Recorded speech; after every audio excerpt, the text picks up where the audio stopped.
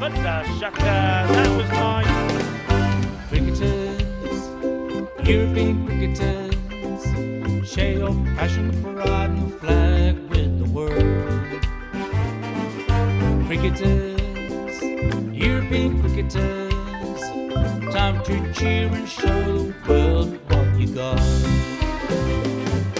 7 bits of wood and a tape ball taken to an open space. With a swing and a hit, the ball goes flying in the field and it makes his chase. A community playing on the field of dreams, no matter race, sex, color, or age. Stars of the future of European cricket are ready to take the stage. Ball's getting quicker with a kookaburra starting to swing. The keeper in your mind standing just behind, pressure is creeping in. Some give it flight and some give it rip as the ball really starts to spin. And our batsman's alert with the crack of a bat, the ball flies over for 6. Cricketers, European cricketers, share your passion for riding the flag with the world. Cricketers, European cricketers, time to cheer and show the world what you got. Master blasters turn on the style. Cricket's a beautiful game. Smiling faces and celebrations as the champions enjoy their fame. European legends breaking records, making their own dreams come true. Watched by millions, European cricketers show the world what they can do. Now picture this, 10 runs needed to win off the last over of the match. Fielders are on fire, sliding and diving, want to take that world-class catch. Tension building as the ball runs in. Will it be short, a yorker or slow? A 6 will win it, 4 to tie into the golden ball we go. Cricketers, European cricketers, share your passion for riding the flag with the world. Cricketers, European cricketers, time to cheer and show the world what you got.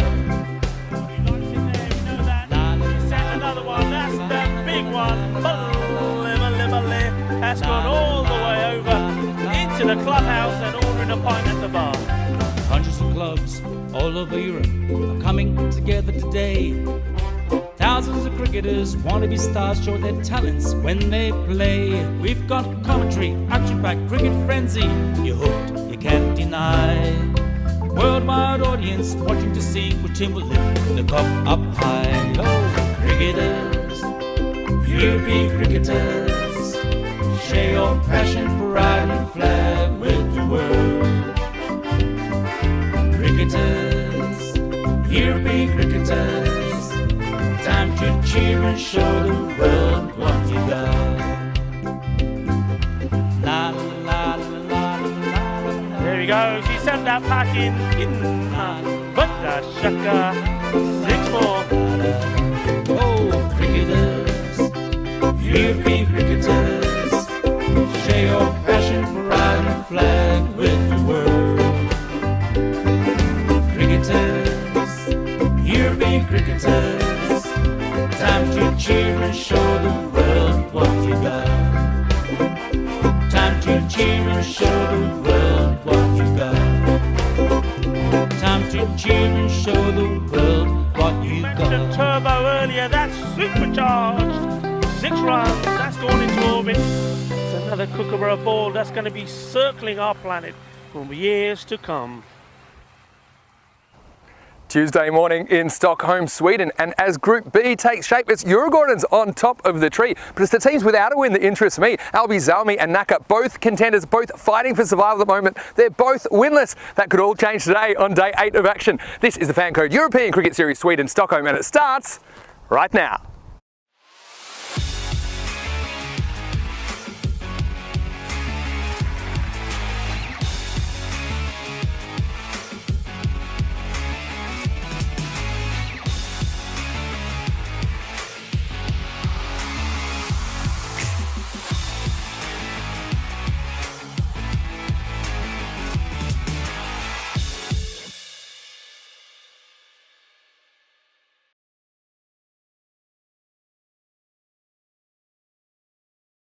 Good morning to you, wherever you're watching around the world, and welcome to another big day in European cricket. It's Vinny Sandu here, Mr. Maximo for the European Cricket Network, and it's time for day 8 of this FanCode European Cricket Series, Sweden in Stockholm.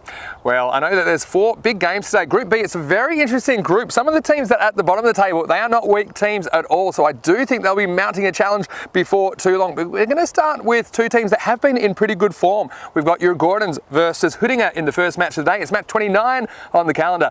And match referee Adrian van der Dries is with the 2 captains. Let's get ready for the coin toss for the first match of the day.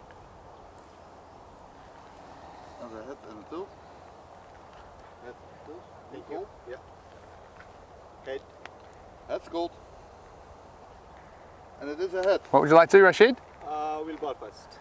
Like to bat first? Ball first. Like to bowl first. Okay, well there you go. It is Huddinge, and I thought actually they may bowl first because I'm calling them the chaseologists. They've chased triple figures scores twice so far in this series. So obviously Huddinge, they're going against the grain, but that's the kind of team they are. They're 2-1, but like I said, both those wins have come chasing. Now Imal Zuvak not in the lineup this morning, so look for Tariq Zuvak to open up, probably with Hijrat Khan in the second half of this game. But you know, their captain Rashid Khan, he can be very optimistic that he can chase anything down, and they certainly have held their nerve at key situations so far in this series.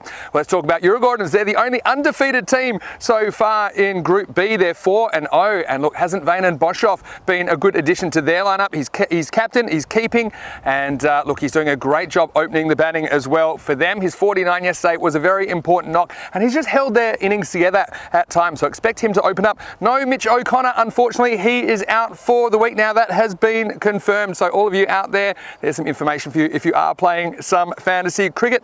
But look, what can you talk about Djurgårdens? I've really liked Shazib Chowdhury. I think he's been really important, particularly with the ball. I think he's also someone that can deliver with the bat. Daniel Nisela comes back into the lineup, as does Serge Konen, so a couple of big ins there for Djurgårdens. Let's talk about the conditions today in Stockholm. Well, I can tell you we're expecting another beautiful day. 27 degrees is what we're expecting. Currently, it's about 22 to get this one going, but there is a slight chance of a shower. Hopefully, it stays away, and we are expecting to get all 4 games in. Well, Michael McCann is in the commentary box, and we are ready to get the first of 4 games going. It's time for match 29. The news from the toss. Huddinge, they have won the toss and elected to bowl. Thank you very much, Vinny, and welcome back to the Stockholm Nordsberg Cricket Ground for this match. Is 29, 30, 31 and 32 of 48 across this tournament. Magnificent drone shots of our venue, brought to you by Andy Svanax and all the hard-working team at Spring Productions. Do a superb job of keeping things going behind the scenes. That was earlier on today. This is how your teams look for the first match of the day. Djurgården in pole position to win Group B. They have 4 wins thus far, up against Huddinge, who've made a good habit of chasing down difficult targets.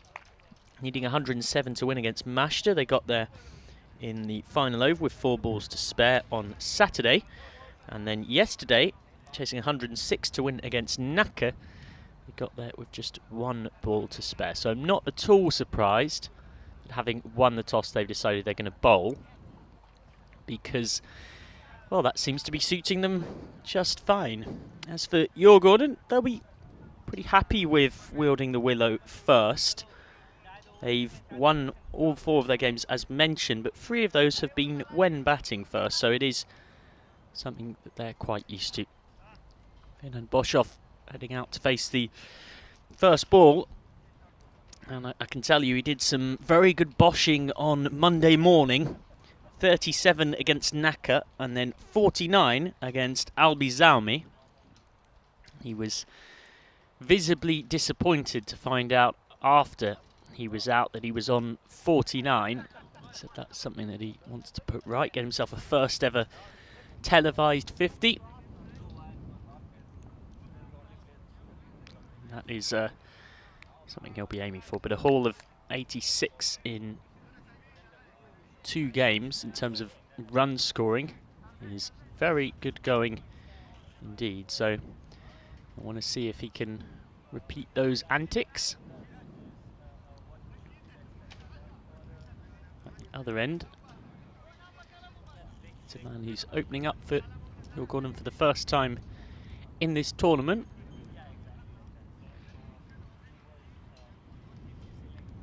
And to bowl the first over of this game, Ishrat Khan.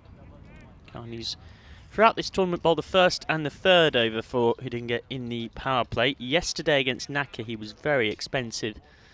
Conceded 26 from his 2 overs and weren't wicketless. He's a better bowler than that though, and he's proved that in earlier more impressive outings. He is to bowl the first ball of today. Short and cut away and dropped an extra cover. It's an early life for Boshoff, and he's not a man you want to give one to. One of the best batters in this tournament. Just mistimed this a bit, sort of slap cut shot.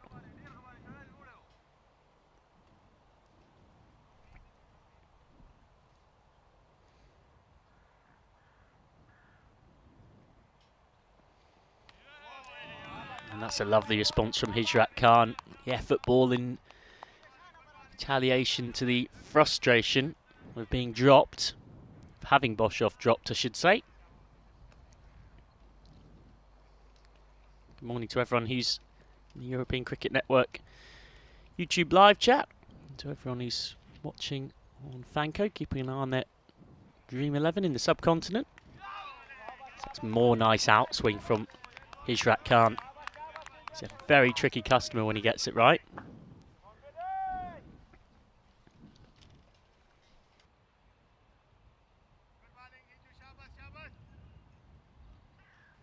He's got a 6-3 field here. He's bowling to it very well. Nicely timed flick shot through mid-wicket. He's just strayed onto the pads of Boshoff, and that's a really good proper cricket shot to give us the first boundary of today. Classily timed off his pads by Boshoff.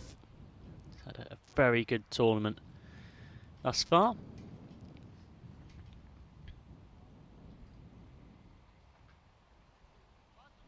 Still sticking with the same field. In fact, they've now gone to a 7-2 offside field with extra cover and third man out.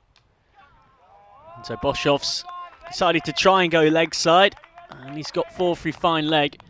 Well, it's not quite where he meant it to go, but it's still a clever idea in many ways from Boshoff. He knows that with a 7-2 field, any half-decent contact through the leg side is probably getting runs. As it is, it's gone through that trusty position where you almost always guaranteed runs in the ECS over the keeper's head.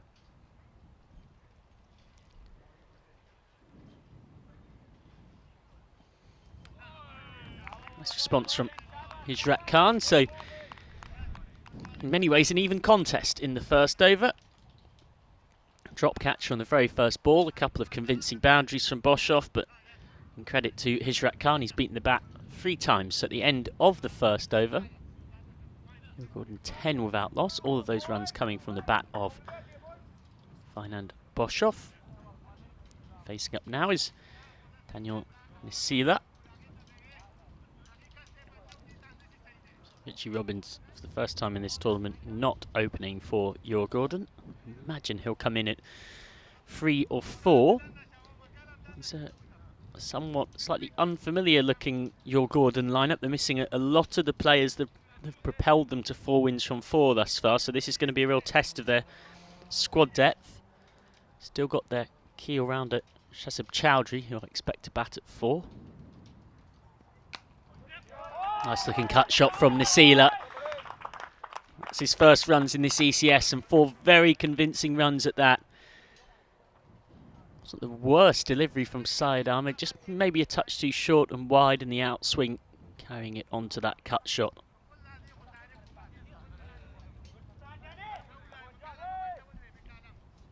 Missing middle order all-rounder, Asim Bukhari, the tall seam bowler, Liam Carlson. All-rounder Ryan Kingsley as well. He's been suffering with a shoulder issue. This time they see that will scramble through, but will be a leg bye. Still got Prasant Shukla there, gun leggy, who is one of, if not the best spinner in this tournament.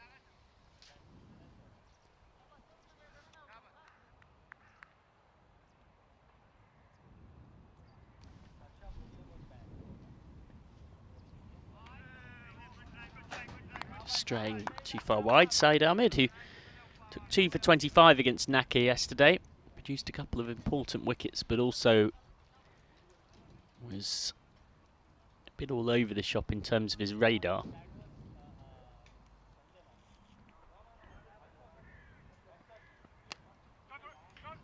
Flashed away through the covers, and there is a man out there, but all they'll do is fetch it back from the fence.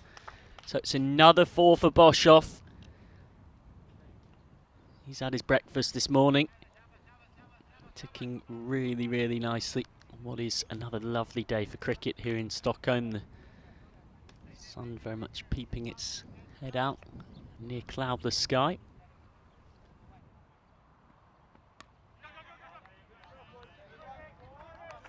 Jabbed away by Boshoff for 1.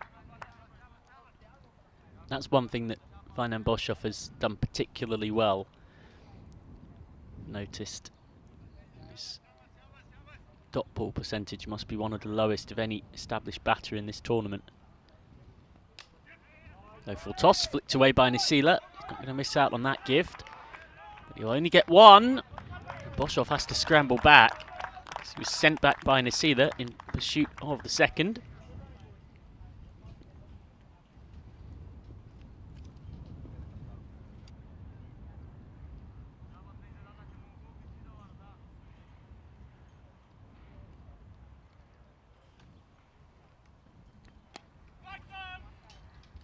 And for once, Boshoff has to accept a dot there.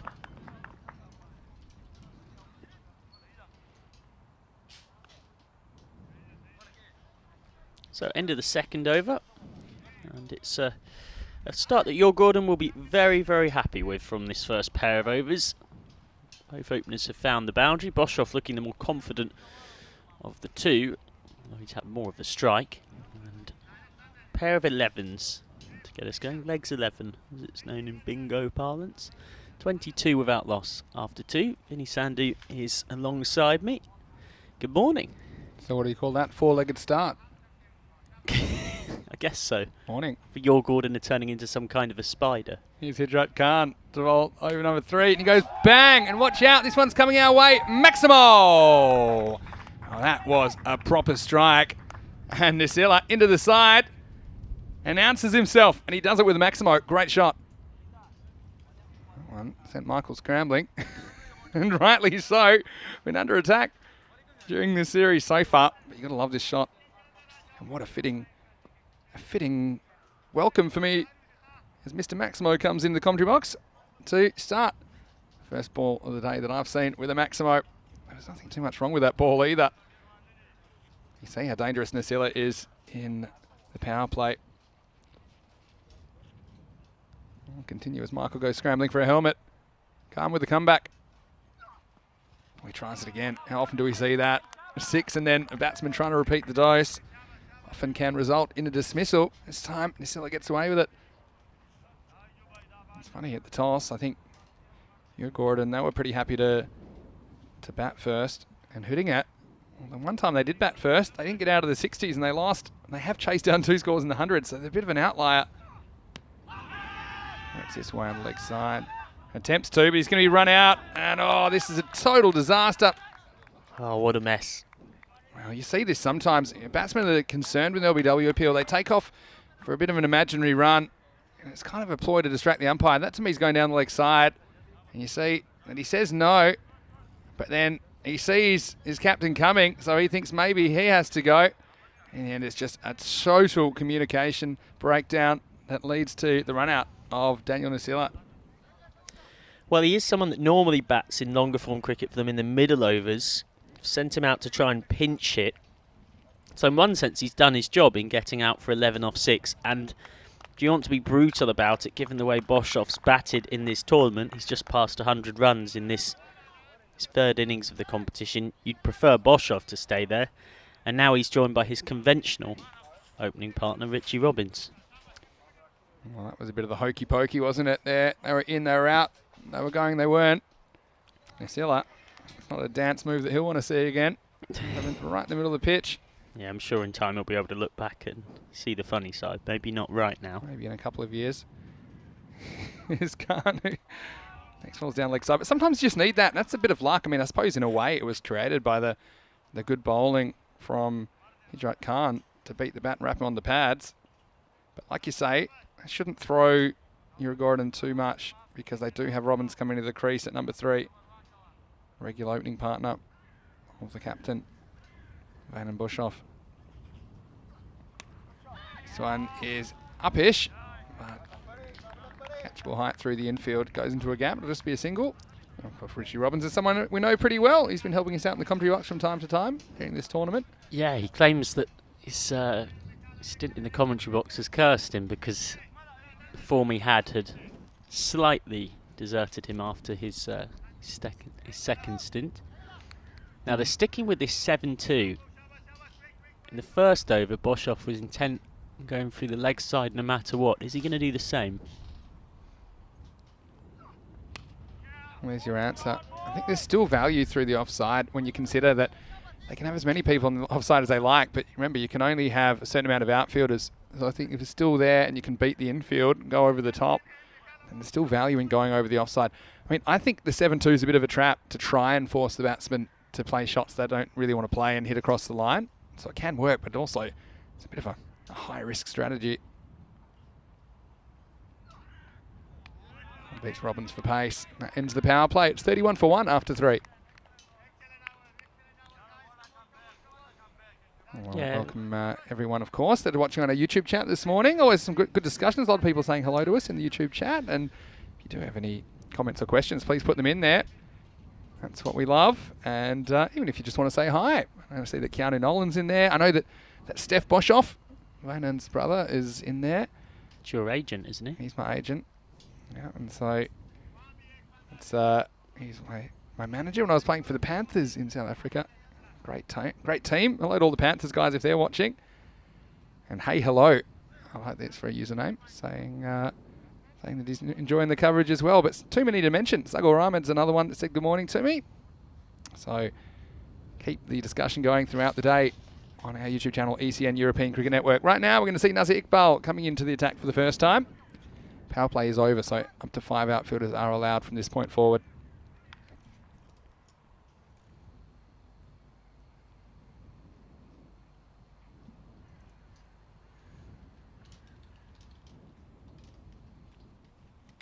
Once again, Jackson's beaten outside the off stump. We've seen a couple of plays misses so far. He's been their most expensive bowler in the tournament so far. He's gone at almost to a ball, Iqbal. He goes after this, and he gets it pretty good. Nice bit of fielding, though. That's Farhad Momand out there. One hand, one bounce stuff. That's out in the backyard, but really it was a pretty good shot in the first place. Time it pretty well, but again, you see the effect of these longer boundaries. They're only 5 metres difference compared to what we've seen really throughout Eastern Europe, but does make the difference. That would have been 4 or 6, I think, on one of those grounds. And he goes up and again, but this time could be a chance. Is it going to get over the field? It just does. It's going to run away for 4. And luck's a fortune there. Hamid Abdul, he had visions of taking a catch going back with the flight, but it just carried him. And this first bounce, it really skips off this outfield, the hard clay surface underneath. And that's 4 runs. You can see the difficulty for the fielder trying to chase that one down once it bounces. Very, very difficult. So Boshoff is away. 22 off 13 now. This is a good comeback from the bowler. Right up in the block hole. All Boshoff can do is turn it away for 1.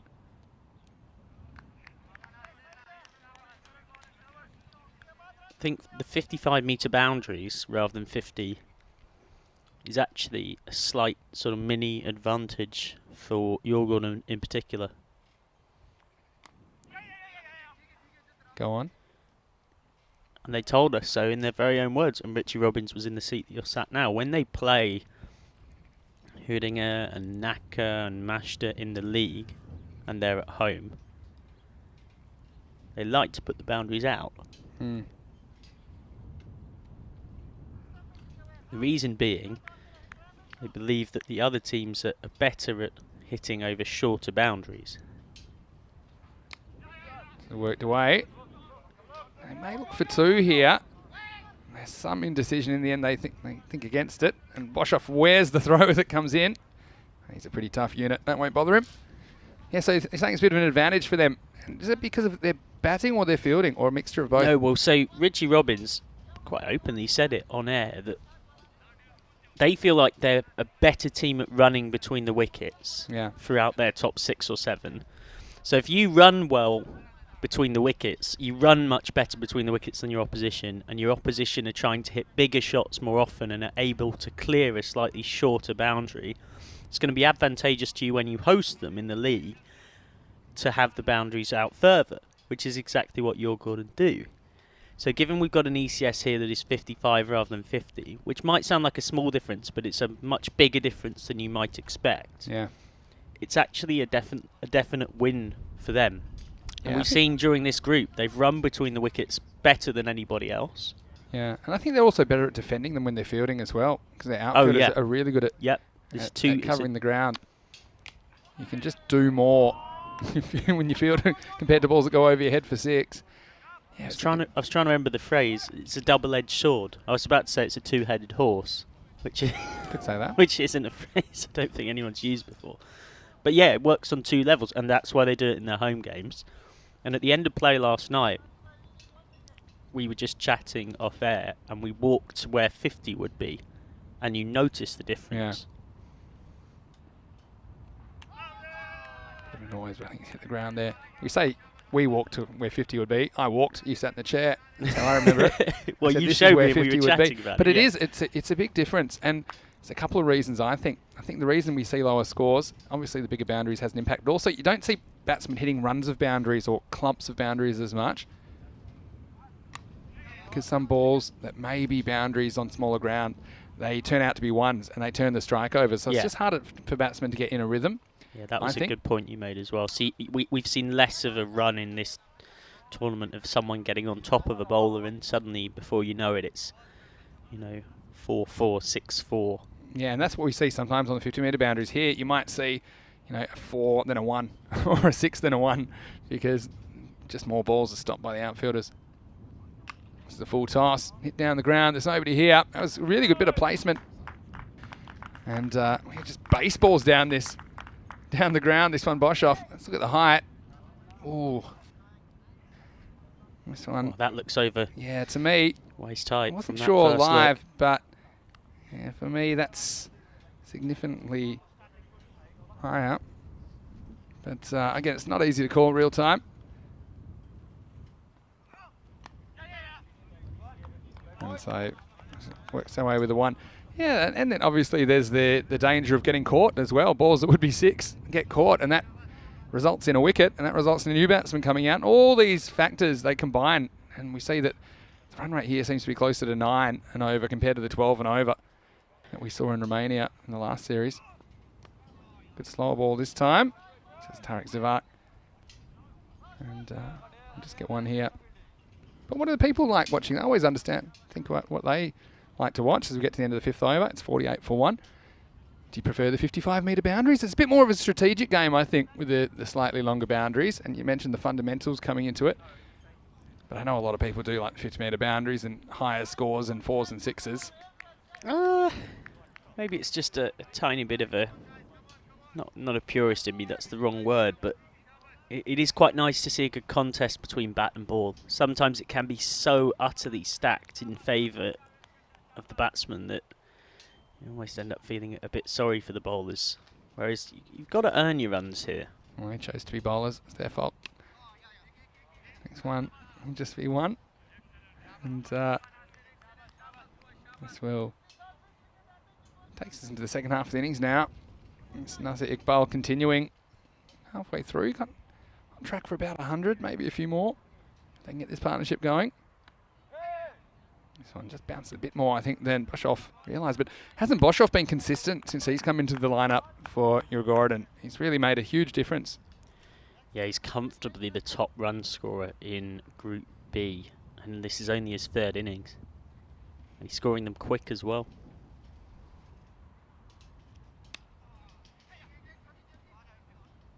This will just be 1 this time. And Sasanka Katuri says 55 metres gives a fair contest. And, well, I suppose, but as one of our colleagues always says, life's not fair. I think it's fun to watch. I think there's other types of the game where it favours the bowlers more. This one's hit pretty well. It's going to beat the field up. This one was really well timed. Boshoff, well, he didn't get that 50 yesterday. Ended up getting out for 49 last over, but he's eyeing it off today. He's up to 35. He's really getting this Djurgården innings moving. How does he get this inside out through? He has to pierce the gap as well between extra cover and long off. Yeah, He's got very fast hands. Really timed that. He's got fast hands behind the stumps as well. We know that. It goes after this one, and there's no one back in the outfield behind point. This is going to run away for 4 too. So I think a conscious decision from Boshoff to open up a little bit as we get into the second half of the innings, and that's back-to-back boundaries. Nice shot. But again, no dot balls. Now that's 9 balls in a row that have been scored off either 4s or 1s.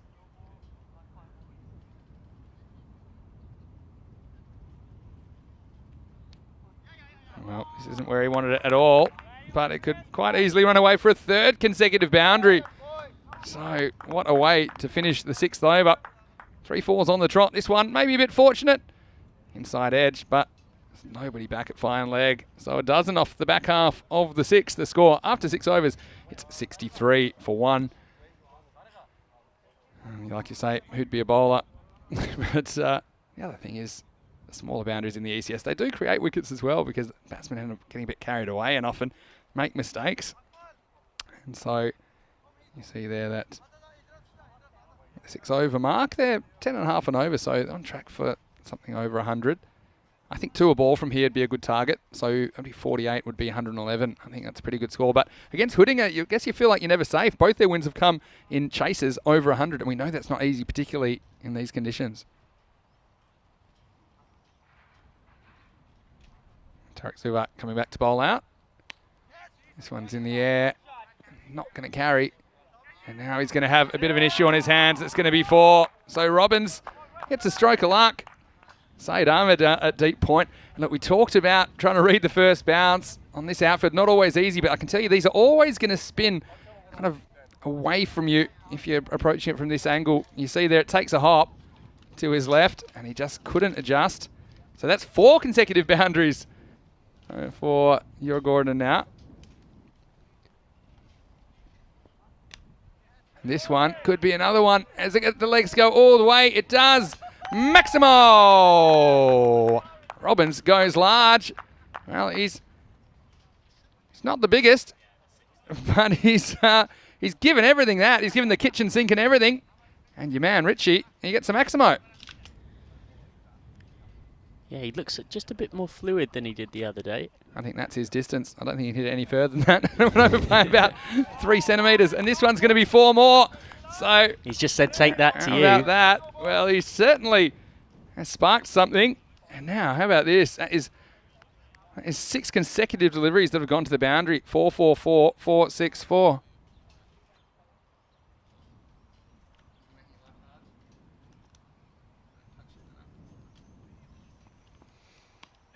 Finally, the run is broken. Just a single.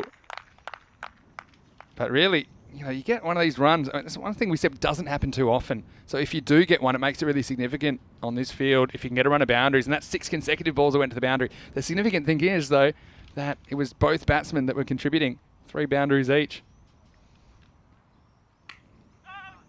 And also respect for this delivery. It's a good one from Zuvak. And it'll just be 1. So we've had 5 chases in the tournament that have been successful above the 100 mark, and Huddinge, of course, have got 2 of them. I reckon par is probably about 95 to 100. Yeah, I think so.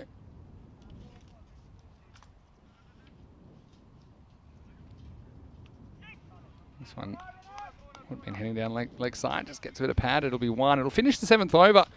The score is 80 for 1. Djurgården undefeated and looking in a great position to build a big score here in match 29. Under 7 weeks until the first ever European Cricket Championship. You don't want to miss this one. We have 15 European nations going head-to-head in the T10 format over 4 weeks from Cartama, just outside Malaga in Spain. Beautiful part of the world. Certainly will be very interesting, Michael, to see how that tournament pans out with 96 matches across 4 weeks. Yeah, we've got preview content coming to you all over EuropeanCricket.com, so keep a close eye on that as well. Travel packages as well if you would like to potentially get involved in the fun and come over to Spain for it. Yeah, if you would like to, you can go to ecc.cricket and you can find out how you can be a part of it. The fan zone. Guess my man Pavel Florin, he went a bit viral again last couple of days.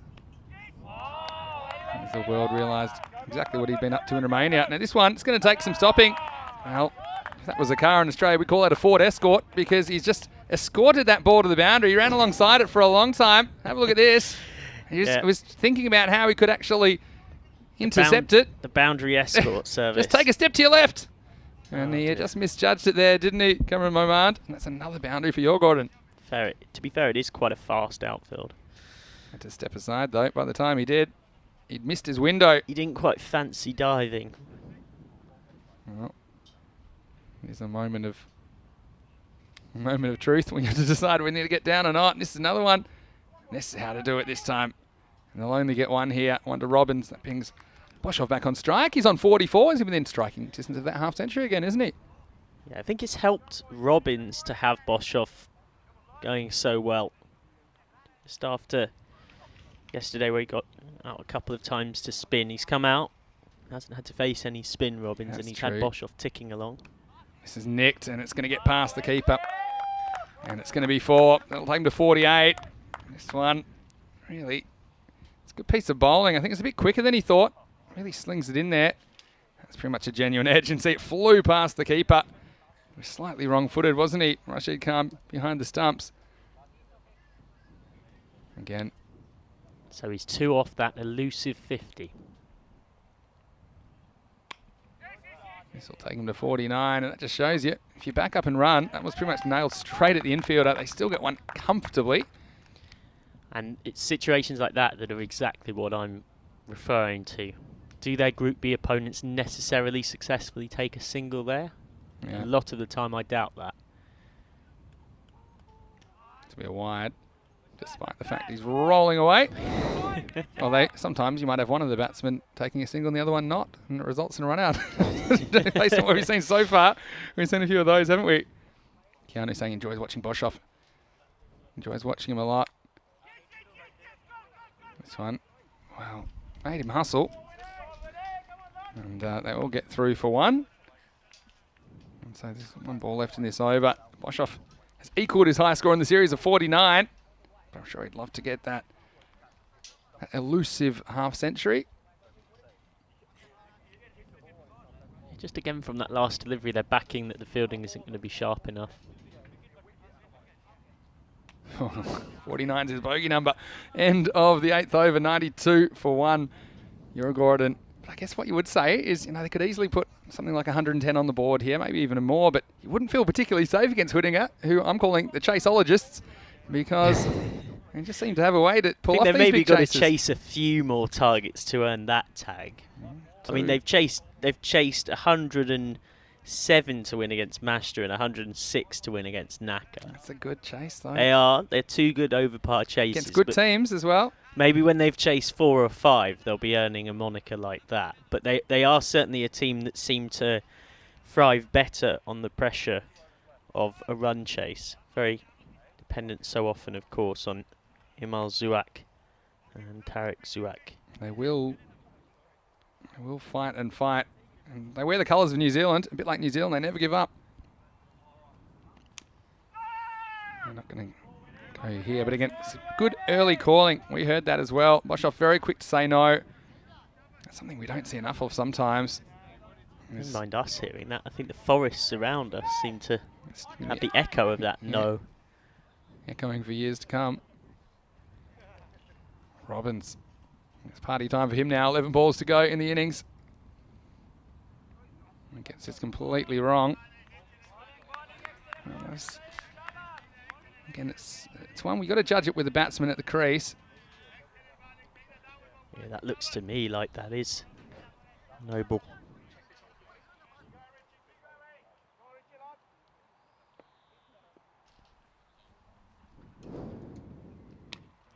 Might have been a touch unlucky there, Robbins. It's a couple, really. I mean, it's a tough one because you got to judge it with the batsman at the crease, and it gets a bit of an extrapolation. But I do think if you're not sure, you should call those. It's just my personal opinion. I think there's a couple in this innings that Gordons haven't been given. Well, now he gets his half century finally, and he's going to hustle back for 2. So that's good running as well. Captain leading from the front. Brandon Boshoff brings up his 50 off 27 balls. Another captain's not.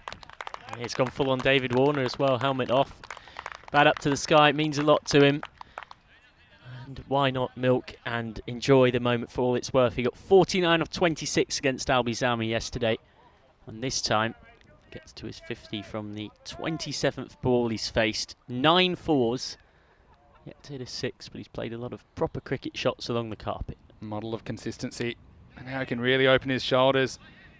Again, pushing for the single. And look, he can do that as well. You've got 9 wickets in hand. Yeah, you've got 2 set batsmen in the crease. You've still got some good hitters to come. We haven't even seen Chowdhury yet, for example.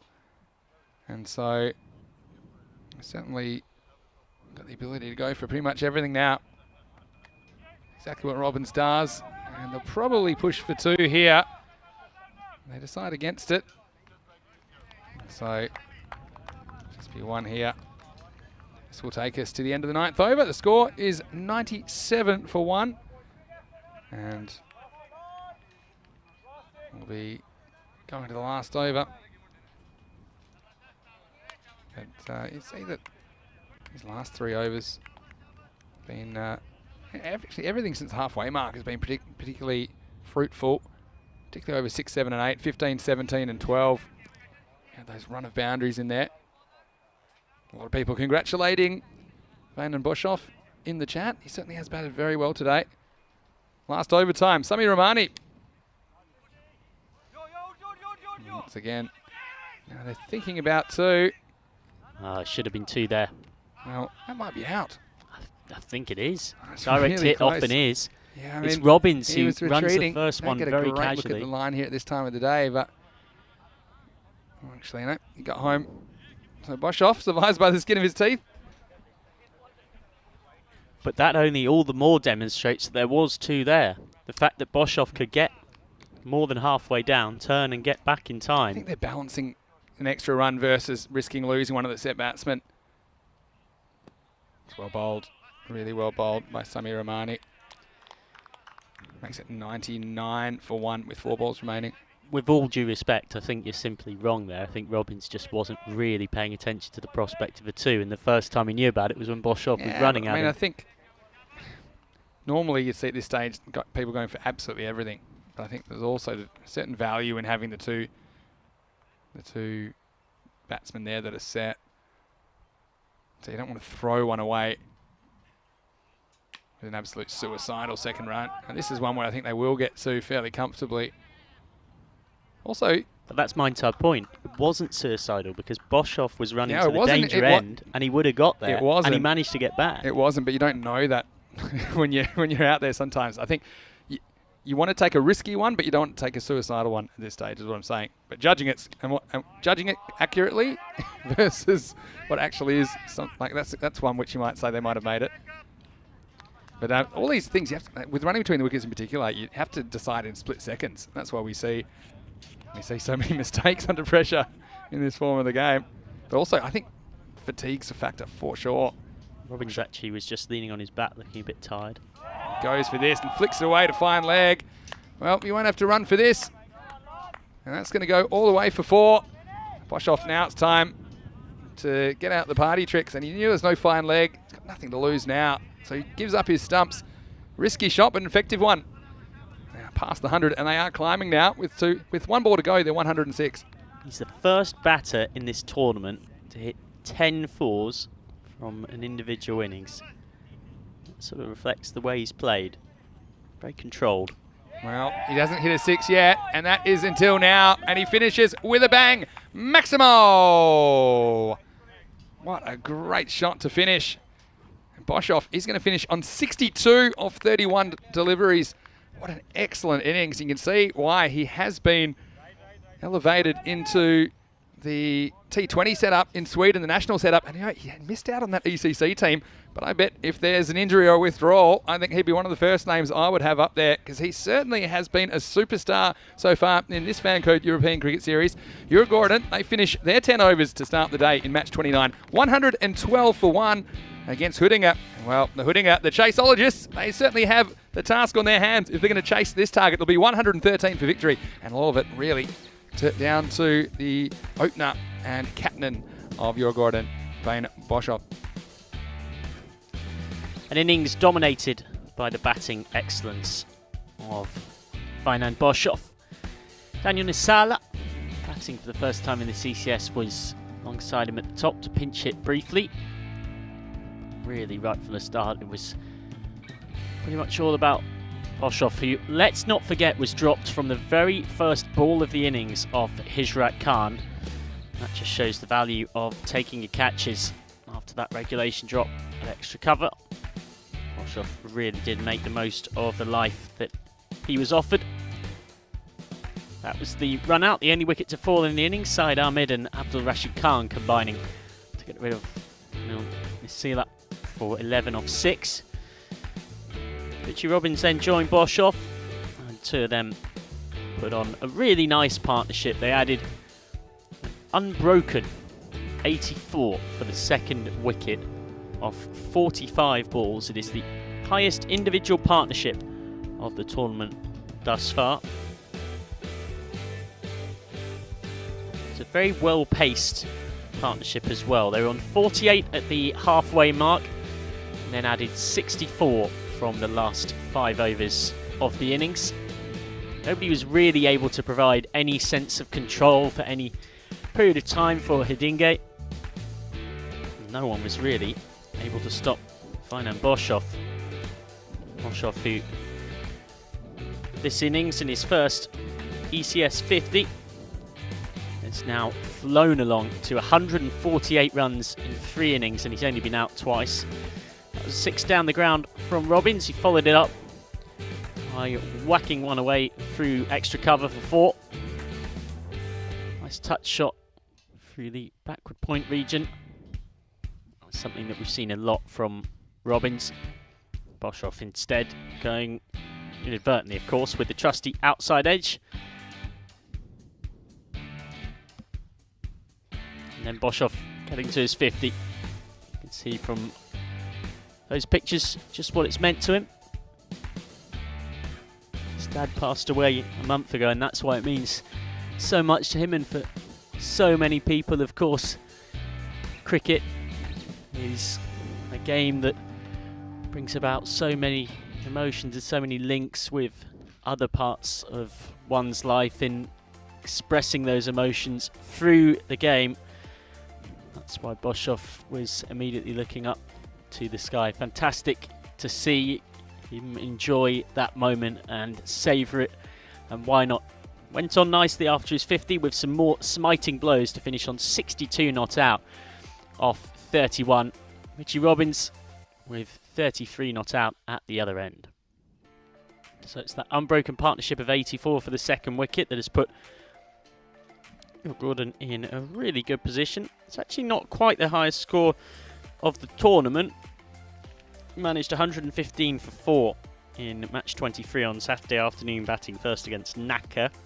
They'll be confident of a 4th straight win when batting first, and nothing much to write home about in those bowling figures. Syed Ahmed had to bowl in the power play and at the death, and was pretty good, conceding just 16 from his 2, but everybody else getting a fair bit of tap, and none of the bowlers picking up a wicket. Remember, the only wicket to fall was the run out.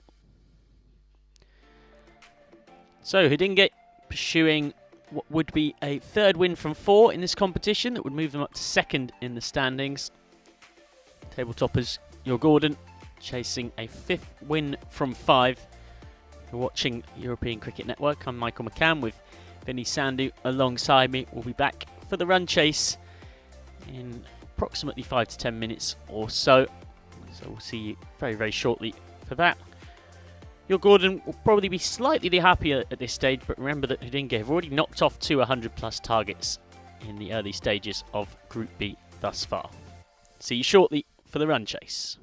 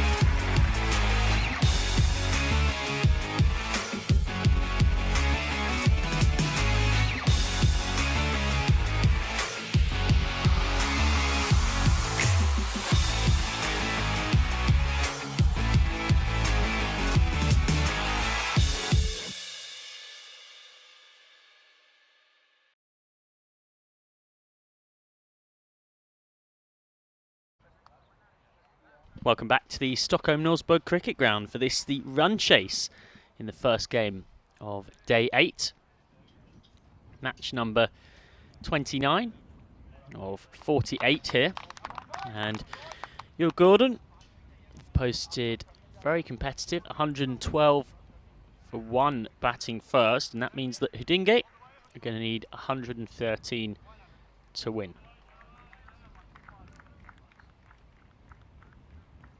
Will Gordon heading out onto the field now in their, not quite rainbow coloured, but there's a sort of rainbow kind of vibe about their kits with the blue and the red and the yellow intertwining on the shirts. Up against Hudingate in the predominantly black with white trimmings kits. They are not quite masters. I don't think they deserve that status yet, but they've shown that they can pace a chase well. Twice they've chased scores of over 100. There's only been 5 chases of over 100 in the entire tournament across 29 games. But of course in plenty of those games teams have been chasing sub 100 totals. Hijrat Khan to face the first ball for Hudingate. He's been sent out to pinch hit at the top of the order. He's normally a capable lower order hitter. Tarek Zuak, who's been one of Hudingate's most dependable batters in the competition so far. He's at the non-striker's end. Serge Konin is going to bowl for Will Gordon. He's not bowled yet in this tournament thus far. Now he's got a big responsibility in the power play. It's a very decent start though. He's got a 6-3 offside field with cover and long off out. So with just 3 on the leg side, all in the ring. I think that's where Hijrat Khan will be targeting.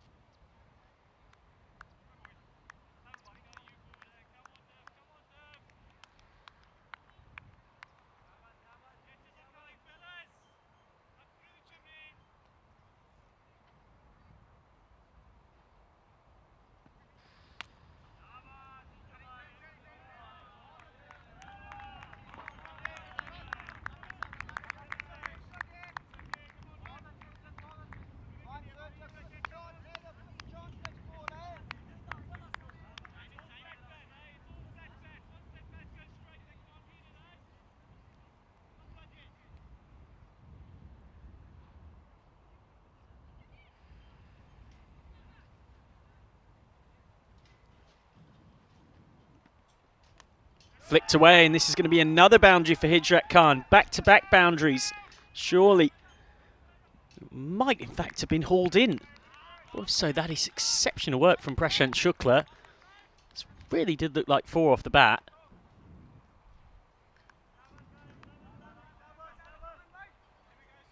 Apologies for the slight technical gremlins. That is straight boundary down the foot ground. The previous ball wasn't covered by yours truly. Chipped up and caught. So Hijrat Khan is gone. I wondered for a second whether he might have hit this into the ground, but will give us a better idea. Well, no, he's chipped it straight up very, very early on it, Hijrat Khan. So he's out. And Hudingate are 6 for 1 after 4 balls. So Konin gets his first ever ECS wicket, and they're showing good depth in their bowling here, Will Gordon. It's quite an unfamiliar looking side from the team that thrived so much on Saturday and Monday. A lot of new faces. Konin's one of them. But he's been a dependable performer early on here with the ball. He's picked up the pinch hitter. Hijrat Khan about a week early on it, and it's a very comfortable catch in the covers for Shravan Kannan. We'll see later on with his spin in combination with Shukla, no doubt. Now here's Nasir Iqbal, who's been a good hitter for Hudinga in this tournament so far. Smacked 24 of 12 yesterday against Naka. This has gone up. It's another catching chance. Difficult one. And nicely taken by Zari Beg. The youngster holds on. And Serge Konin is on a hat-trick, 6 for 2. Good full out-swinging delivery. And skied up. And that is a big, big scalp to get. So 2 wickets already in this first over. And with 1 ball left of it, it will be a hat-trick ball to be bowled. Saeed Ahmed is the new batsman. He'll be at the non-strikers because they crossed.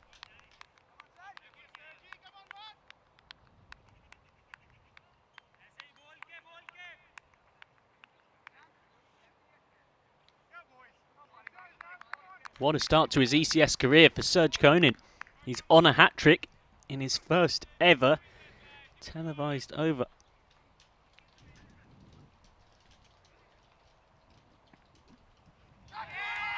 On has he got it? Well, the umpire's not interested. The umpire doesn't think that there's a nick on it. Beautifully bowled by Serge Konin. He started this ECS with flames on him. It's not quite nicked behind. He's very fortunate to survive there. So Nasir Iqbal doesn't quite nick the hat-trick ball after Hijrat Khan went for 6 and Tariq Zuak went for a golden duck. And he didn't get early on. I mean, all sorts of trouble as Prasant Shukla, as he always does for your Gordon, comes on to bowl the second over. 6 for 2. Spinny Sandhu rejoins me. Well, didn't miss much tonight. I remember Serge from last year, actually. He was one of my favourites to watch. A very popular player around these parts as well. And consecutive balls taking wickets. So it's a long way back now for Hudinga. There's a really good bowler coming on at the other end, Prashant Shukla, with his wrist spin. He's a handful. Gets this one just right. And it's going to bounce over the fielder and go for 4. We talked about the first bounce on this outfield. Can be unpredictable. We needed a trampoline to try and stop this one. And maybe that's a bit of luck that's going to get Hudinga going. Let's have a look at this. Really didn't have a prayer to stop that one. Have you ever seen balls bouncing one bounce over an outfielder? It's this clay base, isn't it? Seen it a few times lately. Like a trampoline. I love it. Oh, he gets this one wrong. And it's going to be helped on the way. And this one will be a boundary. So back-to-back boundaries. Well, he needs something to get going. And at the moment, it is Saeed Ahmed, who you won't get too many gifts, I think, from Shukla, but he puts that one away for 4. Having watched every delivery he's bowled in the tournament, that's easily the worst ball he's bowled.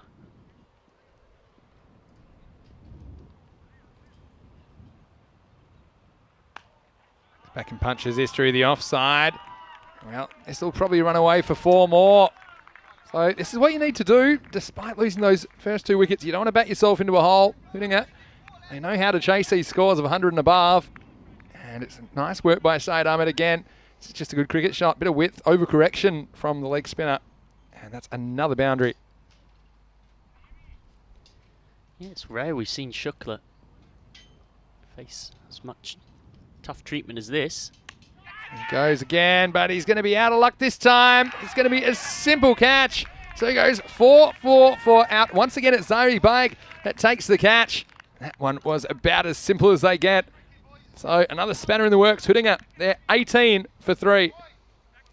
Just tried to play one shot too many off Shukla. He's normally such a dependable performer for your Gordon. He's gone under a run a ball in this tournament. He's picked up 6 wickets now, and this is 9th over in the competition. So out steps Fahad Momand, who's played 3 nice cameos where he's got into the 20s at roughly 2 a ball. And Hudinga would very much like another of those here. Yeah, that one just wasn't quite short enough to play that shot. It hurried onto him a little bit. And so hitting it. It's a long way back, but still plenty of time left. That's what you'd say. And so let's see if Akmal Zubak can pick up the pieces. Gordon, though, they are class act in the field. A lot of chat, a lot of coordination between them. They hunt as a pack. And Shukla, he's hunting a second wicket. He's got 1 for 12 off 4 deliveries. He's gone 4-4-4 wicket.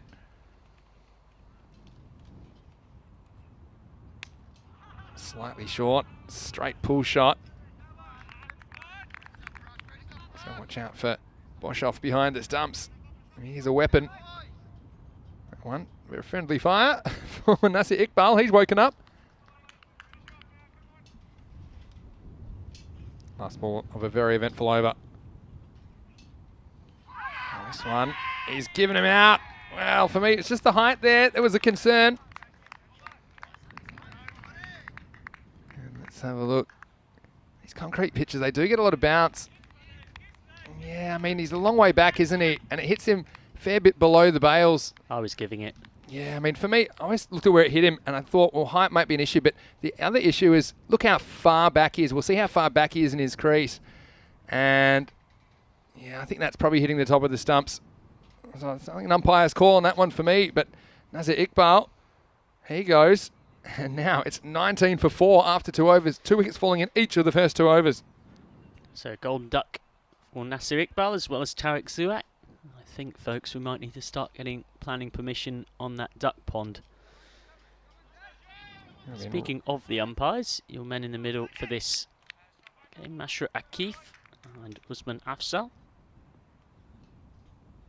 So here's Serge coming back for a second over. Oh, this one quite almost does him again. Oh, have a look at this. This is quite easily, could have been 5, but misses by a stump. Serge, he took 9 wickets in 6 matches last year in the series, including a best of 3 for 7. He was taking a wicket every 8 deliveries.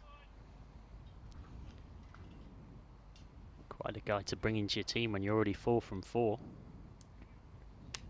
Goes after this, and he pins his ears back, and this one is going to go all the way. Maximo! That's exactly what Hootinga need. They need a counter-attack, and Farhad Momand just decides, well, I'm going down swinging if I'm going down. He hits Serge back over his head for 6.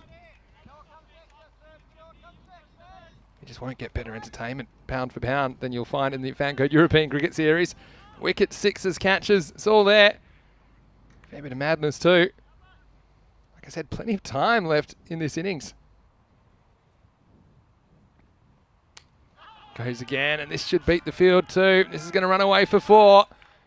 There's a very fast outfield on that first and second bounce. Skips away. So hitting it. The chaseologists. This is advanced chasing. And well, certainly they're not going to go down with a whimper. They're going to be going for it, so don't turn away.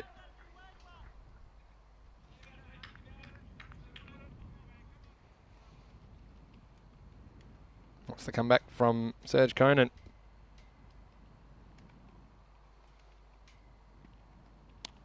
Pretty good one. Make some hustle, but they'll get the one in the end. And I think what we've learnt, Michael, is when there are early wickets, consolidating isn't necessarily the best idea. I think you have to take your chances and keep being aggressive, even if you risk it falling over in a heap. I think, especially when the target's quite achievable. The run rate's not out of hand by any means. I think it all comes down to required run rate, quality of bowling. There's no right or wrong answer necessarily. It's probably a wide. Yeah, but you're quite right. You can back yourself into a hole. The 2 markers, probably people are probably bored of hearing me say it, but it is most of the time I think a valid point. A 10 and over. And then once you get to 12, you really are in trouble because that's 2 a ball. And most of the time, once it goes beyond 12, it doesn't tend to get pulled back. On this field, yeah. I call it the point of no return when the run rate gets big and it's not coming back. And on this field, probably, 12 or 13. It's probably that for me. Good movement. It's only called a wide. Dare I suggest Keeper Boshoff might have done the old slightly speculative caught behind appeal to stop the wide. Oh, that's a very harsh wide call. Yeah. I mean, normally they're judged as the ball goes past the pop increase. But we've seen those go either way. Serge will get another rock. Maybe he'll use it wisely. 2 to come in his spell. Pretty good one. Keeps it out. I think it comes down to what your objectives are. I mean, if they're chasing 160 here, I'd say, well, just treat it like you're batting first and get as many as you can. And your net run rate is something you need to look after. You don't want to get bowled out for 40 or 50. But, I mean, that target is still achievable despite this start. I mean, it's pretty much the run rate where it started. They've clearly got some players. Moman in particular has shown he's able to attack effectively as well. Last ball for Conant. This one will be fine. And it'll take us to the end of the power play. Very entertaining one. It's 33 for 4 after 3 overs. You can see that one clearly inside the wide line. And, well, plenty happening in that first 3 overs. Just want to welcome you, whether you're watching on FanCode in India or whether you're watching on our YouTube channel, ECN European Cricket Networks. Wonderful to have your company today. We are here, day 8 of 12. Group A, they're already decided. The 4 quarterfinalists, and Group B, we are in the midst of finding out how this is going to go. The top 4 of the 5 will go through to the quarterfinals. The bottom team will be eliminated after Thursday afternoon's matches. You can see they're very consistent from Uruguay in their 10 overs. The only wicket was a run out as well. And so, Hüdinger, on the other hand, having some wicket issues. Ankit Dubé is going to bowl over number 4. Power play is over, so 5 outfielders are allowed from this point in time. Yeah, so another new bowler introduced by Hugh Gordon at this ECS. They're 11th. They're really showing their depth. There he goes, but he might be out. Nasila, well, he holds on to it, and he gets airborne. And, well, he turned off gravity momentarily, hung in the air. It wasn't the most regular way to take a catch, but it was effective. Dubé strikes on his very first ball. Another wicket for Hüdinger. They're 33 for 5. It looked in front of us like this was the classic he's come in too far, and he had come in too far. Just about was able to pull it back. He realised at the last second, stopped himself, and then he had to go sort of Naughty's boy band style. Didn't have the guitar in hand, but he got the jump perfect. And anything else apart from perfect timing on that jump, and it was 6. Well, it does help that he's about 2.4 metres. So even though he did come in slightly, I think that he was able to make up for it. Let's have a look. Gets up there, and look at that. For extra effect, the bent knees. You got to love it. They'd be proud of that in Tokyo at the moment. He stuck the landing. Hitting it, not really what they wanted either. 33 for 5. Romani comes to the crease.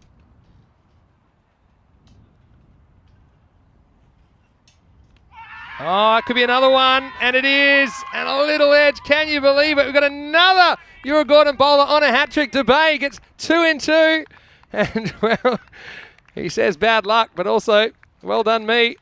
And Dubé with a good bit of bowling. Look at Boshoff. He just rides the bounce. Soft hands. Good bit of wicket keeping as well. Hüdinger, well, the chaseologists. This wasn't in the plan. They're 33 for 6 in the 4th over.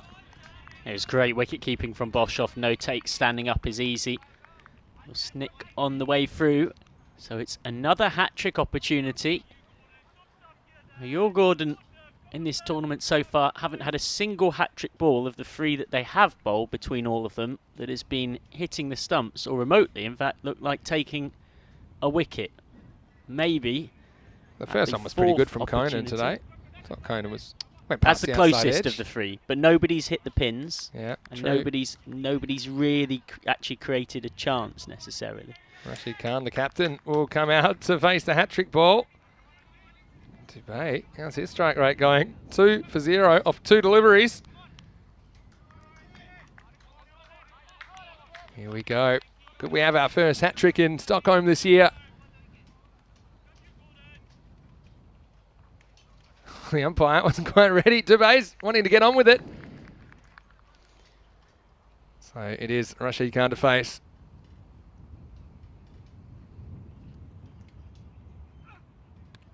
He pushes it through. And it'll be a single. Yeah, I never know about the quicker ball on the hat-trick ball. If you're a spinner, I'd like to get it above the eye line. That one's a bit too easy for the batsman to dab away, but still hard to criticise a guy that's got 2 wickets in 3 deliveries. Floated. And it's called a wide. They are eminently now in danger of getting the unwanted honour of the lowest score of the tournament so far, and that's not going to help from Momand. Yeah, one push through and does beat the bat. So another dot ball.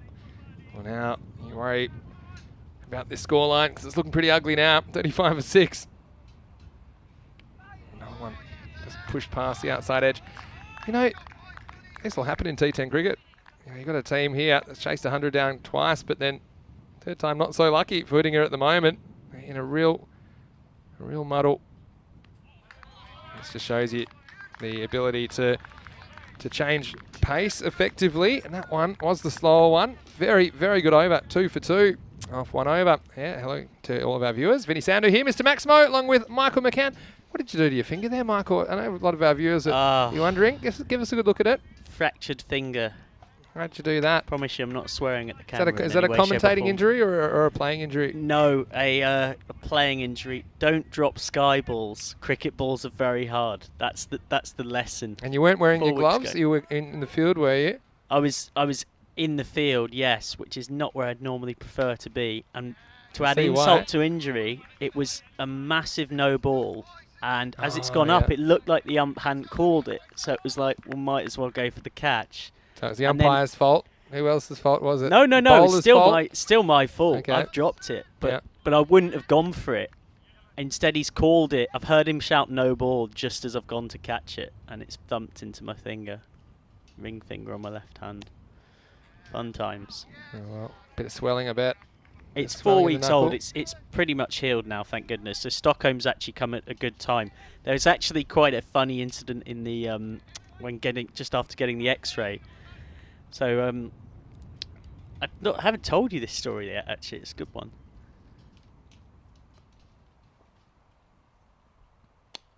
Because Chowdhury gets driven away. Won't beat the infield. It'll just be a single. Yeah, go on then. So my doctor wasn't just a cricket fan, but his cousin had played in the ECS in Frankfurt that I'd commentated on last year. Is that right? That's why they refuse your anaesthetic. This is played away nicely. There's no one at fine leg. And, well, who's going to cut this off? Does it have legs to run? It's a long chase for Anand Joshi. And now it could be a run out. I think it will be a run out. Can you believe it? Pushing for a third. Absolutely nothing going right. Look, it's hard to criticise Rashid Khan. He's going for every possible run. But this throw was spot on. Absolutely spot on. And you see this throw, Boshoff hardly had to move.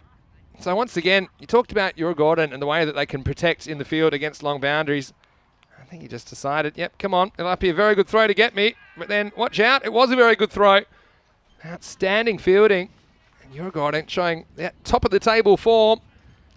As the score now, it's 40 for 7. Well, I'm not just saying this on the basis of recency bias, but they have unquestionably been the best fielding team at this ECS. No doubt whatsoever. I agree with that. And right now, that's what's made them the team to beat. Fielding's an attitude.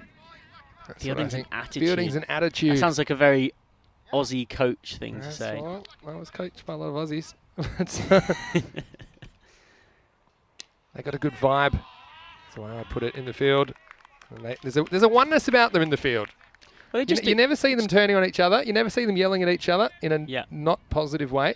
Just a good, confident, happy team at the moment.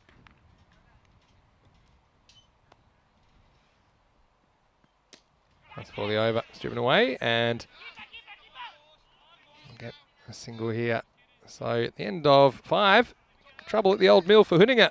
It's 41 for 7. All right, so go on. I want to hear more about You went to the doctor, whose cousin played in the ECS in Frankfurt. Yeah, so he then said basically the way this is going to recover, or the primary way this is going to recover, is 3 weeks rest in a soft cast. And I sort of gave him a look as if to say, but by the time I do that, then I'm going to be in Stockholm, and that's a whole load of the very short English cricket season gone. He comes out again. Well, this one beats the bat. Don't know if that was a stumping opportunity. I think the foot didn't move too far. Oh, I think on his best day, Boshoff might be able to pull off a stumping there. He's got very quick hands. And this time, you see what I'm talking about. Oh, look at how quick he is. Talked about how he's very quick whipping the bails off. Dubé with 2 for 2. He's bowled 8 deliveries. Whittinger going nowhere fast. Well, tries again. Could be a third wicket. This time Chowdhury. Oh, He tries to outdo Nasilla. He runs in. He rushes in. And he just misjudged it. He had to go up with one hand. At least he stops the boundary, you'd say. I mean, this would have been a catch for the ages that he held onto this one. It's like trying to put the star on the top of the Christmas tree from a distance. And this one could be out, and another finger tipper for Dubé. He could add 4 wickets. Can you believe it? And we'll come back to the rest of your diagnosis in a second, but Dubé is making things happen. Again, yeah, what the replay on the Chowdhury catch doesn't quite show is that he's made that more difficult by coming in. Yeah, he rushed in. And this one, well, somebody's going to catch this. Who's going after it? It's a long chase for Boshoff. And this is another one that's probably a finger tipper. Now we might have a run out here. Oh, this is proper ECS cricket right here. Well, first went miles in the air, and Boshoff, he had to get out of the blocks pretty quick, because I think he identified there was no infielder to take it. So he was off to the races. I mean, maybe the square leg's got a shot at that, but he just doesn't quite get there. But then they go for 2.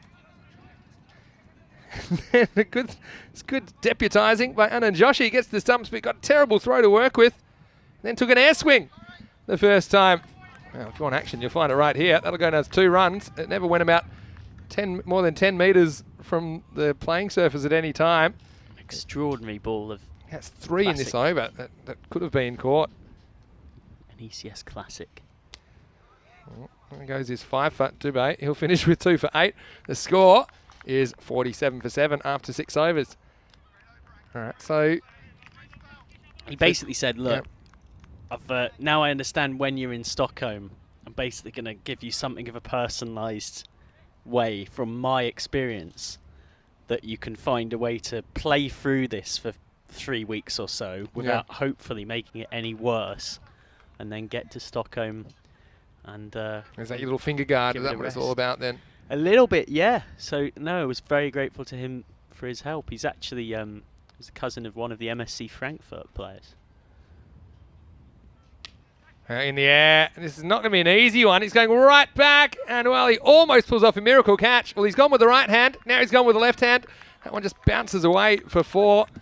Oh, well, it's certainly been a few of these half chances. He was very conscious of the boundary there, wasn't he? Chowdhury, and you can understand why. Well, it's not Chowdhury, actually. That's Dubé, who's gone down there now, because Chowdhury's bowling.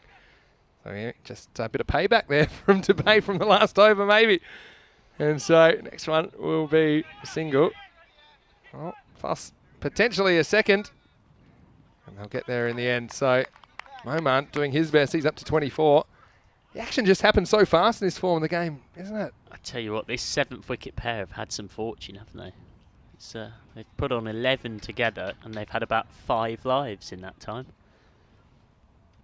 Chowdhury wicketless so far. That might change now as he takes an absolute blinder of a return catch. Well, it was catch or be hurt, and Chowdhury takes it with a minimum of fuss. He didn't have any time to react, but somehow he got the hands around it. He's the postman. He always delivers, and he dropped the mailbag at long on in the previous over, but he's not going to do that twice in a row. Someone with the class of Shazib Chowdhury.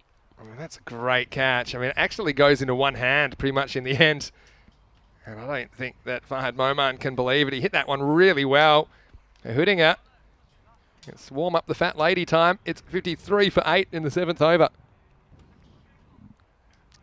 Hudinger emphatically going down here. And they've still got to get past the lowest score of the tournament. Any guesses, folks, for who's got that unwanted honour? It was on the first day of Group B, wasn't it? Is it from match 24? That's my guess. Very specific was guess. it Naka? So Naka there got 60 for 9 against Mashta. That's not quite the lowest. That's the second lowest. But you're in the right area. I love your brain teasers. It's driven away. We hold on to it. So I'll just allow the single there. Well, we might ask people in the chat. Yeah, I was just about to say, we'll give you until the end of the over. If the game lasts to the end of the over.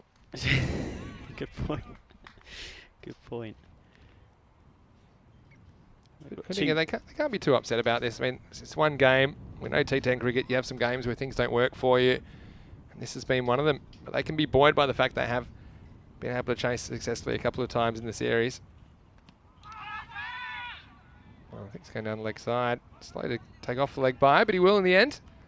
Have they done enough in this run chase to possibly go on to... It's just a blip on the radar. Lose I think they're the chaseologists. The tag that you had given them, that I suggested was maybe done so a fair bit prematurely after two give them a couple more chances. Remember, they wanted to chase. They won the toss and they elected to bat second. And how's that gone? Not great this time. It's going to be a bit of a chase. Speaking of chaseology, here's a man that's done a fair bit of it, and this one nutmegs him. Anand Joshi. She's looking down at the ground. And like I say, you don't mind this, I suppose, when you're so far ahead in the game. This is another one. You feel like you should be catching up with the ball, but the ball just keeps getting away from you. And it's the end of the 7th over. 59 for 8. If you're enjoying the action this morning, we've got good news for you because there's more cricket just around the corner. In about half an hour, we'll rejoin you for match 30, the second match of the day from Stockholm. It's Albi Zalmi versus Mashta. The news from the toss that Mashta has won the toss and elected to bat. But Albi Zalmi, without a win, can you believe it? They've been the form team in domestic cricket here in Stockholm. But they are without a win. But they only rejoined the competition yesterday. We did see them last year, of course. And watch out for Azam Khalil. He went for a duck last night in this corresponding fixture. The teams they did play in match 28. And they're rematching again in match 30. In that match last night, it was matched at 97 to 85. That got over Albi Zalmi, but once again, Albi Zalmi being forced to chase. This is in the air, and this is catchable. It is taken by Chowdhury. So he doesn't miss too many down there. And Kannan comes on and gets a wicket immediately. He's not the first player from Uruguayan to do it. And Chowdhury this time, he won off his own bowling. This one just hung in the air long enough for him to track it down. It's another good bit of fielding for Uruguayan. The 9th wicket falls. The score is 59 for 9. He's building some extraordinary looking bowling figures in this tournament, Shravan Kannan. Now he's 4 overs and 1 ball, 29 runs conceded, so just over 7 and over, which is perfectly respectable. He's picked up 7 wickets from just 25 deliveries. This spin, good. Helped by some good catching. This the latest. It's been a pretty clinical display from Uruguayan for the most part. Now they're down to the last batsman, hitting it. Someone beats the bat. This is Abdul, who's on strike, and Imran Sadad is at the other end.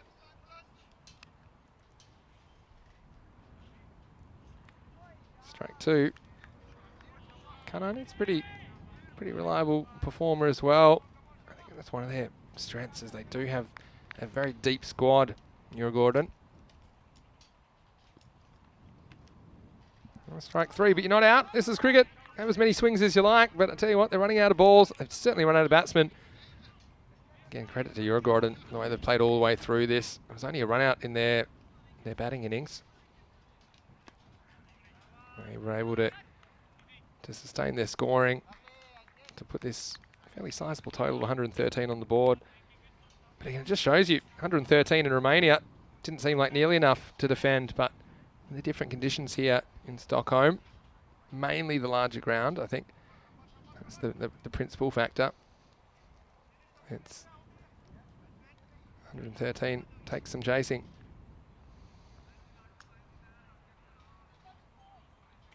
Cunnan, last ball of his over. Down the ground, and Chowdhury will do the fielding. Takes us to the end of the 8th over. So we do go to a 9th. The score is 61 for 9. Coming back to who's missing, got Liam Carlson, Swedish international, tall fast bowler. Mitch O'Connor's out for this week, key top order bat. You've also got Ryan Kingsley, dependable middle order bat, and also bowler who's currently got a damaged shoulder. Yeah. So it's actually been quite somewhat unfamiliar looking your Gordon lineup to ECS viewers in this game. Obviously Serge Koenig returning is a big plus. Yeah, Serge is a big in. He's the one that got it all started.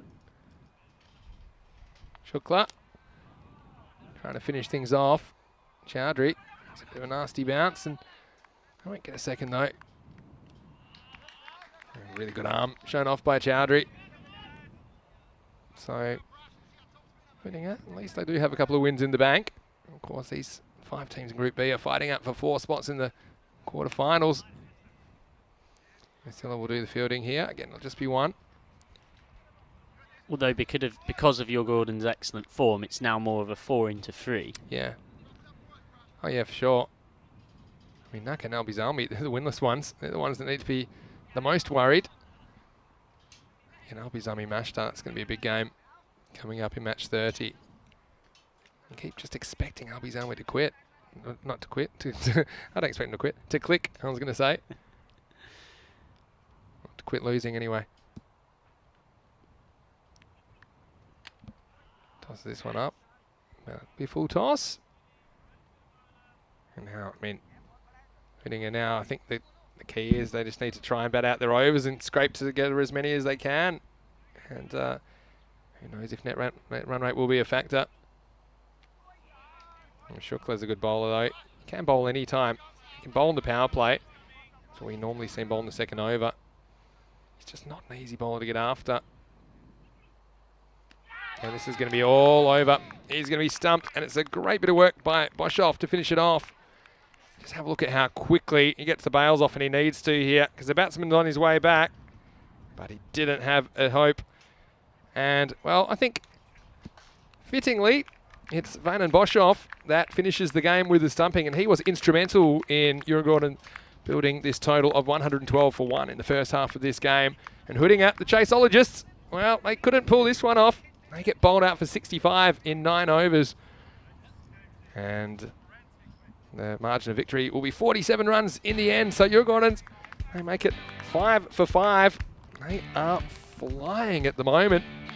And we can have a look at what happened in the second half of this game. It was match 29, the first match of the day. And we knew Hoodinga would come out swinging. They certainly did. Start had pretty much everything. This was just completely mistimed, just poking up a catch in the air. And we saw some good catches taken by Gordon in this innings. They really didn't let Hoodinga off the hook. A couple slipped, but by then the game was well and truly over. This is the youngster, Zari Baig, under pressure. That's 2 in 2. Serge was on a hat-trick. Welcome back. We might refuse the high fives. They certainly didn't refuse the chances here in match 29. And then Shukla, that one did bounce over Chowdhury, but you just knew that everything was going to have to go right for Hoodinga from here. Got a bit of a gift on that occasion. Oh, there weren't too many really, it was tight stuff. This is the 3 consecutive boundaries, and you thought, well, maybe the counter-attack is on here. But then off the 4th one, it was just a simple catch, top edge. Another catch for Baig. That ended that little sapling of hope. Saeed Ahmed goes for 12 off 4 balls, 4-4-4 wicket. The very next ball was an LBW. I think it was a fair decision. It was a long way back. And although, you know, Hoodinga would keep attacking and trying to get as close to this target as possible, I mean, that was absolutely nailed by Farhad Moman, who batted particularly well, I thought. He scored 24 off 16, 2 fours and a Maximo. It wasn't enough to bring too much respectability to the scorecard. Then this one was time for some airtime. And Nasilla got up off the ground Had to be treated for altitude sickness after that one. He was a long way in the air. And so the batsman kept coming. And Gordon kept setting him back. It was Dubé. 2 in 2. He started his spell with nice bit of work by Boshoff behind the stumps. He's been a key player. He's the kind of player I think Sweden may have to look at getting him into their T10 setup because he had played very, very well in this series so far. You don't see many threes, and this one, it's not quite a 3, it's a 2.9, as he almost made it back, but it was a perfect throw and just nothing going right for Hudinger in this chase, and that summed it up really. And so, Gordon putting on a show. This one would have been a hang-up. Chowdhury, he rushed in. One of the few misjudgments that he made. Didn't cost him a boundary though. That one, another fingertipper. Dubé could have had his third. And then the same over. Another sky ball. Boshoff had to get out of the blocks. Wasn't able to pull it in. Then almost run out of the very same ball. It was Go-Go Gadget arm from Sami Ramani. Ranan Joshi, I should say, at the stumps. And although they tried their best, Chowdhury, he had all the answers as well off his own bowling. This one absolutely nailed back at him. And he took it. Well, we might be bowling in a bulletproof vest next time. Chowdhury. And then you knew there wasn't too long to go in the game. Oh, this one. Again, Ranan Joshi not able to track it down, but Gordon, they were well on top in the game. Cunnan came in. He got a wicket off his very first ball. Once again, Chowdhury is the man. He doesn't miss too many. And in number 11 came to the crease, Imran Sadad. He got stumped. And then it was game over. 10 wickets down. Sadad contributing 3 to the total. But all 10 wickets were lost and the game was over.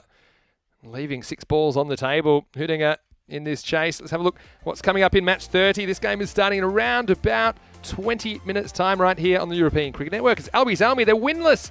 Can you believe it? A team that's taken all before them in the 2021 season. That's until the ECS rolled into town, but they've got plenty of time. They still have 6 matches to turn things around. Rahul Khan, their captain, is one to watch. Recent national selection. He's likely to open the batting for Albies Army. Watch out for Azam Khalil as well as Sami Khalil as well. He's a very good young player. Kudratura Mir Afzal, also a player to watch for Albies Army against Mashta. Sher Ali and Wakas Hyde are likely to open the batting for them. Also look out for Shahid Mustafa, the captain. Also Swede Ullah, very good all-round cricketer. And Ajmal Raza has bowled very well so far in the series. Mashta, they won by 12 runs in the corresponding fixture. That was only last night when these two teams last met. And Albies Army, once again, they'll be chasing. They haven't had the opportunity to bat first yet. Mashta winning the toss and elected to bat first in match 30. That one only around 20 minutes away. Here's the card, and Fahad Moman, he was the top scorer before he was caught and bowled. It was Shazab Chowdhury who caught a bullet off him for 24 off 16. Apart from that, it was only Saeed Ahmed who got into double figures, who hit 3 consecutive boundaries, got caught off the first ball after that. And they did catch very well, Gordon, when it came down to it. And in the end, pretty disciplined, only 3 wides in the 9 overs that were completed. Let's have a look at the bowling card, and I can tell you that all the bowlers tasted success. I think Dubé bowled really well, 2 for 8 off his 2 overs. Shukla got 3 wickets, 3 for 17. And then you see that everyone was amongst the wicket. So hopefully you've enjoyed the first match of the day. We still have 3 matches to go. And look, it's wonderful to be with you. Vinny Sandhu here, Mr. Maximo for ECN, and we're just getting started. This Group B, though, I find it so interesting because we have 5 teams, and all of them are capable of beating each other. Albies Army, they're a team that really needs a win, and I know they want to bat first and kind of bat without the pressure of a target, but once again, they've been forced to chase. Last night, they fell 12 runs short of the target set for them by Mashta. But they had a bit of an interesting bowling innings as well, Albies Army. They let 30 runs go in the last 2 overs, 20 off the last, in fact. And was a big reason why they fell short in the chase in the end. So we still have 3 matches to go. In the meantime, you can go to our website, europeancricket.com. That's a place you can go to find the match preview for the next match coming up, as well as all the other matches today. You can also go to our social media at European Cricket. And we have Facebook, Instagram, and Twitter. I can also see now, if you look in the live chat, that we've got a WhatsApp number and Telegram number if you want to find out more information about all of the matches going on in the European Cricket Series. And in fact, everything we've got planned this year. We plan to bring you over 1,000 matches of T10 cricket this year on ECN. So we'll see you in approximately 20 minutes. But for now, it's Vinny Sandu, Mr. Maximo for ECN. Hope you're having a wonderful day, and we'll see you shortly on ECN for more FanCode European Cricket Series.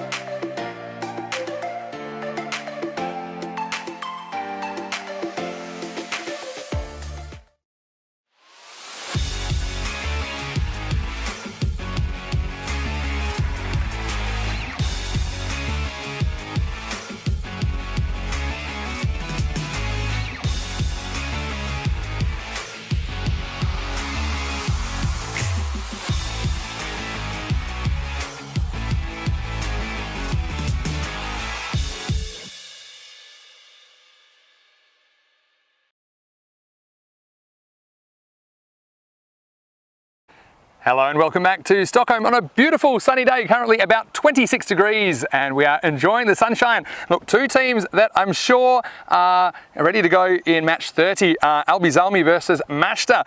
Now both these teams, they played a really tight contest last night. It was 97 to 85, Mashta getting over the line. They're 2-1 against the winless Albi Zalmi, who do need to get something going soon if they're going to stay in contention for the latter stages of this tournament.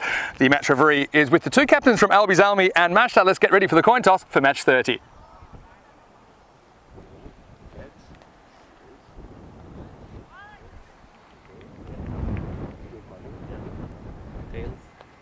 Tails is the call. Tails, what would you like to do, Shahid? We'll bat first. Well, there you go. It is Mashta that have won the toss and elected to bat. No surprises there.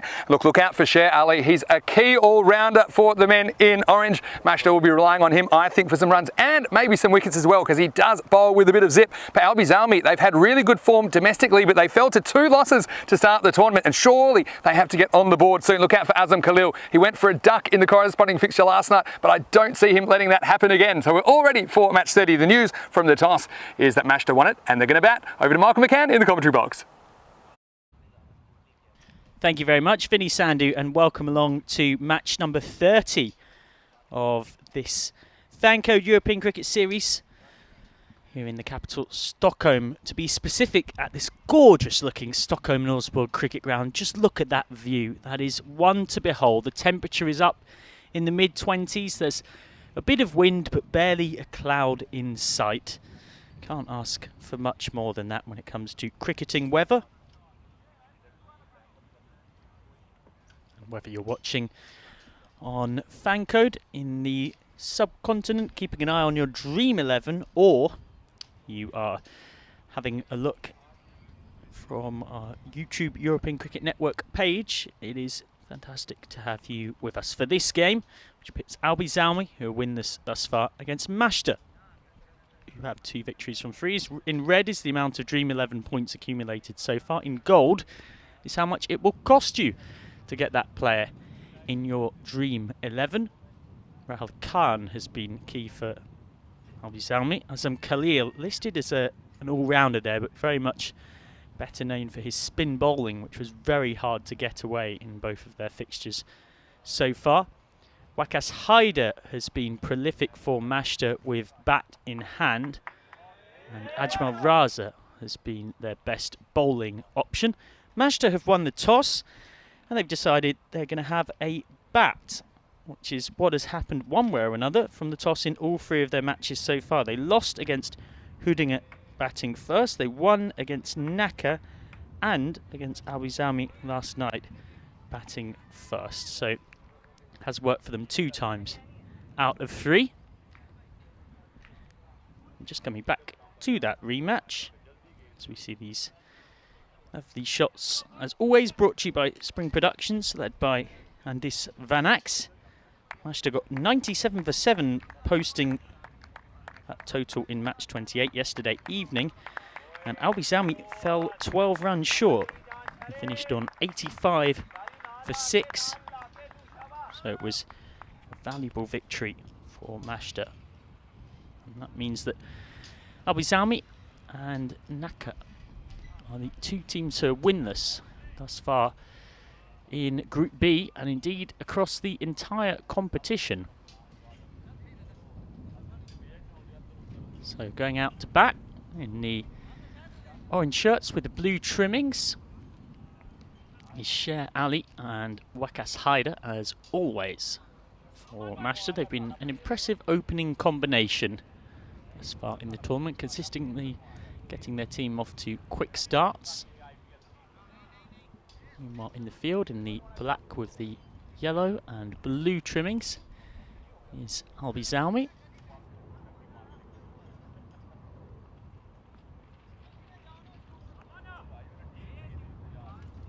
Look like they're going to settle on a 6-3 offside field to start this innings, although they are taking their time to get that set up. Of course, power play time, so only 2 fielders allowed outside of the 30-yard circle.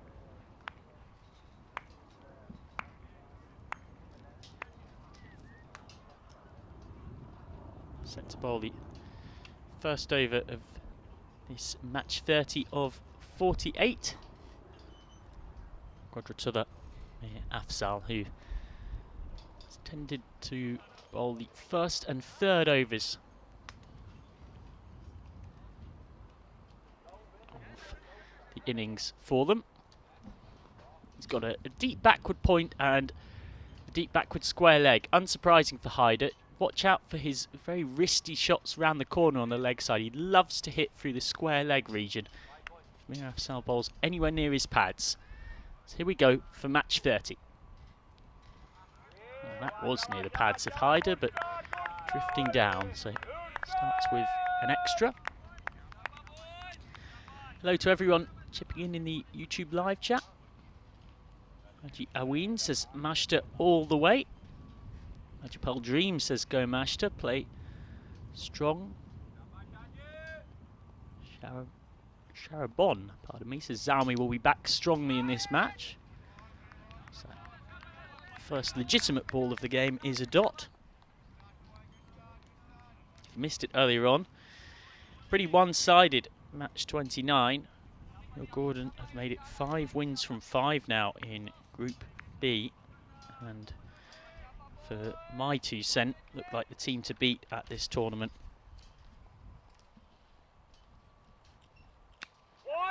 Short and whacked away through square leg. Well, I warned you that he likes it there, Hyder. They have got one of their 2 sweepers out there, but even so, a short ball from Mir Afzal that's just not quick enough to really trouble someone like Hyder. He's going to be dispatched. Just bowling to Hyder's strength there. Just dropping a bit too short. Really likes a delivery like that, Waqas Hyder. He's been very impressive with bat in hand in this tournament.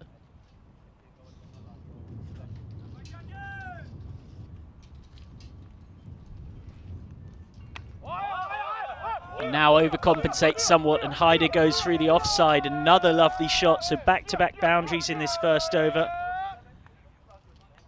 Well, again, it was too short. The line moves from being too close to the pads to too far outside off. He's a really good back foot player in particular, Hyder. He's just not learning his lesson here, Mir Afzal.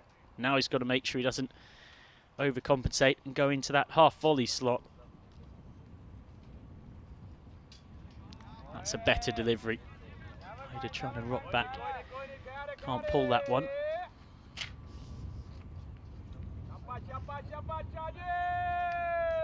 Bizalmi looking for revenge after defeat against Mashta last night.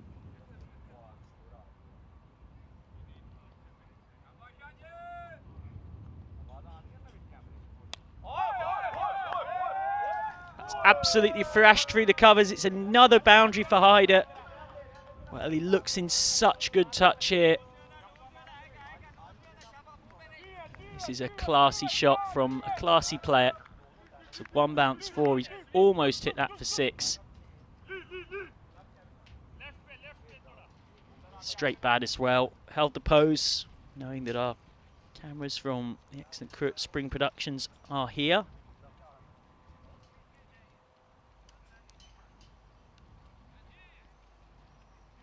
Why not hold the pose when you're batting that beautifully?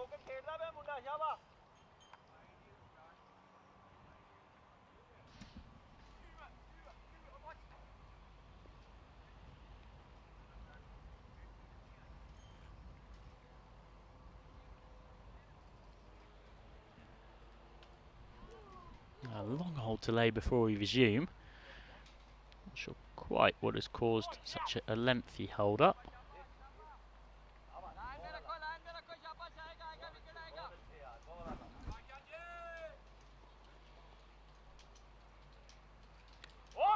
Flicked away. It's bounced into the shins of short fine leg. Very good off his legs, Hyder.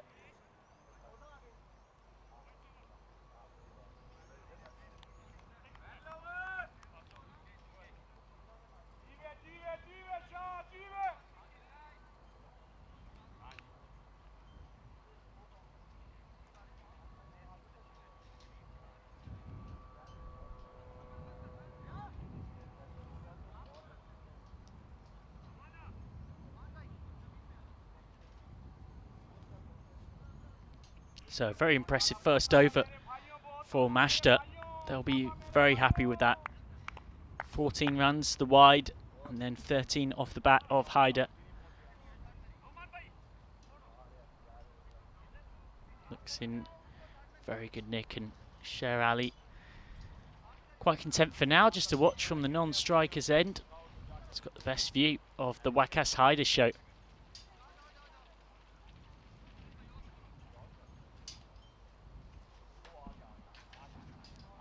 Now warming up to bowl the second over is Tas Qureshi.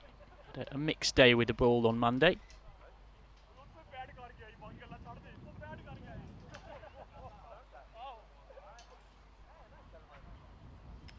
Got him! Straight and full, and that is just the ticket. Wakas Haider is out for 13 off 7. That is probably the wicket you'd want the most in this Mashta lineup. And they've got it at a price of 3 boundaries and 13 runs. I'll be very, very happy with that. I'll be Zalmi. And it's 14 for 1 at the start of the second. Right on the button from Tas Qureshi.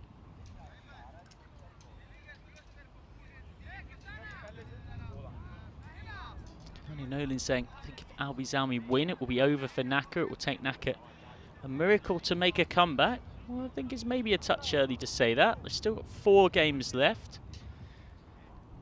If they can win maybe 3 at least of those 4, they give themselves every chance. Remember, one of those, of course, will be against Albi Zalmi. It's going to be a big meeting. But later on today, we have Mashta against Hudinge.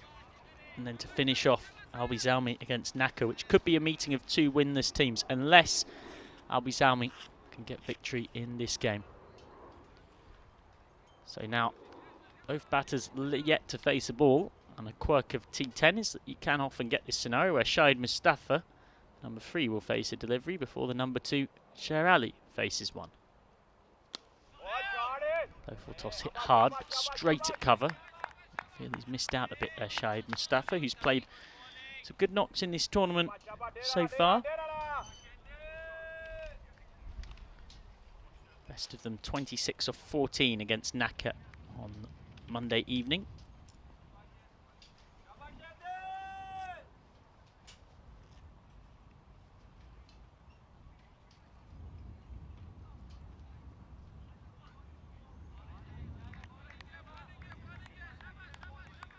It's nicely bowled by Qureshi. Settling into his work very well here. Really keeping the pressure on in the power play, which of course goes by in the blink of an eye. In T10, just 18 balls to look at. 18 legitimate deliveries, that is.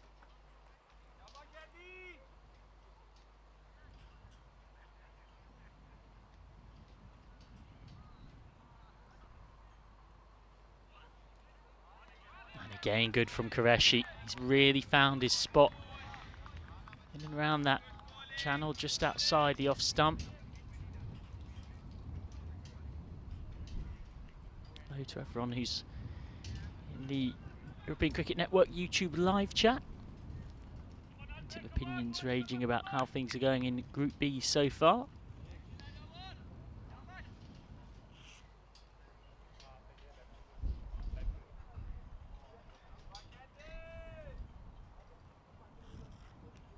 Little nick. And that was a chance. Didn't quite make it through. There was a clear noise off the edge of Shahid Mustafa's bat. Ismail Zia behind the stumps. Quite able to take it. Kept a bit low and bounced into the gloves. So that's something of a life for Mustafa.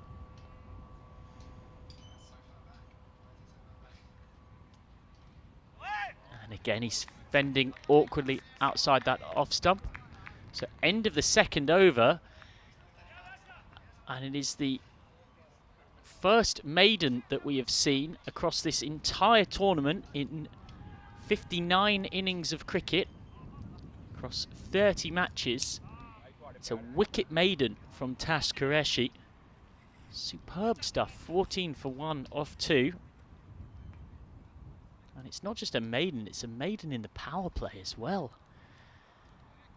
So now Sher Ali at the start of the third over, the opening batsman will finally get to face his first ball of the innings. Sher, of course, meaning lion in Urdu. Of course, we also have the lion man, Zabi Zahid, captaining Naka, with the big old lion on the back of his shirt. And Svinny Sandhu rejoins me, following the strangest of things, a wicket maiden in Could have been a T10. double wicket maiden if the keeper, Ismail Zia, was keeping in Sweden, not Denmark. It was a long way back. The ball's not carrying to him. And yes, I get it. Taz Qureshi's got a bit of zip, but it's quite a few balls in a row that didn't carry. It wasn't just the one that got nicked. That's something that's, I mean, I want to have a look at. But Zia Alizai is going to bowl, and he took one of the catches of 2020 in the ECS last year. I remember that one-hander on the boundary. Here he is bowling over number 3. This one's big. Watch out, Michael. No, we were fine here, not that scarred. one. No, that was just a wry smile and a my goodness me as he hit that, Sher Ali. He's a very clean ball striker, and that's gone way over our commentary tent. We were never in any danger. That's what we said the other day, just before the ball crashed into our desk. That was a big hit. Welcome to the crease, Alizai. Well, that's how you follow up from a maiden anyway. Eventually, taking that ball out of the forest, and we're back.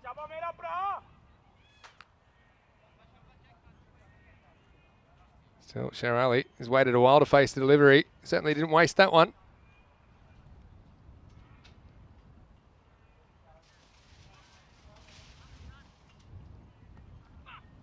Goes again and goes just as well. That's carried all the way. A square drive for 6.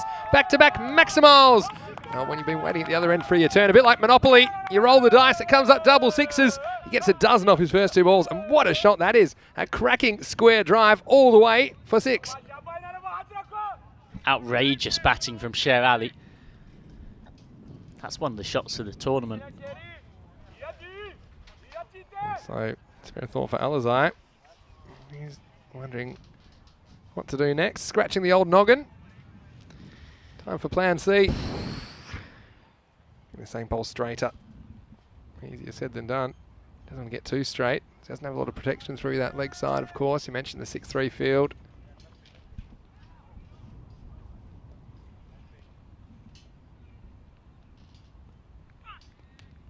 Miscued. Could be gone. Is gone. Caught at backward point. So it is 6-6 out for Sher Ali. That's an important wicket. A man who is such a thorn in the opposition side at the top of the order. Just swinging across the line at this one, and after that classy pair of 6s, firstly over long off and then over cover point, he's out, and it's 26 for 2. Yeah, the big one. It works every time but once. And Sher Ali goes for a dozen. Looked like it would have been so many more. And now, Mashta kind of on the brink. 26 for 2. Prashant Bandari thinks that's game over for Mashta. Well, came out so quick.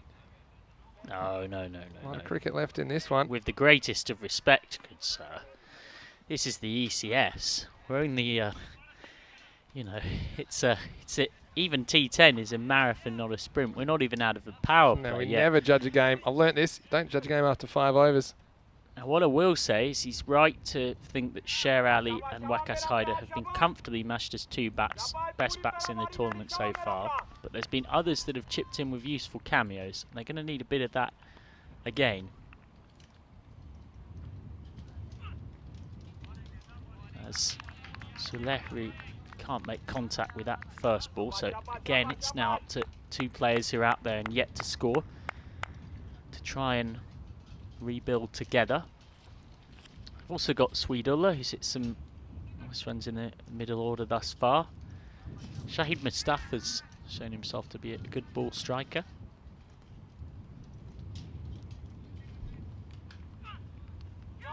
Skied up, but he's going to get away with this for a very fine leg position. Nicely fielded. Well watched out there. That could have gone anywhere, really. Fortunate to get away with it.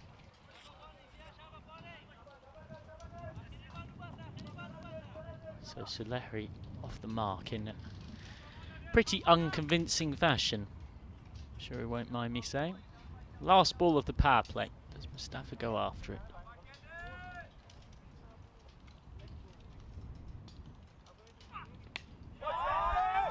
He does, and he gets just enough to get 4 through backward point.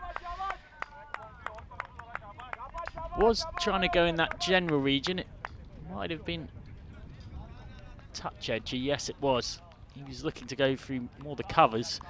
If you're going to swing, swing hard, that old maxim. And mashed it at the end of the power play. Now 31 for 2 from 3. So an eventful over for Zia Alozai. Hit the 2 massive sixes, got a wicket. Ends up conceding 17 from the 3rd. So, once again, I think it's pretty much I'd call that a draw as a power play, I think. The 2 wickets, but the 31 runs. I think you mentioned the 2 wickets they do have being important, but I mean, it does give an opportunity for some more of the Mashta batsmen. They are very capable. They've been very successful. I think they'd have been quite happy having their opportunity at 70 for 2 off 7. Yeah, really. well, that's just doing it the easy way. Sometimes you got to work. Can't always come in with all the hard work being done. Sometimes you got to roll up your sleeves, and that's what Mustafa and Sulehi are going to have to do here.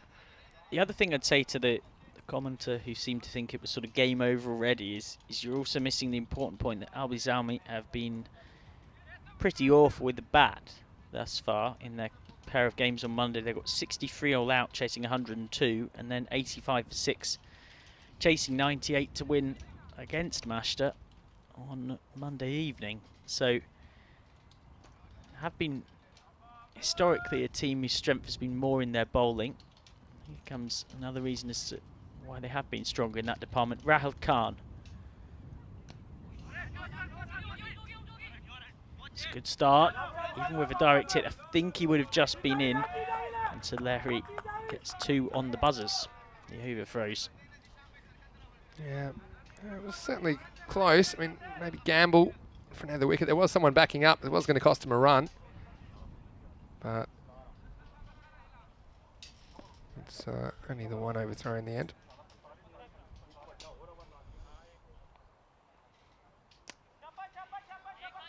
Nice looking shot from Sulehi. Yeah, I always see people in the YouTube chat, they're talking about the ECN preview. Why is it not right all the time? And well, it's a very simple answer for that.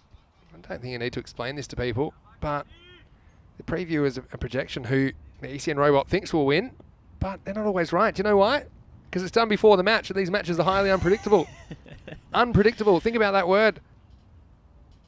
Steps down. Doesn't get all of this, but gets enough of it, Mustafa. So another single. I mean, yeah, we wouldn't have much of a job, would we, if these matches were that easy to predict? Yeah. Wouldn't really need wouldn't us be fun. to just know what was going to happen. If you knew what was going to happen, like, I don't know, wrestling. Well, I guess you don't know wrestling either.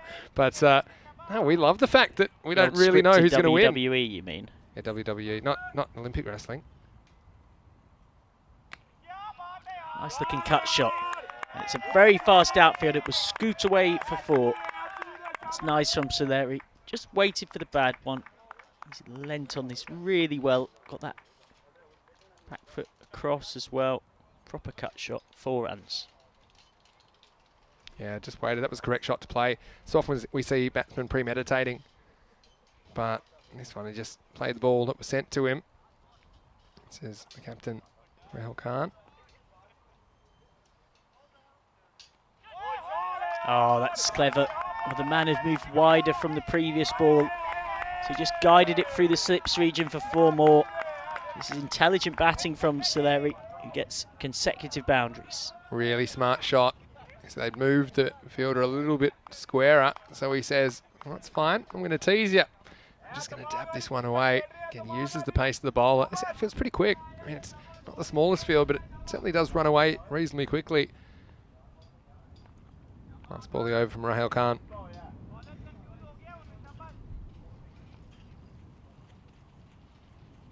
And again, another touch shot. This time isn't going to beat down there. So end of the fourth, and Soleri will be happy to keep the strike because he looks in good nick. 44 for 2 then off 4, so it doesn't take a genius to work out that the run rate is 11 and over. And right now, things look pretty even. So, I mean, Albi Zalmi, they certainly haven't batted to their potential. I mean, I think we'll probably see Azam Khalil come into the attack. I think he's certainly a really important player, and he bowls off spinners, but he also has this kind of variation. He kind of flicks out the front of his hand, and it will actually go the other way compared to the orthodox off spinner. So he's a really difficult bowler, and he's very accurate as well. He's also a man to watch with the bat later today, Azam Khalil, because he went for a duck in this fixture last night, and you just feel like he probably won't let that happen again. He was caught right on the boundary by Swede Ulla. It was a sensational bit of fielding. But it's the man I'm talking about, and he's right there. And as expected, he's going to enter the attack in the 5th over. Yeah, he normally likes to skate through his 2 overs in the middle of the innings as quickly and quietly as possible. He's just getting his field set first. Had a very economical Monday. You can see already Soleri trapped somewhat in 2 minds. Azam Khalil with 1 for 11 off 2 against Joe Gordon. And then, in the meeting between these two, 2 for 12 from his pair of overs. Just a touch too short, though. Soleri can only find deep backward square leg. Yeah, this is the one that goes the other way. Just have a look at the way it kind of rolls out, and that one spins right to left. So he does mix them up. Makes him an awkward customer, because you never quite know what you're going to get. Swept. Nice looking sweep shot from Mustafa. It will be decent chase needed, and a decent chase is given to it by deep backward square leg. Just want to say a quick hello as well to Sabuj Ahmed, who is saying hello in the chat, and Bip Lob as well. He's held that back. Could have him caught. Yep, long on. Just a brief look round to check he was inside the rope, but he comfortably was Sami Khalil, and it is Azam Khalil who combines with his fellow Khalil to remove the dangerous Hamid Soleri, who had looked so good for 14 off 10, 46 for 3. Yeah, Khalil domination. Khalil squared, gets rid of the batsman, and, you know, Soleri, it was looking reasonably good, 14 off 10, but that's once again the boundaries. I mean, he catches that certainly within 5 metres of the rope, and that's probably 6 on another ground. So a bit more forgiving for the bowlers. Azam Khalil breaks through. He's had a very good start, 1 for 2 off his 4 deliveries so far. Has been a big part of organising this tournament. Dare I ask, did he put them out himself? Yeah, well, he was cursing him yesterday. I think that he was responsible for the boundaries, and he was caught within about 3 centimetres of the boundary last night. This time it works in his favour as the bowler. So he had probably a couple of metres to spare. But Mashta, I mean, their run rate's reasonable. Around the 10 mark. I mean, Albi Zalmi, they haven't looked like chasing 100 so far. Last night it was 97-85 between these two teams. So here comes Usman Arif, who's got to double figures just once in this tournament. But when he did, it was an impressive knock. 37 not out of 18 against Naka on Saturday evening. That time can't get the wily customer of Azam Khalil away. This is what he does. He gets through his overs in the blink of an eye. He's already bowled 5 balls. Picked up a wicket as well and gone for just 2 runs.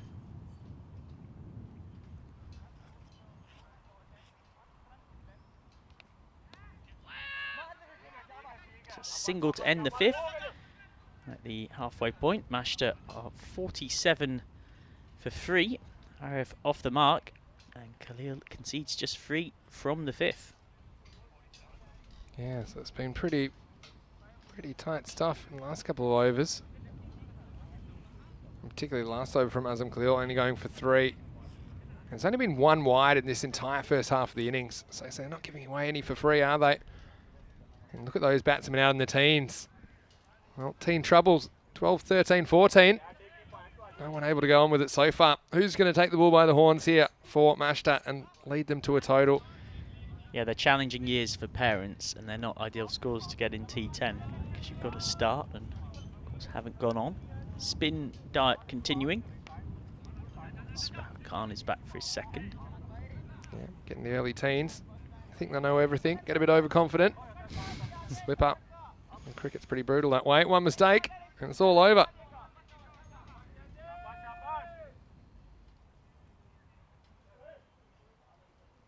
Full toss, horrible delivery, and it's a reverse pull shot for 4 from Mustafa, nearly a 6.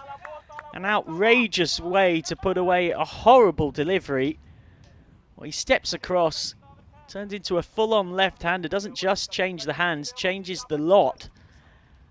And he's taken Mashta past the 50 mark in style with one of the most outrageous shots we've seen in this entire tournament. This time he goes more conventional and takes one through the covers. That was a premeditated shot, that reverse. It normally is. And what you really want to see, if you're premeditating that shot, is a big, juicy full toss about knee height like that. That's the easiest put away you could hope for. Steps down, miscues. You ever played a reverse, Michael? I asked you yesterday if you played a ramp. You said no. No. You ever played a reverse? No?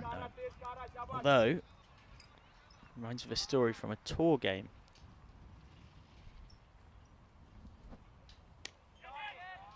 Not quite got all of this, Harry. Enough for one, not too long on. So we were playing in a tour game, and it was pick shots out of the hat that you have to play. All right. At For some your point in your first innings? ball. Oh, first ball. Yeah, Okay. not the most serious game of cricket. Short. Again, he hasn't quite got all of this. He hasn't got enough of it such as to present a catching chance or a potential boundary. Oh, no. But instead, he's going to pick up a load of overthrows.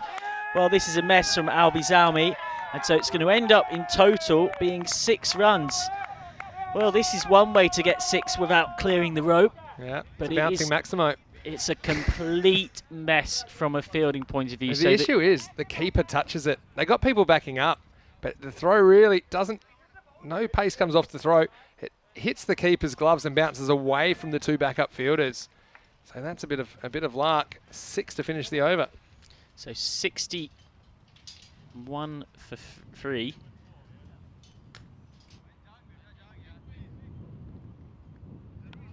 So 61 for 3 at the end of the 6th. It'll be 2 because at the moment that the ball was thrown, it's actually an interesting one because.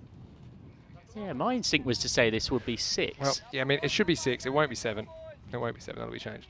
But this is what's funny about that one is at the instant that the ball was thrown, and this is from the World Cup final, had they crossed or not. So it's been given 6 in the end. And this is a strange rule to me because I think if it's a run that's in progress, I think it should count. But, yeah, you know, because you've taken off on that run. It's given 6 in the end, so that's the call, which to me makes sense. But as we found out in the World Cup final, these ones that come from the outfield, they're pretty rare because normally 4 overthrows, they come from an infield throw. Yeah. And normally you have crossed because it's a close one and you're shying at the stumps, so it's not really an issue.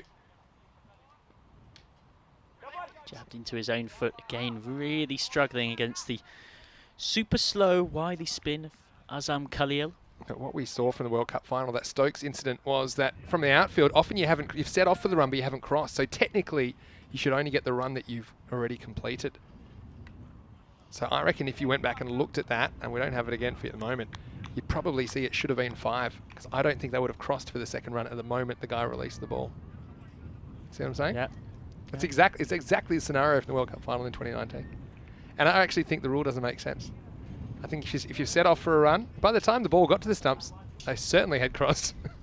You know, so I think if a run has been commenced, then I'd probably say it should count plus the 4 overthrows. I think 6 is the sensible decision in the end. Just short of cover, so Khalil remains boundaryless in this spell, which from his point of view is just perfect. He's got 2 balls to get out of it. Could be, even by his high standards, his most economical spell of the tournament. The boundary of this one. I'll just go back to what I was saying as well. Well, they're going to go on the fumble here. Oh, and not quite taken cleanly. If it was, could have been a run out. but it was reasonably safe. We'll have a look at this. Again, this is good running to go on the fumble. Direct hit, I think, had to be. I'll come back to that in a second, but I think from a practical point of view, I think that rule is problematic as well.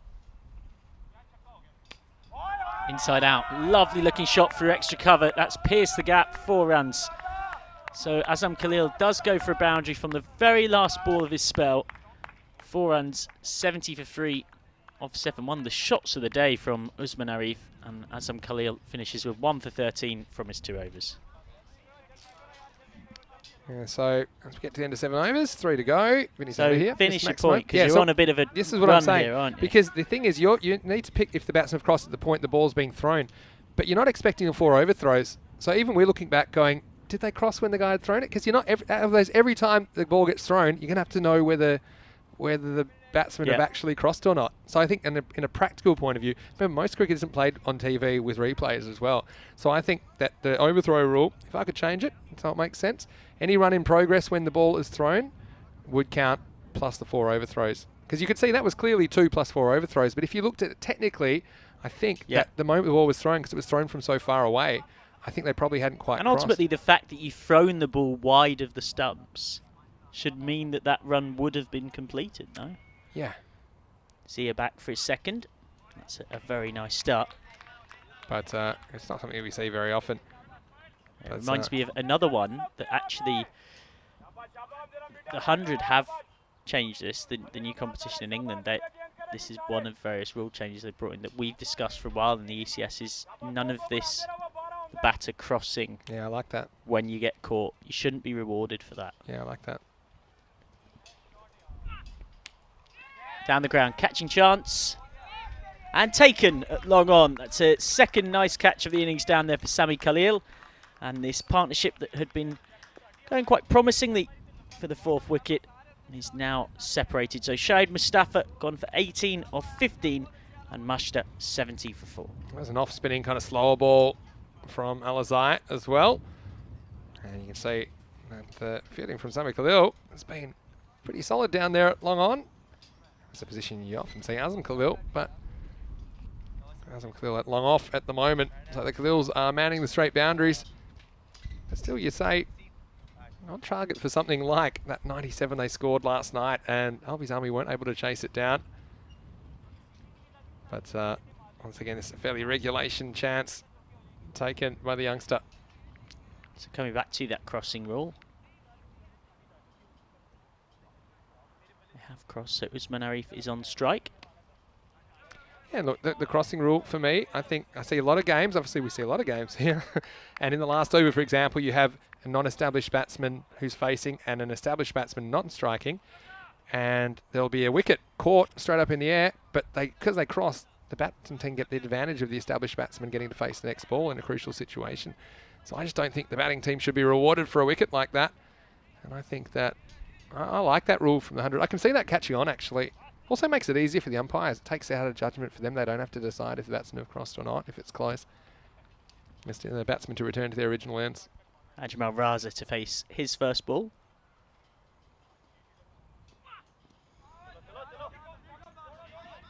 This is something that actually gets asked all the time. We might ask people in the chat, if you could change one rule in cricket, what would it be? Do you have one? I've stuck with that crossing rule for a while. Well, they must be listening to you, because the 100's taken that up.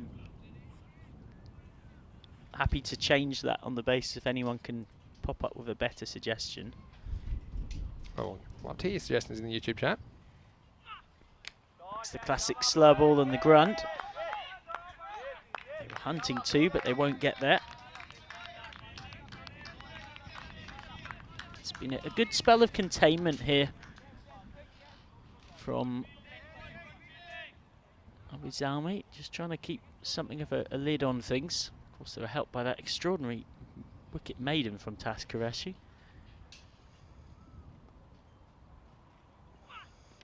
Oh, got him. Perfect Yorker. Brilliantly bowled from Zia Alozai. That is outstanding quick bowling. Too quick and too good for the defences of Ajmal Raza. He's gone for a 2-ball duck and mashed it 73 for 5 at the end of the 8th. Yeah, perfect finish from Alizai. And it's a pretty good spell from him in the end, wasn't it? He's going to finish with 3 for 19 off his 2 overs. You see, he just changes his pace cleverly, doesn't he? He's got that kind of off-cutter slower ball with that one. If anything, it was a little bit quicker, wasn't it? Really whipping his wrist through that one. 2 overs to go. Also, Sanka Katuri. He said the rule he'd like to change. The wide down the legs needs to change. I don't know about that.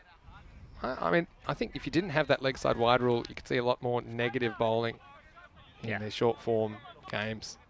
And actually, yeah, so I mean, it's great that you have an opinion though. I think it's great. A lot of people have different ideas, and that's one of the nice things about cricket that you can normally discuss. But you don't want someone just bowling at the pads. That doesn't make for good cricket. It reduces, I think, the entertainment value. I think all the bowlers know it as well. They know anything down the leg side's wide. Yeah, interesting. Any others? Keep them coming. ECN European Cricket Network. Yeah, the other one that has to change is the boundary catches. There's a real loophole in there where you can do all sorts of crazy stuff and stay outside the field as long as you stay in the air.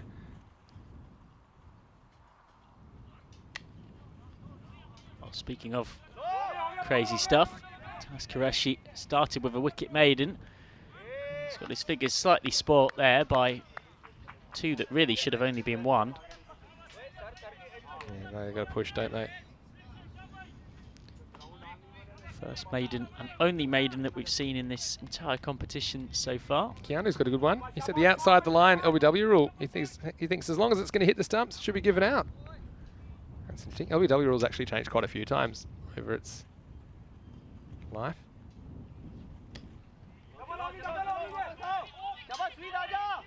Did you know, Michael, for example, that the ball used to have to pitch in line with the stumps and hit in line with the stumps and be going to go on to hit the stumps. So you couldn't have a ball pitching outside off stump either. That was actually the most recent, not their most recent. The most recent change was the not offering a shot can be hit outside the line. That's the most recent change to LBW rule. Inside out, Sweetulla through the covers and a big old bounce off this clay-based surface underneath the grass brings about forward. It's a very hard, flat outfield. And such was the momentum on the ball from Sweetulla.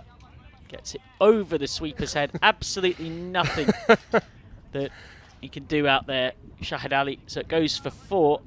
And that needs a nice boundary to get Sweetulla. That's an example of the 55-metre boundary is actually helping the batting team. Because if he was 50 metres in, probably would have got caught. Steps away and gets beaten. So caught behind appeals. A big noise, but it's flicked the back of the trousers here. And by not falling for that one, have a look at this on the replay. Definitely misses the bat. It just flicks the back hip. Didn't get inside the line of it. That's why it made that difficult to play. If he gets inside the line of that, he can probably get that away on the leg side or maybe down to fine leg.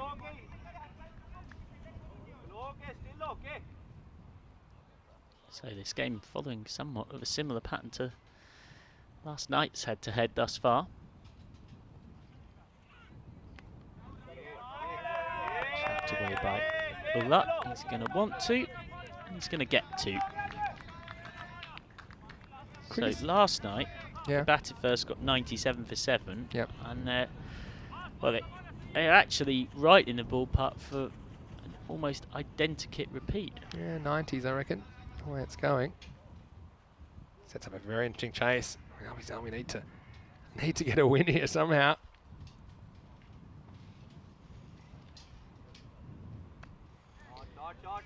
Extraordinary shot from Ulla. Might have needed his tennis racket for that one. He'll keep the strike at the end of the 9th. 83 for 5.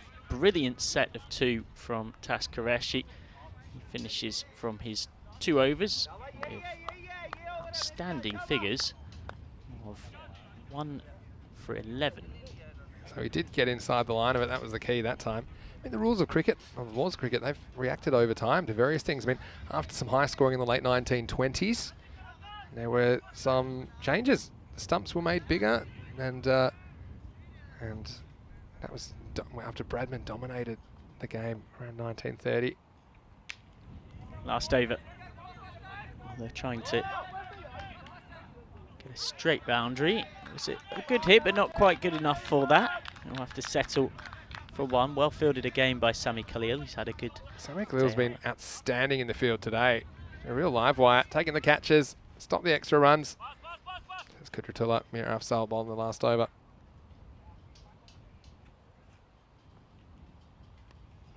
Flicked away, clever shot by Arif. He knew there was limited protection, just one man to beat behind square on the leg side. Flicked it past him. 4 runs. This is intelligent batting. It's down to 21 of 14. Should have 12 runs to get from the last 4 balls of this innings to get to 100. You'd probably say the last significant time the way LBW is treated, particularly in elite level cricket, and it has eventually filtered down to amateur cricket, was actually not via a change of the laws at all.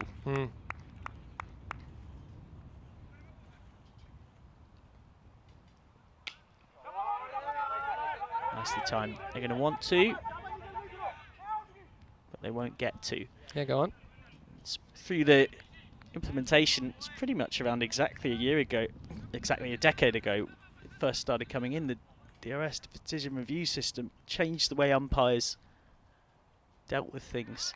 Yeah. There was once upon a time an era where if you were a spinner bowling, as long as somebody got on the front foot, the immediate perception was too far to travel, don't know how much the ball is going to turn, that can't be given out. And looking for reasons not to give it, basically. Yeah, exactly. It was unheard of to give it.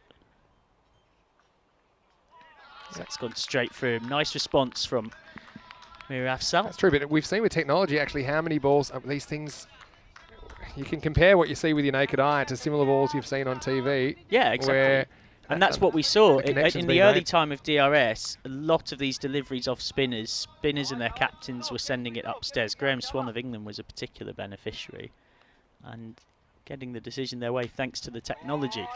Last ball of the innings is coming towards us in the commentary box, and it's palmed over the rope by Azam Khalil for 4. Did his best to stop it, but couldn't quite do so. It was smacked straight by Swede Ulla, and poor old Azam Khalil had no chance of stopping that one and keeping it in play at the same time. So it's a very similar game to last night, folks. Mashta got 97 for 7 there against Albi Zalmi. This time they've ended up with 93 for 5. It's a total that is pretty much exactly where we reckon par sits this week. A lot of good contributions right down the batting card. Rakas Haider and Sher Ali both made cameos opening the batting, but nothing more than that. Nobody quite went on with it to go on and really dominate Albi Zalmi bowling attack at any point. There was enough chip-ins throughout the card to get them to score that they'll feel like, particularly after defending that 97 for 7 last night and winning against this very same opposition by 12 runs, a sense of confidence that history can repeat itself in their favour. That's what they'll hope for, anyway.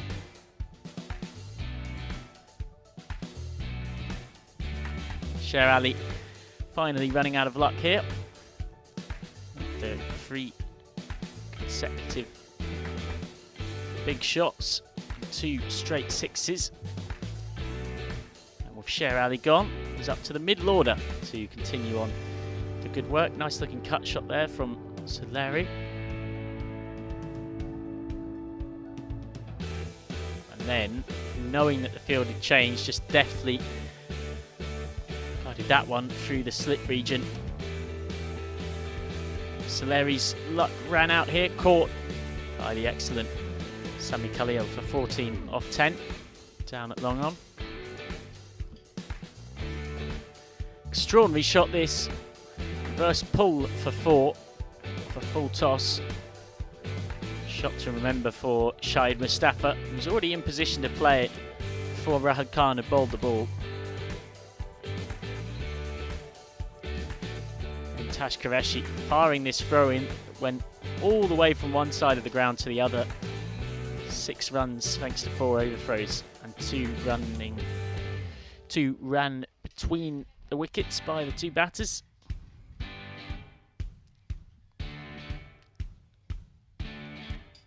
never really at any point got away from Albizami. It was a pretty even 10 overs of cricket. Including, of course, that extraordinary maiden from Tas Qureshi. So yeah, Alozai bowling Ajman Raza for a 2-ball duck there. And then Sweedulla came out and joined Usman Arif. They batted nicely together, adding 20 from the last 2 overs. Highlight this crunching extra cover drive from Sweedulla. Tentative caught behind appeals there, seemed to have flicked the trouser of Ulla. And then Usman Arif flicking that one through. Fine leg for 4. And a boundary to finish the innings from Ulla going downtown. Totally unable to stop it. So here at the Stockholm Norsborg Cricket Ground, Manchester have posted 93 for 5 batting first. They'll be relatively content with that, given that they were able to defend a similar score against the very same opponents last night. But given the strength they've got in their top order, which misfired a bit, I imagine that they've been eyeing maybe something this time the right side of the 100+ mark from their point of view. As for the bowling figures, Sia Alozai excellent, as was Tas Qureshi. Well, normally that maidens column is totally unoccupied. But today, for the first time in this tournament, Tas Qureshi has put something in there. Second over of the innings, not conceding a single run. So, do rejoin us shortly for the run chase in match 30. Albizami trying to avoid a 3rd straight loss in the tournament. Are going to need 94 runs to win. I'm Michael McCann. You're watching the European Cricket Network. It's a pleasure to have your company here in Stockholm. We'll see you for the conclusion of match 30 very shortly.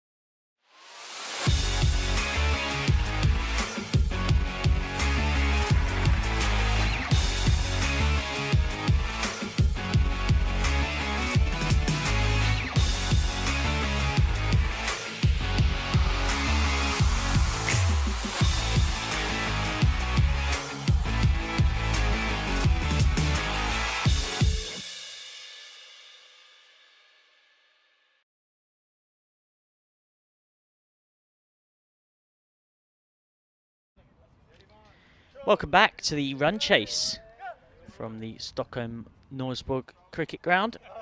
Fantastic to have your company wherever you're watching across the world.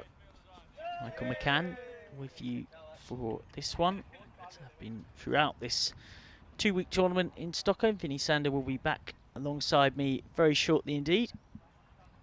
We've got a really close game on our hands, folks. Mashta chasing a 3rd win from 4 in this ECS. I've put up a score that's pretty much around exactly par, I'd say, maybe just a touch below it, of 93 for 5 against Albi Zaumi, who lost both of their games on Monday, and one of those defeats was of course against Mashta. When chasing 98 to win, they fell 12 runs short, 13 runs short of the target, I should say, 12 runs short of Mashta's score. So in the orange shirts with the very sort of patterned black trimmings is Mashta, and with the black with the yellow numbers is Albi Zaumi. Rahul Khan facing up at the non-striker's end.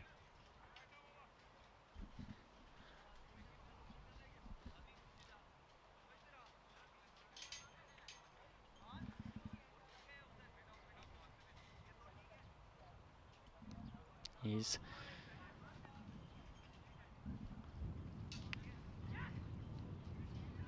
coming back to that in a second. Usman Arif is going to bowl the first over of this competition. Ismail, pardon me, is at the non-striker's end. Usman Arif to bowl the first ball of the reply.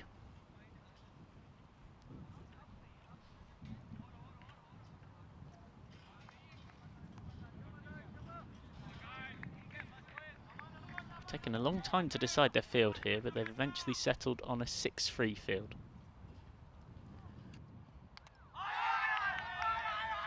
Played on from the first ball of the innings. So the captain Rahul Khan is gone, and Albi Zaumi's struggles with the bat in this tournament continue here. Went to pull it and instead pulled the ball straight onto his own stumps. So it's a golden quacker for Rahul Khan. Albi Zaumi a none for 1. Well, on Monday with the bat, they got 63 all out and 85 for 6 in failed run chases. Isn't a good way to make amends. Promotion up the order for Azam Khalil. He comes out at number 3 of his team in all sorts of early strife. It's an overused commentary cliche phrase, but that is quite literally the worst possible start they could have had to this innings. Wicket lost from the very first legitimate ball. Usman Arif getting Rahul Khan bowled.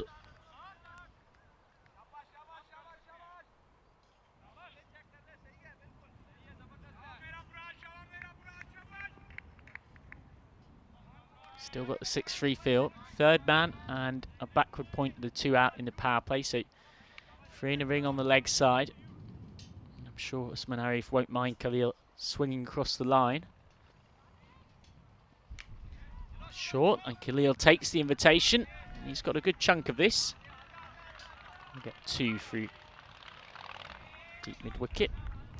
Sweedler gives chase successfully. Bizami on the board in terms of runs.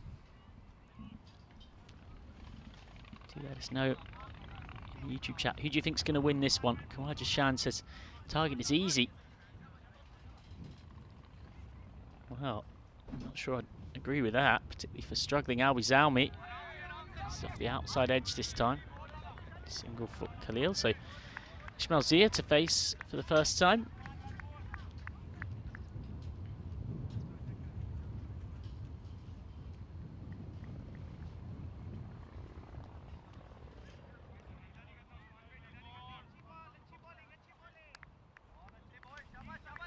Had a lot of people in the YouTube live chat asking for toss news from match 31. Can bring you that hot off the press. So that was a bit too hot to handle in the covers for Wasim Al-Haq. Couldn't pick it up cleanly. So match 31, just to remind you, is the second of a double header for Mashta. You know that if they win this game in progress and that one, they could have 4 wins from 5 by the end of today. They're up against Hudinger, who lost comprehensively against Djurgården earlier on today. Again, they get a quick single through the covers. So Hudinger now with 2 wins from 4 after that morning defeat. And Hudinger have won the toss, and yet again, they've chosen to chase. 2 successful chases in this tournament, and one against Djurgården that they completely made a mess of.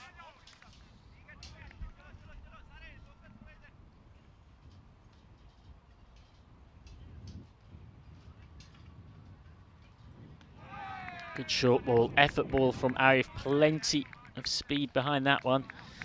At the end of the first over, Arif concedes just 5 from it and picks up a wicket. So it is a super start for Mashta. 5 for 1 after 1. As Vinny Sandy rejoins me. Thanks, Michael. Hello to everybody. Hope you're having a wonderful day. And now he's Almy. They just need a win from somewhere, don't they? They've had very good form domestically, but they have struggled in this competition so far, and they've been forced to chase. That's the issue. And they're being forced to chase once again.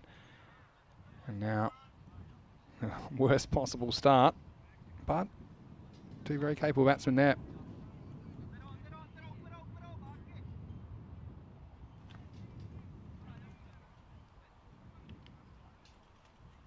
So, what a great start from Arif. Now it's over to Kamba Said.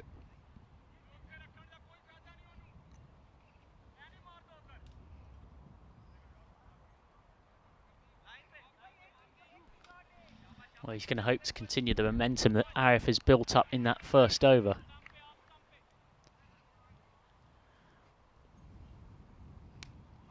That's a Gundy ball though, proper dirty ball, and some Gundy fielding as well out there. This should never have been fought. It skips away from Ajmal Raza. So excellent with the ball in hand when bowling in this tournament, but his fielding was not up to scratch there. So bit of a gimme first boundary of the innings for Azam Khalil. Yeah, full toss had to be put away, and he does. And he went for a duck in last night's game between these 2 teams when they fell 12 short of a very similar sort of a target. He's not going to let that happen again. Just zips across him, nicely bowled by Said. He's got a strange looking bowling action. And I'm reliably informed by a few players on the Swedish cricket scene that he's very awkward to face when he gets it right. Strange jump. Just watch his arms as well, flapping about all over the place.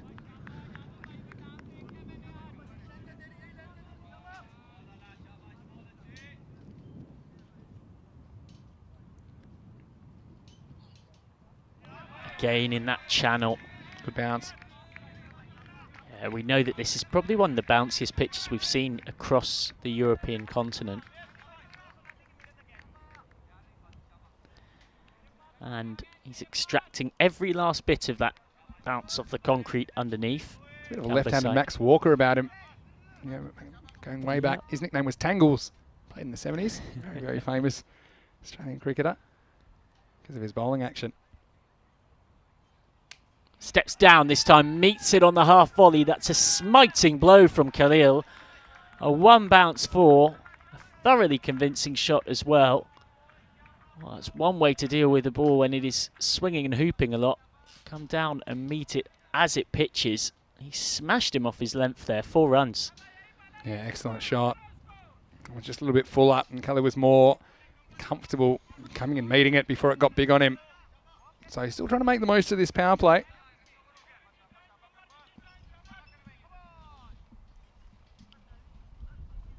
I expect this is going to be a very tight game. Right to the wire.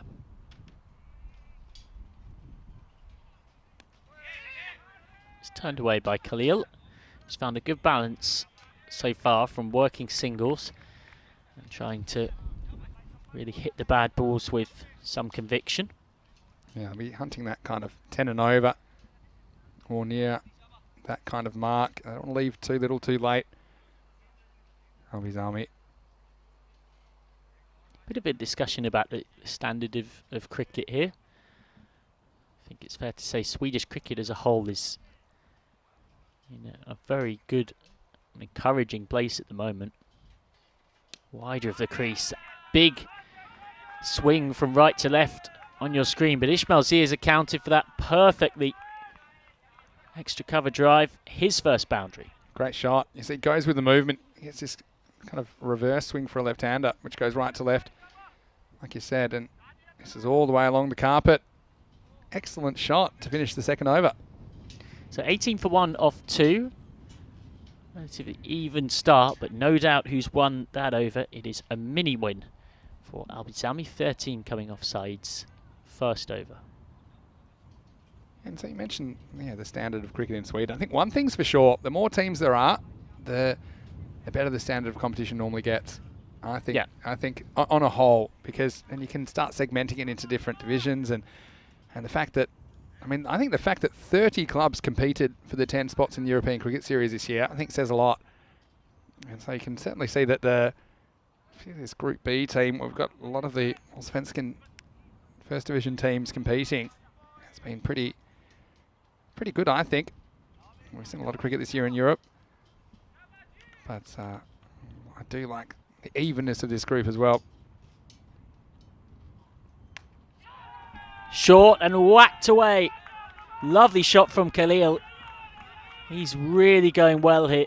Just jumped inside the line of this one, having stepped down. It's very clever batting. Yeah, just went up, didn't try and keep it down, didn't need to. There was plenty of room in the air. There's no one back there, square on the offside boundary. Well, Peter Handley said Max Walker is a good comparison. But if you want a more recent comparison to the bowling action that we saw on last over from Kamba Saeed, I would say Sahel Tanvir of Pakistan is another one. A real kind of whippy kind of an action. Slow ball. And he smashed that through the covers. 4 more for Khalil. He's chancing his arm here, but he knows everyone in the offside is up in the ring. So any convincing shot that goes inside out through that offside region is going to bring him 4, and it has again. Wasn't that far away from Wasim Al-Haq. He went up as high as he could, but he couldn't quite come down with it. Don't know if he got a little feather on it. I think he would have felt the wind rush past his hands at least.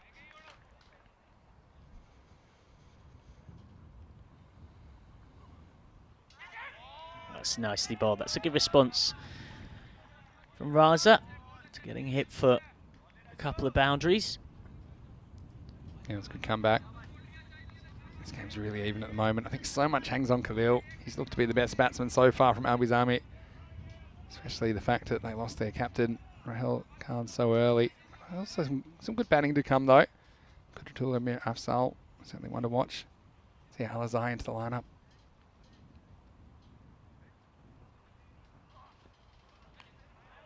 That's going to be a helpful extra to the cause.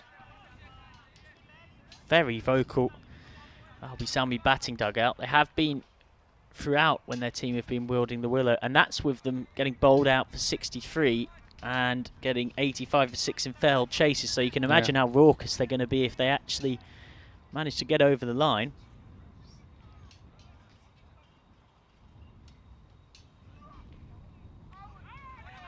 So that's missed by Shahid Mustafa. And the signal is byes, not wide. So 1 bye to the total.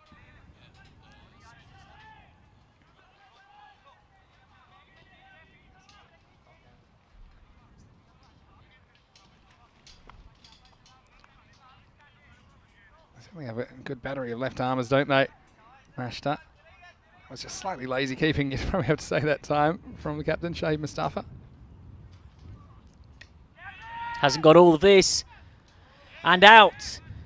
Zia gone for 5 off 4. 28 for 2. It's Ajmal Raza who gets the breakthrough. Never got into his innings, did he? And he was starved of the strike. Despite opening the batting, he he goes facing only 4 balls in almost 3 overs. And a safe catch is taken by Sher Ali. The score now, it's 28 for 2.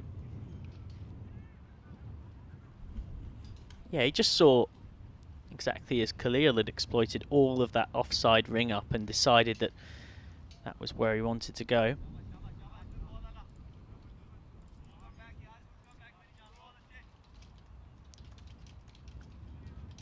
So, out to the wicket after the fall of Ismail Zia for 5 off 4 comes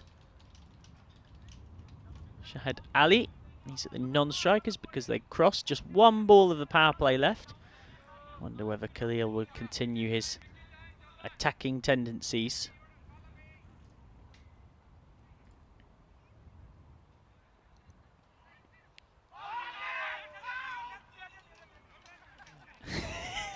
Well, he was straight up for the LBW appeal, I was just watching, and then having gone up initially, sort of self-filters and realises, well, maybe this isn't the best shout, actually.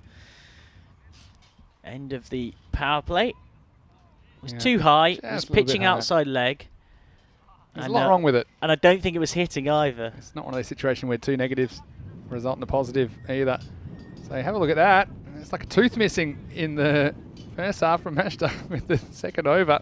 But apart from that, they did get some good overs in there, didn't they? And they kind of made up for it.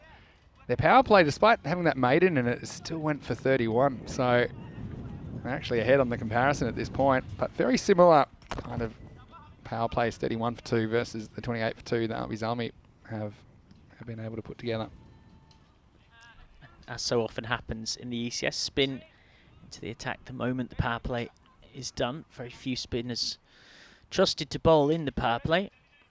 Hamid Suleri is going to bowl the 4th.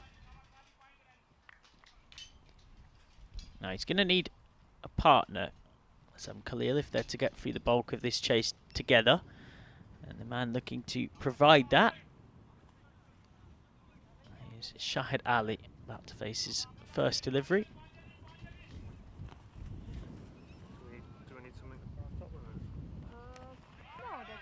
Flicked away, nobody in the ring on the leg side.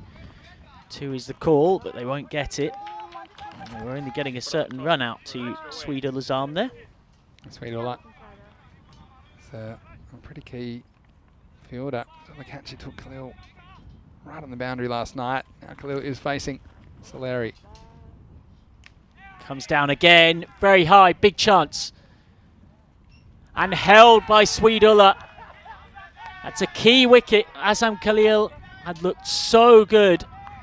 And now he's gone for 21 off 14, trying to hit Soleri. Yeah, I think this is premeditated. 55-metre boundary. Yeah, if you see, he moves so early, and then the length wasn't quite there. It wasn't really full enough to play that shot comfortably. So I think it's slightly premeditated from Khalil to go after that. And he went with the shot. Once again, he gets caught at long on. That's disappointment for Azam. And he'd actually scored 21 out of the 29 runs that Albi Zalmi have put together so far. He becomes the 3rd wicket to fall. Yeah, it's a very good contribution, but he's now going to leave the middle order exposed. As here comes Tas Qureshi, who's so brilliant with the ball, took a wicket maiden in the 2nd over of the Mashta innings. He's at the non-strikers because they crossed. Try and put you in his mindset there. I think he's looking to come down the track, and then unless it's something really that he finds unhittable, then he maybe changes his shot and is a bit more careful and knocks it away for a single. Well, is that turning back enough? Given, well, my instinct is it might have been drifting down leg, but the finger of doom is raised, and Soleri is on a hat-trick. Shahid Ali is out for 1 off 2. He's turning the ball away from the right-handers, Soleri. I'm not sure this was turning enough, though. Yeah, it's a tough one. I mean, he's right in front of the umpire. By the time he makes his final shout, maybe that was persuasive. I mean, the thing here with the angle is it has to come back, and it does a little bit. The other thing is, it's hard to say. Is that maybe climbing over the stumps? Certainly was a straightish delivery, I'll give you that. So suddenly we've got another player on a hat-trick. We haven't seen one taken yet. That's, we'll have two batsmen in the crease that haven't faced the ball yet. And Zia Alizai, well, he's actually come to the rescue a few times for Albi Zalmi. Last year, he had a very good series, and he's going to come out facing a hat-trick first. Solari's on fire. And the cricketing gods are very excited about it as well, because they've turned the wind into sort of Austrian Vienna levels of wind all of a sudden. Soleri to bowl. And it's just prodded away for one. That's a calm way to deal with a hat-trick ball from Zia Alizai. So yeah, we have Nouman Talib and Zia Alizai at the crease. Trying to put this back together again. Still plenty of time left in this game.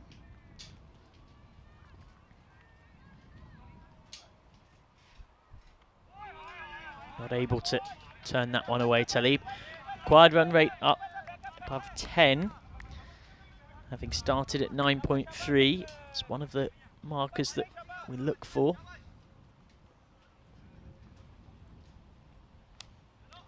Shorter, not really capitalised on. Talib off the mark then, end of the fourth.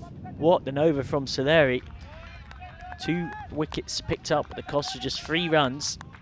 And Albi Zalmi in big trouble, 31 for 4. Yeah. Off 4. Well, hello to all of our viewers, wherever you're watching around the world. It's Vinny Sander here, Mr. Maximo, along with Michael McCann. And yeah, it's interesting, isn't it? We talked a lot about the boundaries. I thought it'd be interesting to do a bit of a comparison between what we've seen in this series and what we saw in Romania. That was only 2 weeks ago. That was our last series before we came to Sweden. And you actually see that the run rates are significantly different. 12.3 in Romania compared to the 9.2 this week, but also the boundary percentages. So the fact that 70% of the runs came in boundaries in Romania versus 54%, what that means, that's 46% are non-boundaries, which means your running between the wickets is even more crucial. And also, you know, these extras and things that creep into the game. So obviously you can see that the composition of these totals significantly different here in Sweden. Very hopeful LBW shout. It's surely pitching a long way outside. I think it's a long way, but I think it does. Have a look at this. Just a stump outside, leg stump. Is where that ball pitches, I think. But good decision by the umpire. Hello to Taranjeet Singh, who's in the chat. Well, he knows all about the Romanian series. He knows all about hitting boundaries as well. That's the reason that statistic is so high, that boundary percentage. That much. Doesn't know much about hats, Taranjeet, and heads, but he got there in the end. On the catch where his hat fell over the line. Skied very high, tough chance. Ooh. And dropped by Wasim Al-Haq. That was a finger breaker. That was really, really difficult one. It was so high.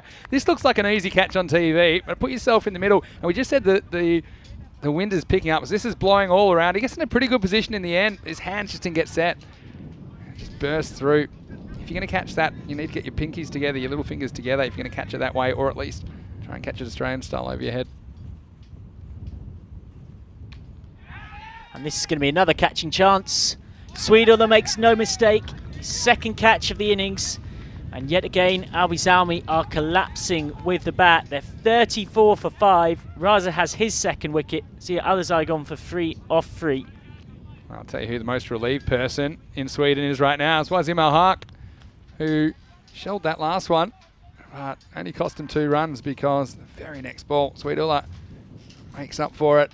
He's looked very solid. Those catches low down, just seems to receive them in a really, really good way. And this is the difference in technique as well. He takes it with his little fingers together, and all the fingers pointed the same way. So now Albi Zalmi, they are struggling. It's 34 for 5 now in the 5th over. Oh, it's same old story, isn't it? Struggled twice with the bat yesterday. The bowling lineup looks about as good as pretty much anyone in this competition so far, but just cannot expect that you're going to be competing at the sharp end of an ECS unless they can find a way to bat better. That's what they've got to sort out. They've still got time to do it. Remember, you only have to not finish bottom of Group B to get yourself into a quarter-final on quarter-final Friday. Yeah. But that doesn't also account for a few other factors. So Ajmal Raza steams in once more.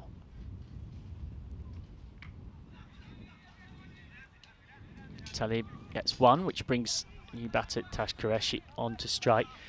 So it's all well and good saying, okay, we've struggled in the league campaign, we've fought our way into the quarters, but if you finish 4th in Group B, you'll not only face the Group A winners, Pakistanska, but if the game gets rained out, then it will be Pakistanska who go through on the high league placing. And with the weather forecast looking decidedly dodgy in Stockholm, there's every chance, much as we don't wish it was a possibility, that that could be what a game like that ends up coming down to. And what's more, the forecast for Wednesday and Thursday is also not great either. So if you find yourself playing catch up in Group B, you might actually end up being denied. Could be at the mercy of the elements. Yeah, but I mean, I still think they should be able to do enough, surely, Almi to get to the quarters, but it's drifting away, isn't it? That's not going to overly help. Almost a run out. The direct hit it could well have been. Instead, they're going to grab one on the overthrow. Could have been yet another Bizalmi wicket. Yeah, this is another case of, I think he was a bit worried about LBW appeal. They weren't even appealing, though. It was inside edge, and I think, certainly touch and go. But survives. If you get hit on the pads, I mean, that fake run doesn't even work that well. So it's... Might be able to hear on our effects mics. The wind getting towards Austrian levels now.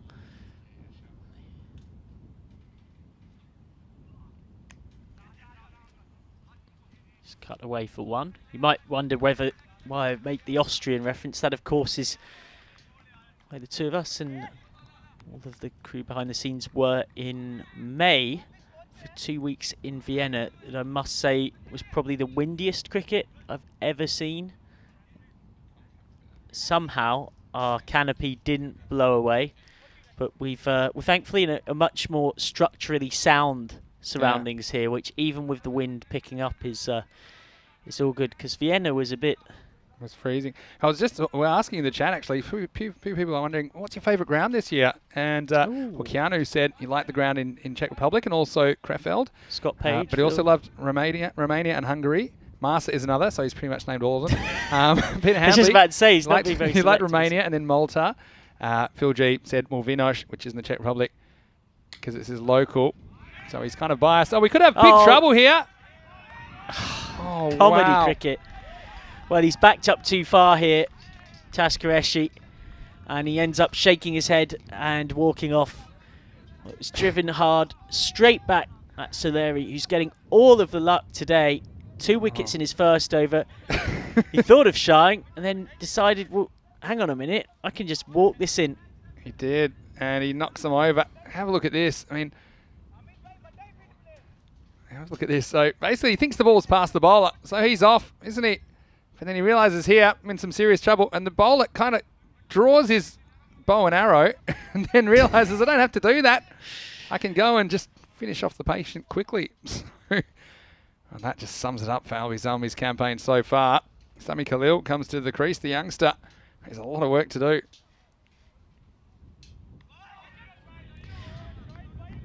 But it's not really, or it shouldn't really be Sami Khalil's job at number 8. As a number 8 in a T10 game, you shouldn't be walking out with the halfway point of the innings having just gone. You might notice now, actually, the umpires have made the decision to play without bails because the gusts of wind must have been blowing them off. I wouldn't say it's consistently windy, but there are these gusts that are playing havoc with our cameras and obviously the conditions for the players on the ground.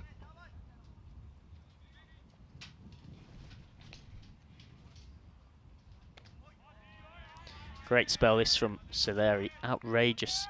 He's conceded just 2 from his second over thus far. Speaking of the umpires for this game, Sampat Manju and Usman Afzal. Flicked away. That's a good shot from Khalil. He's only going to get 1 though to deep square leg. He's better than your average number 8 as well, I would say. Sami Khalil. Yeah, he is. They have got players all the way down who are capable of performing with the bat. That's what makes it all the more befuddling how poor they've been in this ECS. It's not like it's something that they're known for in domestic cricket. They're top of the T20 domestic table right now. Short, miscued. Too high. So Soleri finishes with 2 for 5 from his 2 overs. And they're in complete control here, mashed at 39 for 6 after 6. Yeah, so you might see that, like we said, playing without bails. So in this situation, if the umpire adjudges the ball to have been hit the stumps, it's not like when the bails come off in general play and you have to then pull a stump out, or in our case, you have to knock all the stumps over or lift them off the ground. Any ball that hits the stumps pretty much counts as breaking the wicket. So even if it just flicks the stumps, for example, on a bowled, it will be out. And so it's just something that you will see even in high levels of cricket. It's in the laws of cricket to play without bails in windy conditions. I've seen it happen in Test cricket before. Some places they'll have heavy bails, which I think are interesting. I always say, if you had heavy bails, why don't you just use them the whole time? But I've seen that in New Zealand, actually. I saw a game there once and they played with heavy bails. Now Sweeduller into the attack with his very dependable, whippy right arm mediums. He's a relatively tall man, so he'll get plenty of bounce out of this concrete base surface. And he's got a wicket with his very first ball. Flicked away down to short, fine leg. It's a well-judged catch out there. And yet another one goes for Albi Zalmi. They are 39 for 7. And this time, it's Sami Khalil who's out for 1 off 3. Well, you say well-judged catch. I don't think Kamba Saeed actually ever got this one in the hands. I think it rolls up his wrist and he hugs it to his body. We don't have the best angle on it. I think that's why everyone had a few smiles on their face about this one. Because I think he tracked it pretty well, but then I don't think it went straight into the mitts. I think he kind of rolled around in there. Oh, a bit like a teddy bear. He managed to hug it to his chest, and it was a good feeling. You see that? It just clutches it. And Albi's Army, the wheels are off the wagon now.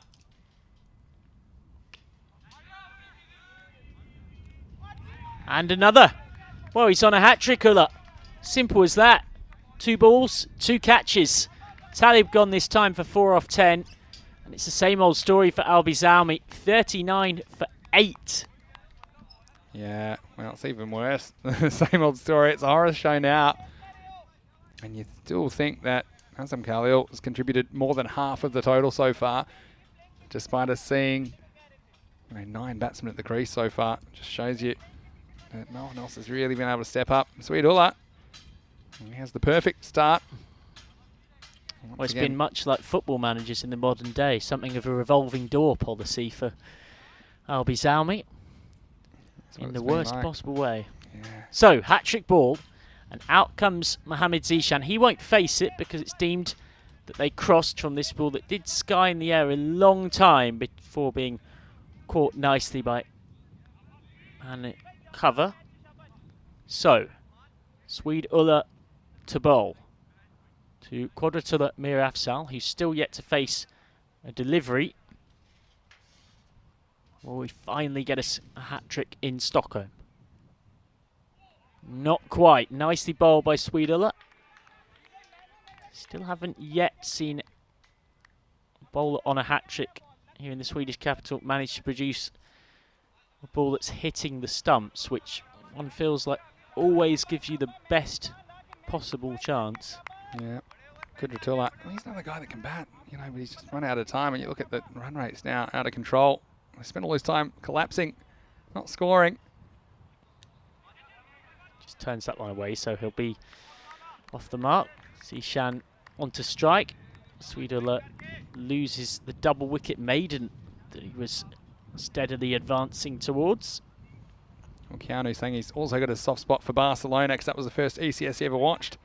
He loved the baseball oval they played on, hitting 6s over the fence for the Snakes. The Snakes were very well fed in Barcelona the 5 weeks we spent here, there in the start of the year. Straight through again from Sweeduller. Nicely bowled. Well, what would be your maybe top 3? Oh, it's so hard. I mean, I know you're ever really the liked- diplomat, but come on, you've got to have some. I really know you have there's- a bit of a soft spot for Scott Pagefield, is that right? Yeah, of course I do. Of course I do there.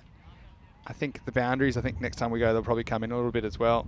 That's the only thing. It was a bit low scoring because the boundaries are quite long. It's a slow field. But as far as how it looked sensational. Also, I liked Bologna. I think that's a really nice ground Okay. outside at Bologna week 2. That's the one where the crocodiles were in the river there. The river was going past the ground as well. It was just a nice part of the country. I mean, I really liked it. I mean, obviously Romania was next level as well. A lot of people say that's one of the most beautiful cricket grounds in Europe. That's fairly recent ones, I guess. Just turned away for one from Zishan, who's off and running. End of a brilliant over from Sweden that concedes 3 runs, picks up those wickets in consecutive balls. And Albi Salmi are 42 for 8 off 7. What's coming up next? And it'll be Mashta. They're looking pretty hot today.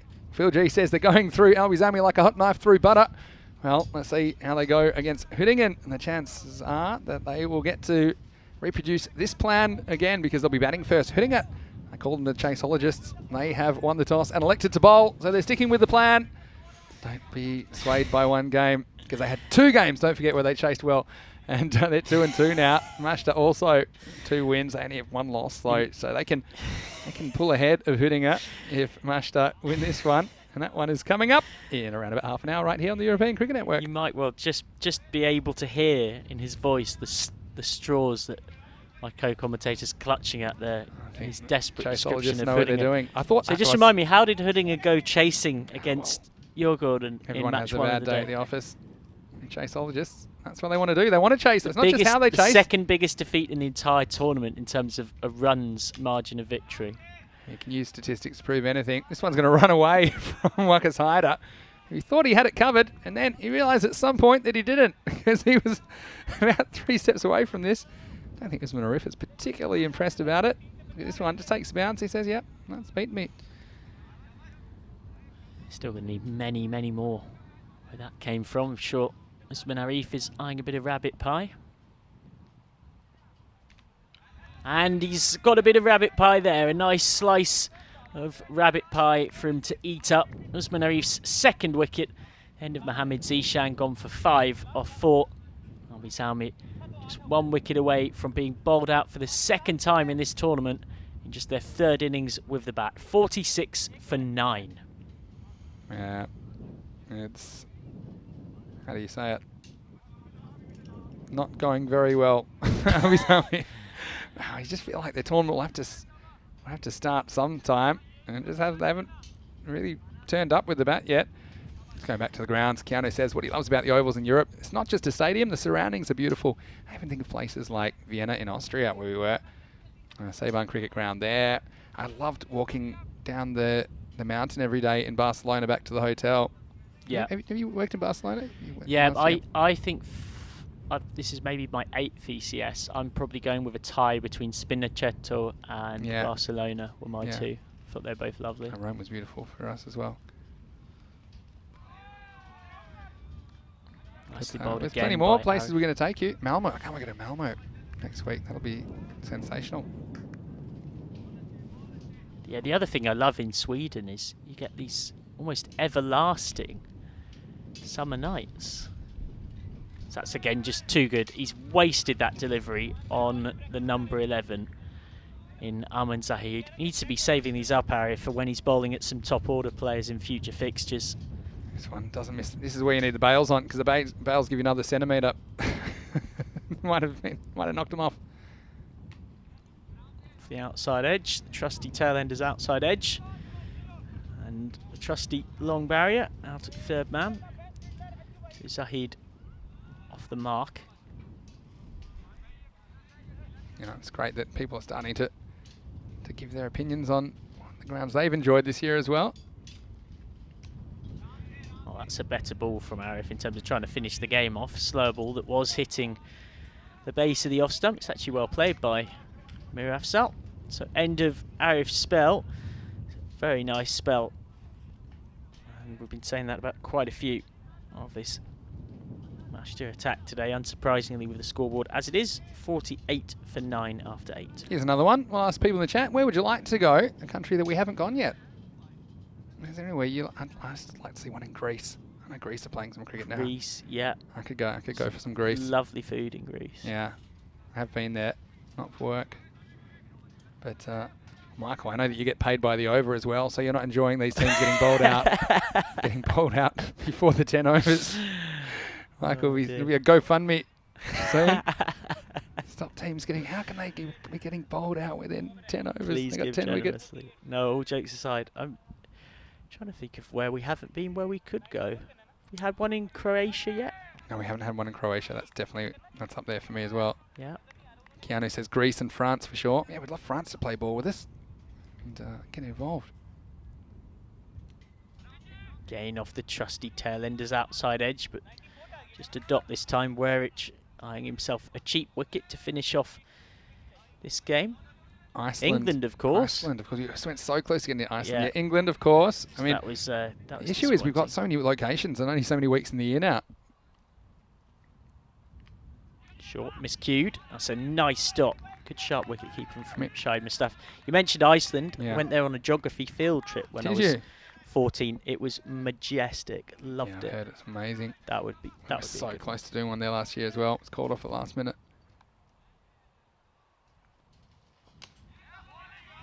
Oh, so Driven skills. straight back.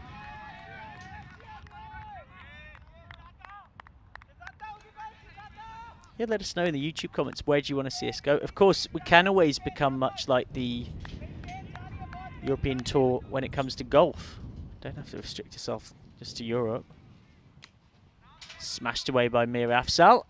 And that's gone in the gap between long on and mid-wicket. It's a rare boundary, so that past the 50 mark, they at least avoid the embarrassment of becoming the first team in 61, in fact, pardon me, 60 innings of cricket in this tournament to fall below the half century. But I was doing the kind of numbers. I mean, next year we're planning to have a 7-week ECL and a 7-week ECS. That's 14 weeks right there. The 7-week ECS. ACC, sorry. 7-week Yeah. 7-week ECL. It's a club-based tournament, 7-week ECC. And normally we've got about 42 weeks to work with, I think, because December and January it's often tough to put cricket on, but that only leaves 28 weeks. That's about 14 series to get to all of these places that we want to go. That's assuming we do 2-week series. So certainly good luck. Another nice shot, so 10 and 11 are showing that maybe they should be a touch higher up the batting order here. A nice pair of back-to-back boundaries from Wadratulla Mir Afzal, and he becomes just the second player after Azam Khalil to make it into double figures in this innings. And they've at least taken it into the final over, 56 for 9 now with 1 over left. Yeah, so I mean, what I was saying is, assuming the 2-week series seems to be a good length of series, but I mean, yeah, it's 14 locations, and that's actually not many. It might be a case that countries can't have a series every year. I mean, also there's other places we haven't even mentioned. Poland, I'm not sure too much about cricket in Poland. And Armenia is one that was suggested by Keanu as well. Obviously, it depends on the ability of us to work with the federations to organise an ECS, but it's great that there's so many players so many teams and countries that want to have one. I think it's wonderful. Last over started by Seemal Haq. And then Zahid content to give the strike back to Mir Afzal, who played some nice shots in the 9th. What you notice is how the dynamic, in a really exciting way, has somewhat flipped in regards to this conversation.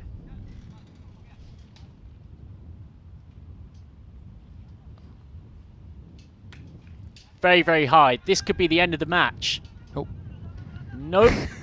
And it's bounced This will be good. over the head of long off as well, who's ended up kicking it towards us in the commentary box. Well, they're going to win this game, Mashter, regardless of this, and it's probably a good thing, because otherwise Shahid Mustafa, wicketkeeper and captain, would have been giving his 2 fielders an absolute roasting for this. Another trampoline bounce, and then I think he's offside. You tell me what you think when he plays it through. Yeah, well, the ball is now. Oh dear. Afzal's going to get more runs here through deep backward square leg. He's very much continuing to make a mockery of the batting order. Still might yet pass Azam Khalil's 21. So when we first came to Stockholm, we had 10 teams playing, but there wasn't a qualifying process. It was more about which 10 teams were able to play. You know, of course, it should be said and acknowledged, as that's rightly worded, the players make a lot of sacrifice to help provide the entertainment they do for us in terms of securing time off work and personal commitments and family, etc. So the first time we came to Stockholm, that was kind of how things went.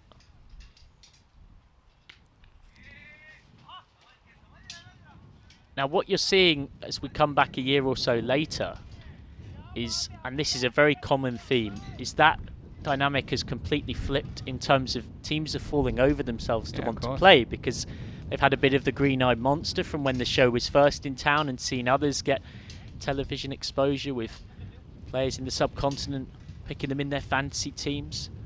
Oh, reverse edge. Oh, and he's missed out. Well, we've seen one earlier on in this innings, earlier on in this match, I should say, from Shahid Mustafa, but that time he's not able to make any another number 11 reverse. We've seen.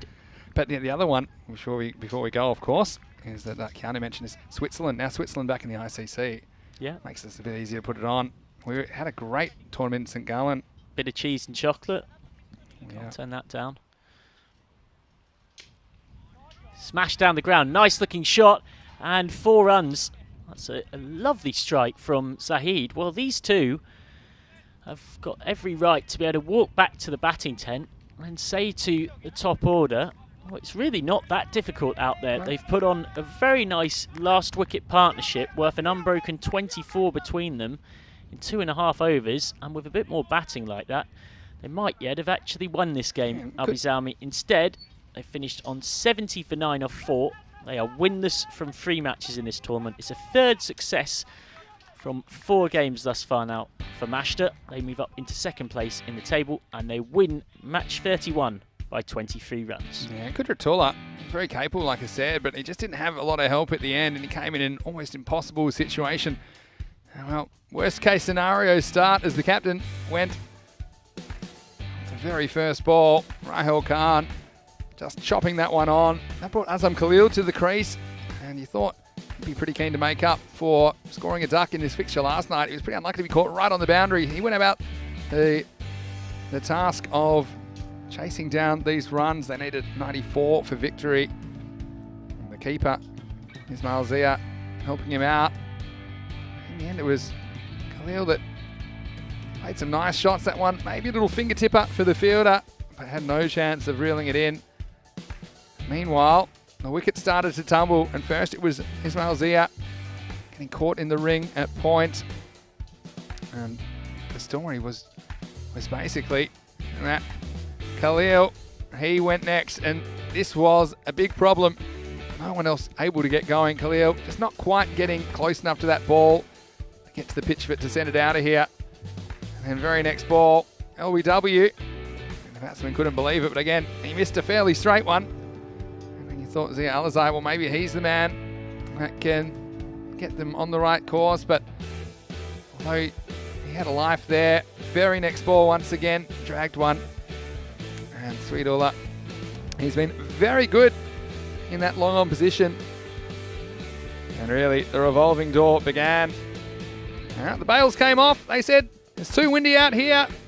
I tell you what, it's a bit too hot to handle, really, for Al-Bizalmi. And then this one pretty much sums it up, doesn't it, Taz Qureshi? Well, he had to stop to ask for directions. Found himself in the middle of the pitch with no way back. And then Samuel Khalil came out, but this one, everything going right. Kamber Saeed able to hug that one to his body. And while this was happening, the run rate required was just creeping out of control. The wickets kept falling. And you said it actually, Michael, that they were 46 for 9, now 7.2 overs. So it was going to be a long way back, although there was some respectability to the scoreline. That 28-run partnership for the 10th wicket, but Kudratullah was stuck at one end and couldn't really get anyone to stick around with him until the number 11.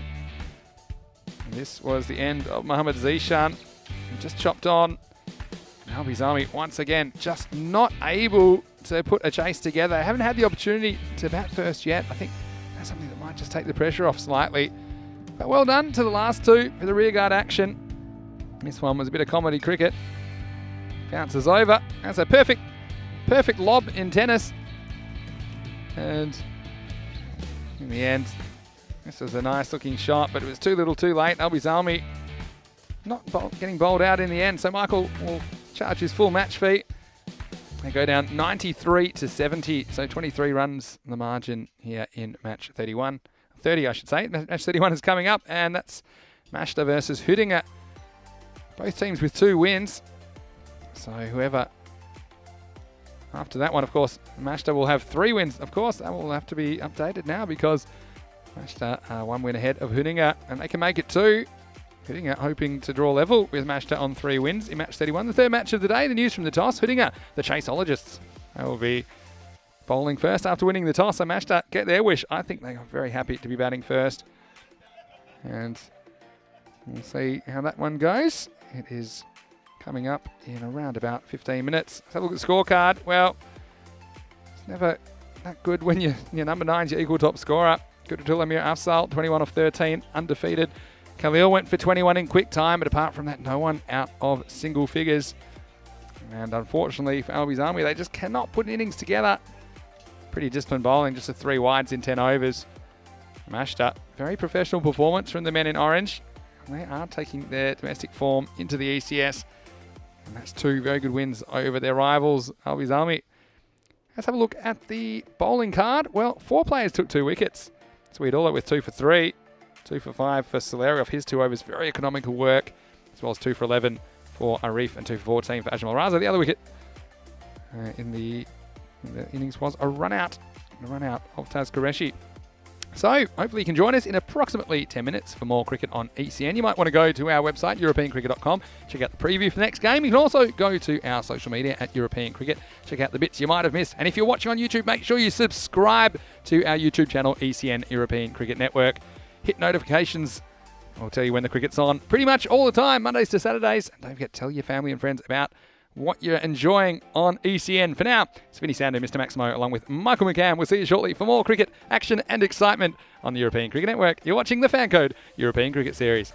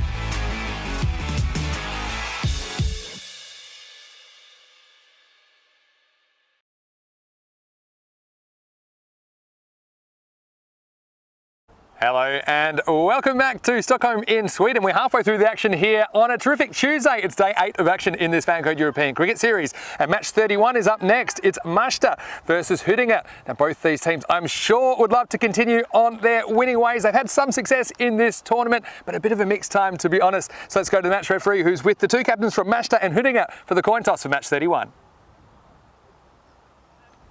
So, captain, here is the heads and the tail. Thank you. Here's the heads, the tail, and you're gonna call? Heads is the call. Yep, here's the heads. What would you like to do? There you go, once again, Huddinge, they have elected to bowl first and they like to go against the grain. Like called them the chaseologists, they have chased 100 plus scores twice, but they certainly couldn't do that in their first match day, but they're sticking with their plan. Let's see if Huddinge can chase down whatever Majsta gets put on the board. And look, Majsta, they put 93 on the board in that last game. I do think they're capable of making a few more if the openers get going. So it's all to play for here in match 31 as Group B continues to take shape. Over to Michael McCanders in the commentary box. We get ready for the third match of the day. Thank you very much, Vinny Sandu. Welcome back to suddenly increasingly windy Stockholm Norsburg cricket ground. Magnificent shots brought to you by the team at Spring Productions. These drone shots specifically showing you, amongst other things, the circus tents we've been discussing throughout last week and this week.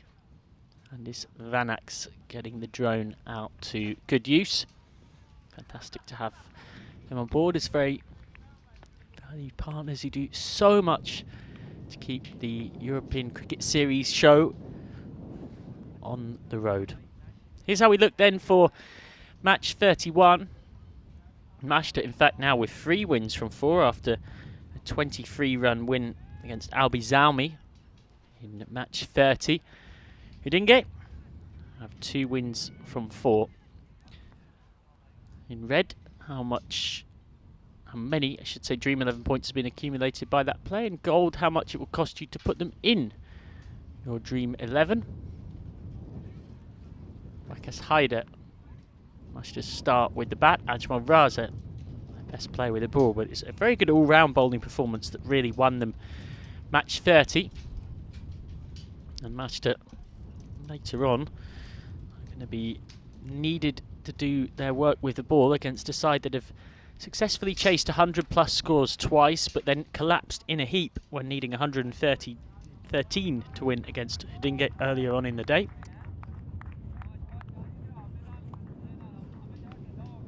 Your umpires for this game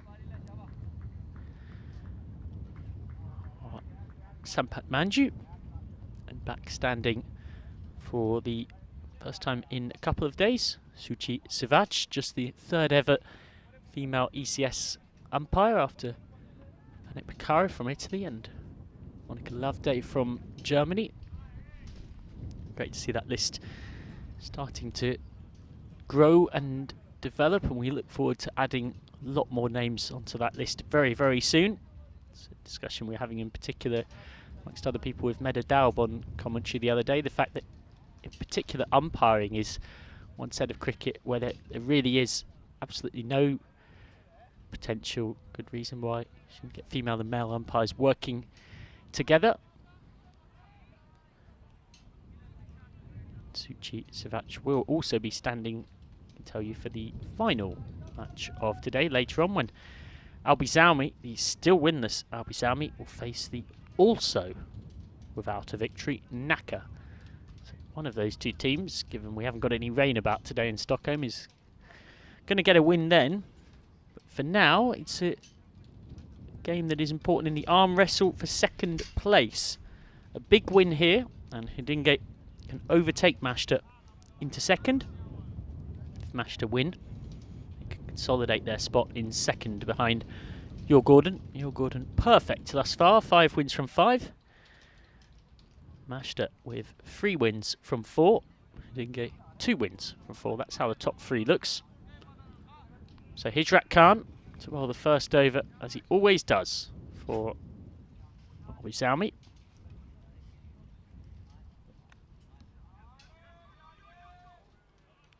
Haider unable to get off the mark. Rakesh Haider, a player to watch. He hits the ball in very awkward areas. Scores a lot of his runs behind square on both sides of the wicket. Really good cutter and puller in particular. 6-3 offside field with deep backward point and a deep mid wicket, the only two sweepers out. As Hyder gets very, very lucky. He didn't know much about this. It was his favourite pull shot, but for once he got it wrong. He nearly chopped onto his own stumps. Oh, so fortunate. Due to the recent heavy winds that have been picking up in the last hour or so in the Swedish capital, we are playing without bails right now. Which, of course, is an option umpires are perfectly able to utilise in such conditions.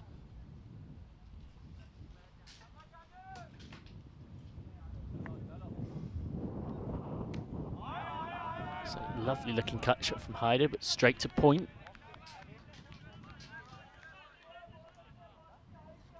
Hamid Suleri is the non-striker.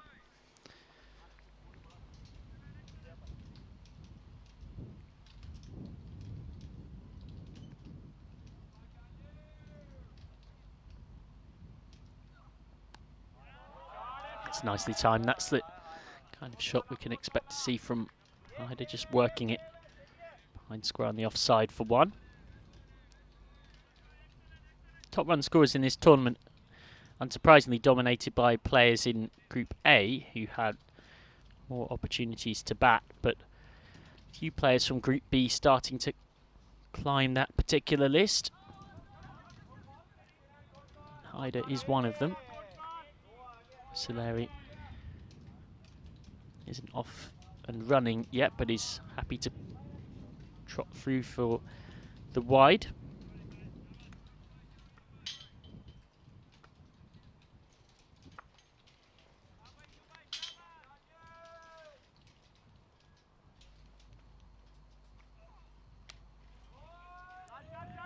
Could be gone.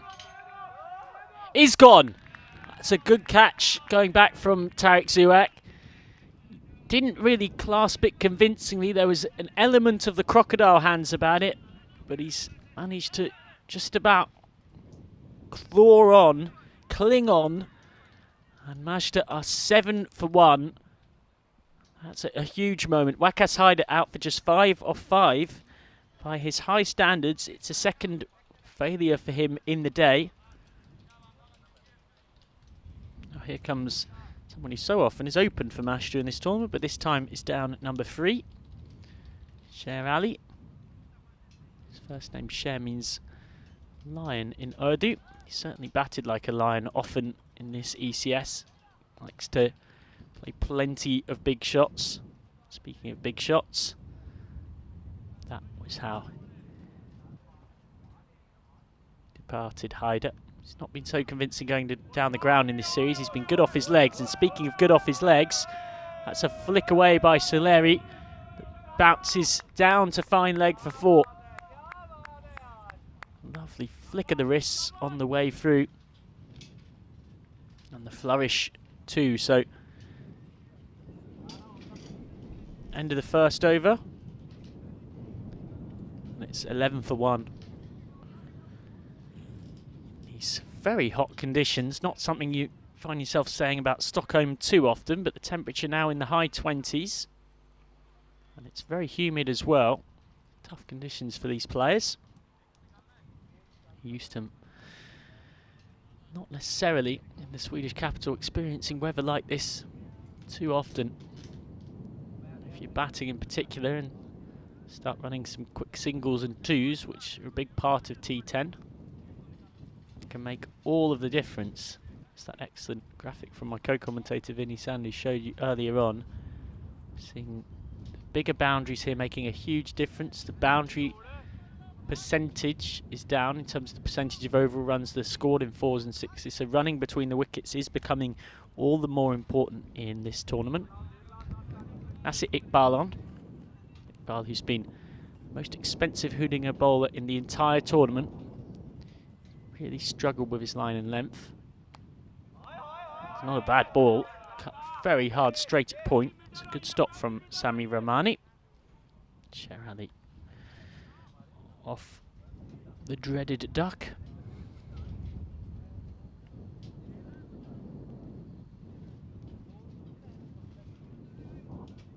Just sorting his field.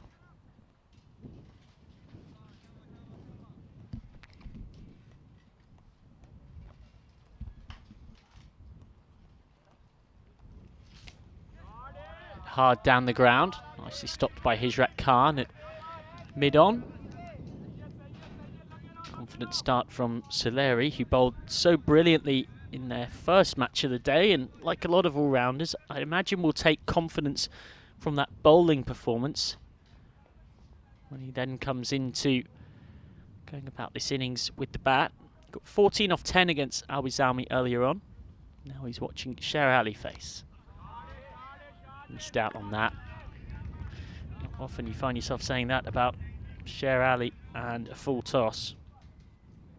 That was a real opportunity.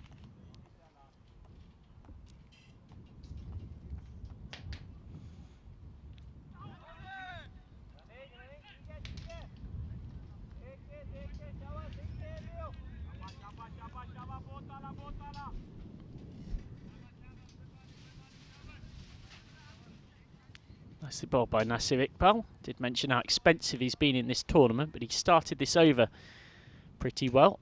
Midway through the power play already. Short pulled away by Sher Ali. And he's going to get 4 here through deep backward square.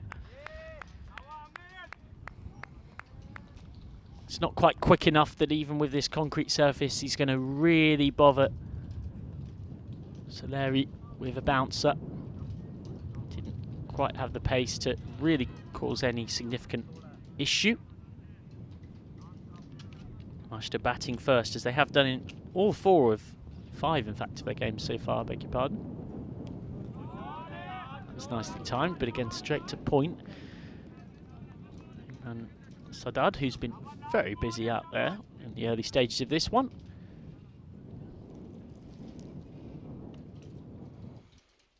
Ashta only losing once in this tournament. Having batted first, of course, in every game, as mentioned, and that was against Hudinge on Saturday morning when they posted 106 for free, powered by 45 from Wakas Haider and 35 from Sher Ali, but Hudinge chased it down. 108 for 6 they reached, winning the game with a boundary and 4 balls to spare, thanks to 19 not out from Fahad Momand and 17 not out from Rakil Jalali. And after 2 overs of this, the rematch, which of course starts with a similarity that again Hudinge will be chasing. Ashta are 18 for 1 off 2. Vinny Sandy rejoins me in the commentary box. Thanks, Michael. Hello, everybody, and hope you're having a wonderful day. We're certainly enjoying Stockholm and the good weather at the moment. Hopefully it stays this way. I know we've got some concerns about the forecast over the next few days, but hopefully all the reports of rain on the way this week, hopefully they're fake news. Right now, mashed up, 18 for 1. And Hudinge, a chance for the team that I'm calling the Chaseologists to earn the right for me to call them that, I suppose. They made a mess of their earlier match today, but it's the nature of the series. You have to put that behind you and move forward. And Ashta have looked one of the form teams. That's despite some of their draw cards not necessarily performing. It's been a bit more of a team effort, I think, from them, especially that last match.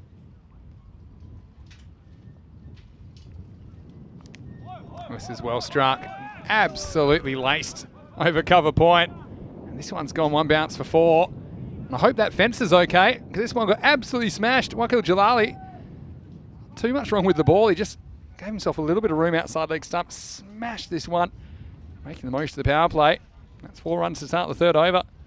You know, first balls of the over, they're so influential because it gives the batsman all kinds of confidence, and it has the bowler already scratching his head. He knows he's got a fight on his hands. They're going to change the field now. Hamid Abdul goes back to where that ball landed. Mid-on comes up in the circle. So often we see the batsman trying to repeat the dose. This one doesn't catch up with it at all. So swing and a miss. You just got to love the European Cricket Series for the entertainment factor. It's unlike anything we've ever really seen.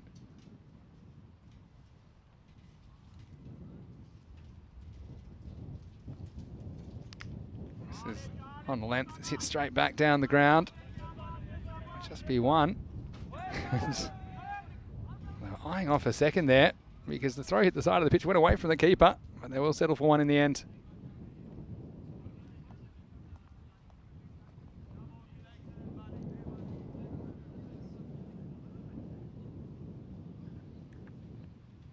So again, having to juggle their outfielders. They're going for a long on and a third man at the moment. So with the change of batsmen, the cover points coming back in the circle. So it's the original field they had at the start of the over.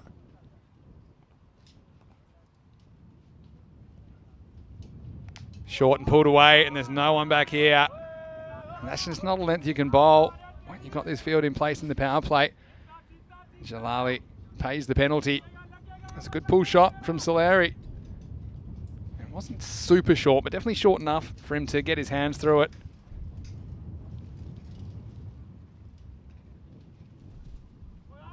And, well, 4 more to the total.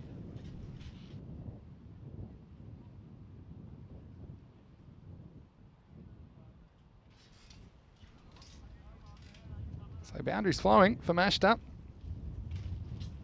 Trying to make the most of this power play. Up to 27, 2 balls remaining. Jalali's gone for 9. This one's not timed at all, but they will get a single.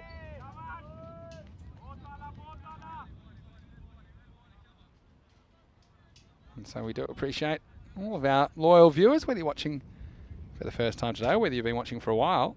It's great that so many of you are saying such positive things in the chat about the FanCode European Cricket Series. It's just going to get even better. And we're counting down. We're under 7 weeks to the first ever ECC now, the European Cricket Championship. That's going to be super exciting. Takes off the front foot. Doesn't quite get the timing to beat the mid-on. So that will be a single to finish the power play. Mashta, they are 29 for 1 after 3.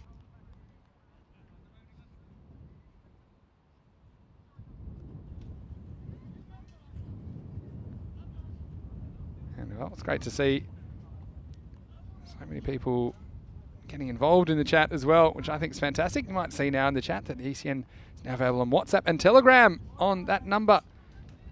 +49 1709 547 199. We can get the latest news and what's happening in the ECN world.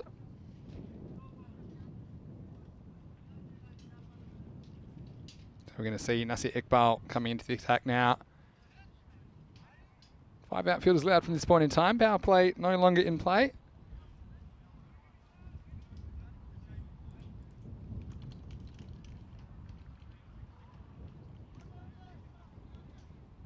Again, you don't want to spend too long working your field, but I think it's Hijrat Khan has just come back after receiving some medical attention, so he's going to come up in the circle at cover.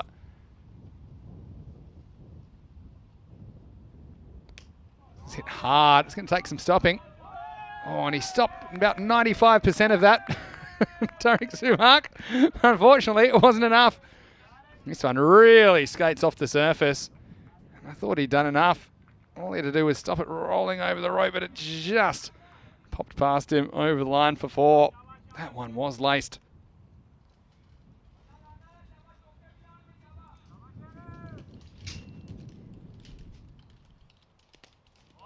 This one's some fancy footwork. And once again, we had non-striker in trouble. I think that bounced into his hands.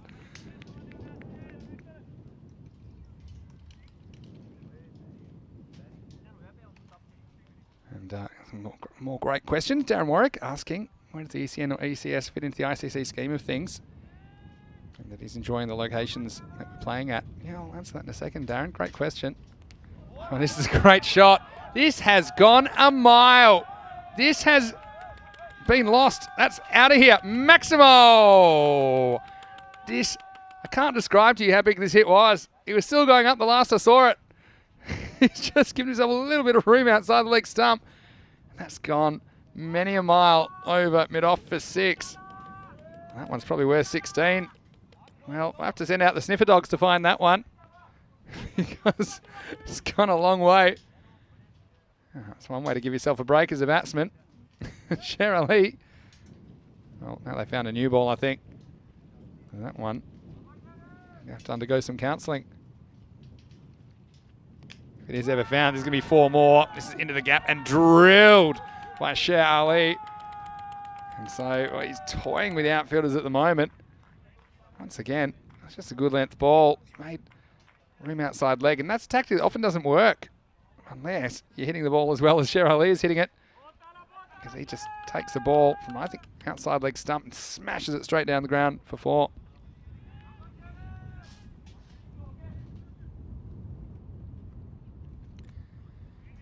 And this time he's working away again outside leg, but it's a good comeback from the bowler. And I'll come back to Darren's question in a second, but I would say that a lot of people in the chat saying they'd love me to visit Bangladesh. That's the one place I would love to go, actually.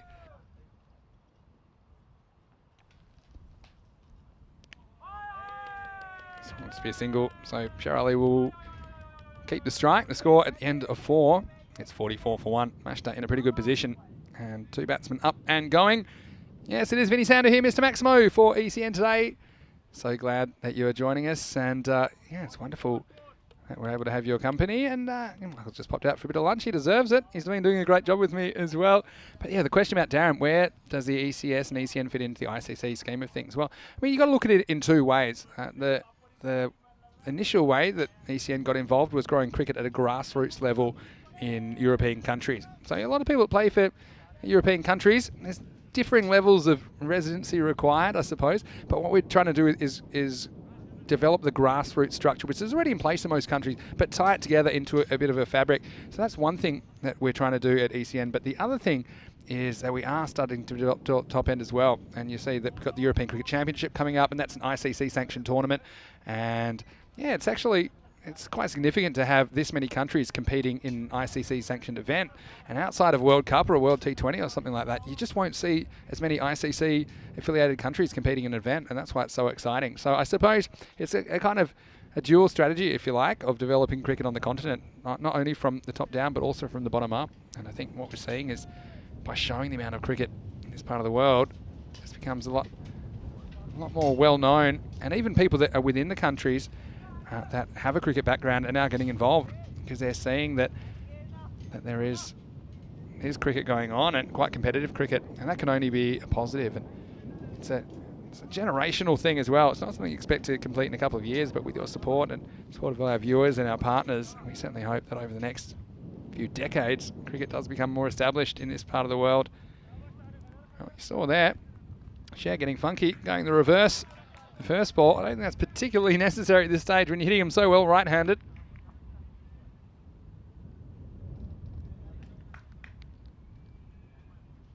And it's up to Derek Suvak to try and stop the bleeding here. This is a good delivery. Good delivery.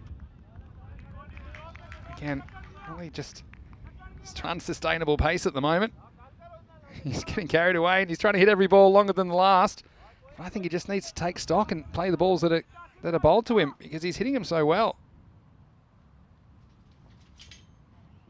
He's after him again. And this one, I think it's going to fall safely. It won't carry to the man out deep square leg. I don't think that's a bad thing for Mashed Up to get Sher Ali off strike.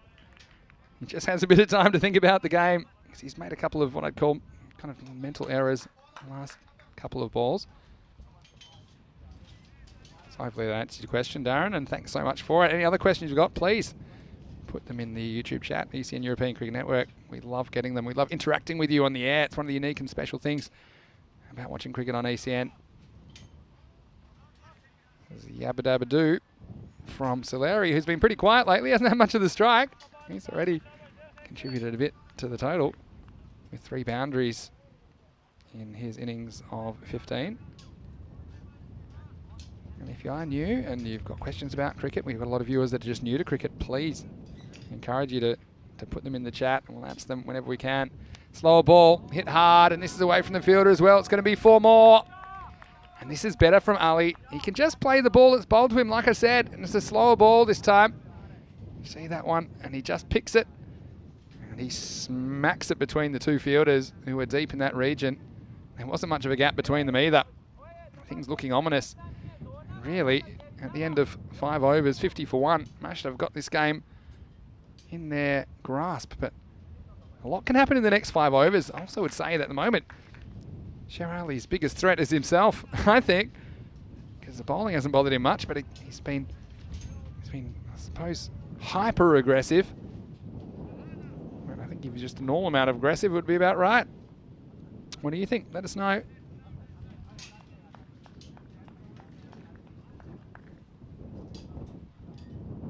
Here's Saeed Ahmed. Wow, that's actually a really good shot if you can nail it, and he does. And it's a bit risky, I suppose. Solari made up his mind. There's no fine leg, and you can trust this surface, I suppose, this artificial surface. He's made up his mind. As he gets any bat on this, it's 4. And that can often force a field change, which then allows you another gap to hit into, maybe in front of the wicket. But that's smart batting by Solari. It didn't really matter where that ball was. He was going to try and hit it around the corner down to fine leg.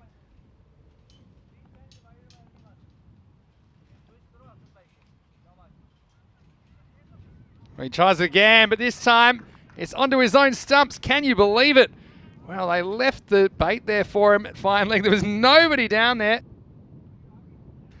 And I think this one, I might have hit the leg onto the stump. I don't feel like there's any bat in it, and he's kicking himself. Well, he's also, I think, just flicked that pad and gone onto the stump. So Solari goes after executing the ramp. The next thing, the only thing, was getting knocked over with the wickets. So well done also to Saeed Ahmed for his persistence. I always think attacking the stumps or close to is a good idea in this format of the game. So Larry goes for a handy 19, though the score in the 6th over, it's 54 for 2. Also a bit of discussion because Darren follows cricket in Finland, of course.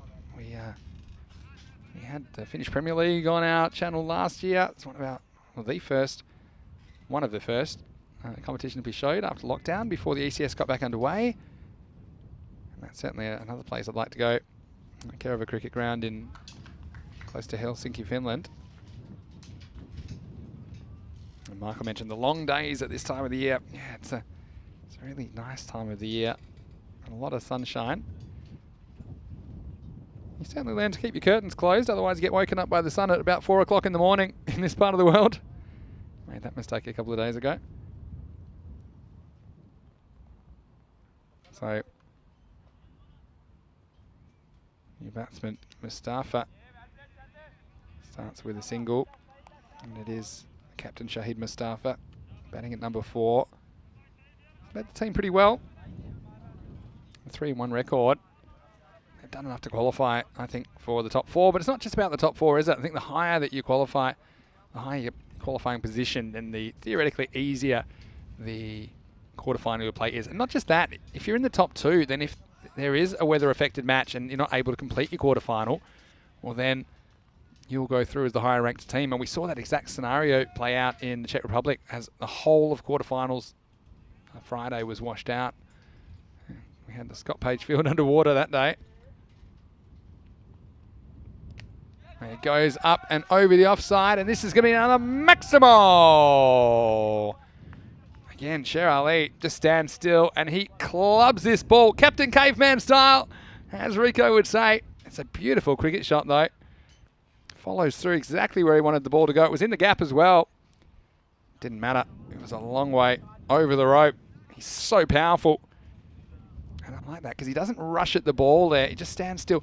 The difference is sometimes when you race down the pitch, there's a lot of moving parts, and you can throw your timing off. And you expend a lot of that kinetic energy, whereas that's standard deliver tactics from Sher. This one's, again, one of the shots of the day. He's played a few of them, though. Already he's up to 33 off 19 balls. He's a man that hitting I want to see the back of very quickly. Blast as well. This is out of fielder. Again, he's going to stop most of it. And it's just going to stay inside the field of play. A comeback for 2. These balls are not easy to stop. Well, it might look easy on TV, but if you go grab a playing kit and head out to the middle of the ground right now, you wouldn't want it coming your way. Now a bit of touch. And it's going to be 4 runs, so just showing he's got all the skills as well. He's not just a power player. This is intelligently worked away. And so what a way to finish the 6th over. It's another 4 runs, and that was an expensive over. 17 off it. The score at the end of 6, it's 67 for 2.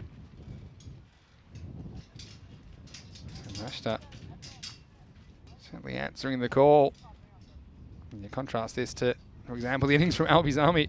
And these are 2 teams, Mashta and Albizami. I think they're neck and neck in the domestic competition at the moment. You expected some close matches, but Mashta have won both the T10 matches. They've just adjusted better to the T10 format. I think Albizami just looked a little bit too impetuous at times with the bat.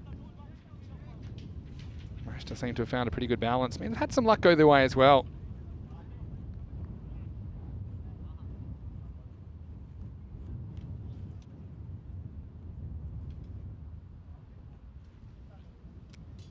So, here's Tarek Zubak back to bowl his 2nd over. This is smart batting from the captain, Shahid Mustafa. He's happy just with 1, and he knows Sher Ali, he is a man at the top of his game at the moment. Like I said, he had that little period, didn't he, that just seemed to try a bit too much when he got carried away with some of the strokes, but he seems to have just settled into a good groove now.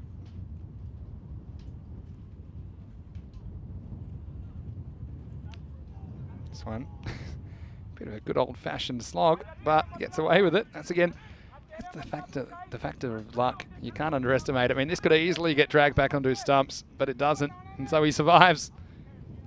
This is not where he meant to hit it, but that's what makes it so entertaining.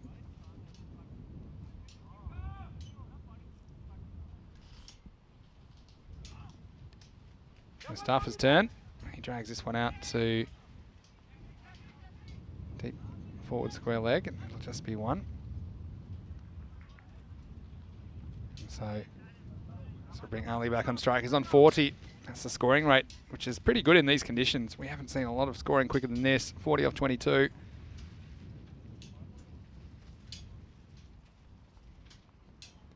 Well, this one's up and it's away, and you can forget about it. That one's over the fence. Maximo! This one was an absolute bullet off the bat. Once again, this is comfortably clearing the boundary. It's a slightly slower ball, I think. Again, he's fairly well balanced. That's the difference when he plays that. He's not trying to slog it away on the leg side. He just plays through the line. Straight away, hands on heads for Tarek Zubak. It's a real noggin scratcher. I think you just can't give him length to work with. I'd like to see some more Yorkers. I think he's a bit susceptible to a Yorker at the moment. The balls that he's hit, they've all been on that kind of length where he can swing through the line of the ball. That's what he tries. I think I called it. It's a slightly slower ball as well. At least, you know, Zubak's an intelligent bowler. He's trying things. A few people mentioning cricket in Estonia. I think I saw that in the chat as well, of course. It's a place that we visited last year. I mean, that ground is so booked out. There's great things happening in Estonia for cricket. Looks like it'd be tough to get there this year. Yeah, but once again, this will fall safely. And they'll just settle for 1. It's the end of the 7th over. The score at the end of 7. Walking sticks, 77 for 2. I was mentioning the ECC as well, and we'll talk a bit more about this. And these are the top 15 ranked countries that wish to take part in the ECC. We extend invitations based on T20 international rankings. So this is why I think you're seeing a lot more, incentivization to play series in T20 internationals between countries. And not only does it provide pathways to things like the T20 international cup structure and stuff, but I think within Europe, this ECC is a big carrot. And I'm thinking about the Maltese team recently getting some good results against Belgium, a much higher ranked opponent. And I know we're about to have a 4-way series in Germany as well. So I think it really does provide a structure so that it provides more opportunities for European cricketers to compete on an international basis and under the spotlight of the global cricket audience watching. So I think it's really exciting, and we will see the first ever ECC starting on the 13th of September. Same with those Group A teams, which include Sweden. And we'll be bringing the action right here on the European Cricket Network, of course. Make sure you tune in for that one. Less than 7 weeks away. Keanu mentioning on that graphic, Scotland and England, the only countries ECS has not gone to. And we were meant to go to England, of course. Unfortunately, we had to postpone that series. Some difficulties. A little thing called Brexit had something to do with it. A little thing called the pandemic had a thing to do with it. Well, not that little. These issues, unfortunately. Sher Ali gets a slower ball from Momand. He'll just settle for one. You can see that Mustafa, he was quite keen to look for two, but he won't get it in the end. He's been quite unselfish there, thinking he might maybe get Sher Ali back on strike, but I would say Sher Ali is a huge fan of running. He certainly is a fan of hitting. It's going to be hard to get back for those tight twos. So Mustafa says, I'll take it on myself, but this won't carry. You've got to watch the bounce. Unfortunately for the fielder, Wakil Jalali, that doesn't bounce over his head, and now they're going to get another one. Well, maybe I'm wrong. I said Sher Ali isn't a huge fan of running. He certainly decided that he'd take a two there. And the issue here is Jalali just rolled it back in very slowly. And Sher Ali saw the ball and said, well, I think I may not be, maybe no Usain Bolt, but I'm going to take it on. Swing and a miss. It's a strange one to take on, actually. I mean, you'd probably say if you offered Hudinger, if you said it'll cost one run to keep Sher Ali away from the strike, you'd probably say, yeah, that sounds like a good deal. Mustafa no slouch with the bat, but he certainly isn't as established and into his innings as Sher Ali is. This one, slower ball, not called by the umpires. It wasn't the way out of his crease, so it probably was coming down. Now they will get another one. Hits the edge of the pitch. Bounces over the bowler. And so, once again, Sher Ali, unselfishly, staying away from the strike. The issue here is it might be above his waist when he hits it, but he's a long way out of his crease, and I think that is dipping by the time it reaches the crease. So it's always difficult for the umpire to make that judgment call. You're having to extrapolate what you actually see. Another slower ball, a grunting slower ball. And, well, he might have run him out here. It's very, very close, but I think he's just home. Actually, he says he thinks it's out. It's been given by the umpire. We'll have a look. And I thought he was struggling with the naked eye. This will be a big win if they get it. Yeah, he's gone. Yeah, no doubt about it. That one definitely bouncing off the stumps, and Sher Ali has been sent on his way, and it's a really good piece of wicket keeping that gets him in the end. Rashid Khan, the captain, behind the stumps. Oh, that's just a bit of fortune the last three balls. I mean, I still think even though they gave away a couple of runs, they kept Sher Ali away from the strike, and then he gets run out trying to get it back, and it's a really good call from the umpire. He took his time, he thought about what he'd seen, but then he said, yeah, I think that's out. And so often when you give those marginal run-outs, the technology will back you up. And so that's a really useful wicket at this stage of the game, as Sher Ali won't make his half century. He's run out for 48. The score now, it's 82 for 3. So sensational work. And you have a look at where the score is in this game. I mean, 82, pretty much 2 overs to go. I mean, we've seen Hudinger chase these scores over 100 before a couple of times. Well, this one could be 2 and 2. Fielder comes in and takes it. So, unfortunately, for Suidullah, he goes very first ball. It wasn't the worst shot. That's what I'm talking about, luck coming into it. I mean, this could have fallen anywhere, but he just happened to hit it straight down the throat of the man on the boundary. He took a very good catch, slow down. So again, the game can change very, very quickly as we get to, well, it won't be a hat-trick, I suppose, because it was off the first one run out. Doesn't get credit to the bowler, but still, that's really handy work from the Hudinger team. Fighting back, the score now, it's 82 for 4. 8 overs down.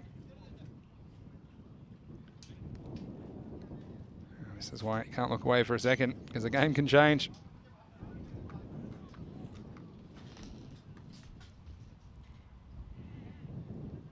Nahid Khan says, nicely come back, fielding side. Yeah, it has been.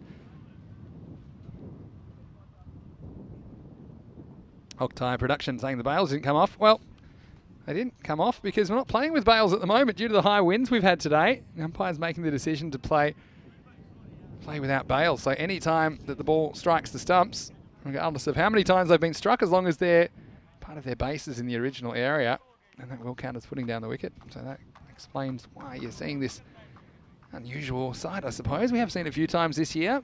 Particularly, I think we saw it in well, the Czech Republic was certainly one place we saw it a fair bit. But also at times in Krefeld. I think even in Kiel once or twice. So, ninth over about to begin. We said it all happens in the ninth. Well, pretty much all happened in the eighth there. Akil Jalali starts with a fairly good length ball outside off stump, but it's just cut away authoritatively for 4. This is a really good shot. Nothing too much wrong with the ball, but I think at this stage you need to get fuller. The batsmen are thinking in an attacking frame of mind, and that's a really good start to Usman Arif's innings. So I think Mashta, they're still eyeing off that 100 to 110 zone. That's also the same zone we've seen hitting a chase down a couple of times. So I think it's going to be a very interesting match here in match 31. Oh, this is short. This one slightly away from the fielder. He won't be able to get to it on the full, but he does get on the bounce. Keeps it to 1. Yeah, Keanu also saying a couple of times in Italy, or a few times in Italy, we had to remove the bails. That's true.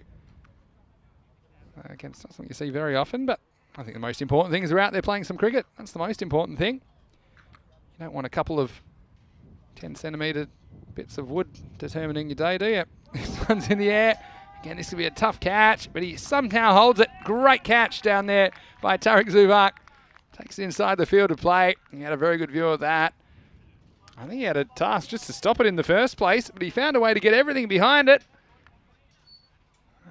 He put that big chest on the line. Well, not literally on the line, thankfully. But he did take a very, very good catch. And so the fight back continues for Hudinga. 5th wicket goes down, and it's 87 for 5.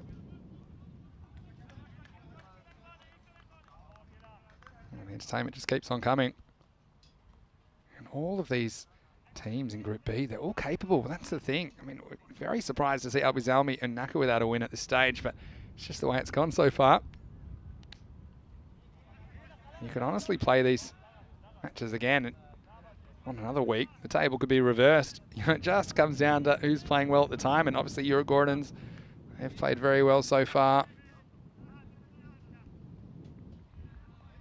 Meanwhile, the fight is on for Mashta to post a ton.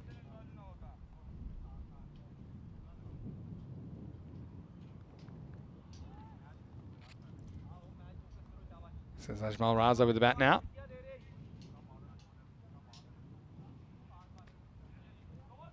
Starts with thick inside edge. Think about 2, but Raza didn't really run the first one particularly hard. This will just be 1. That was a really good catch. Keanu said it in the chat as well, but I couldn't agree more. It wasn't an easy catch by any means. I think you would have been happy just to stop it, but even catching was a bonus. Last ball of the over. Oh, this could be another opportunity. It's high in the air. And this is Ramani who holds on to the catch.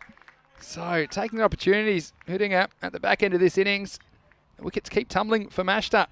After 9 overs, it's 89 for 6. And that was a well-judged catch by Sami Ramani. We talk so often about taking opportunities, and there wasn't really much they could do while Sher Ali was there. Like I said, I think he was his own worst enemy, but he got kept away from the strike a couple of times, and then a really good run out from Rashid Khan behind the stumps ended his innings, and they've just taken the opportunity since. Jalali finishes with 2 for 18 from his 2 overs. And you can take out that contribution of Sher Ali, 48. The next best is 19 from Solari. He was there for a little while at the start of the innings, but apart from that, no one's got past 7. Shows you how important it was. That moment where the keeper ran out, Sher Ali. But also very good umpiring to call it. I mean, at normal speed, that wasn't an easy call.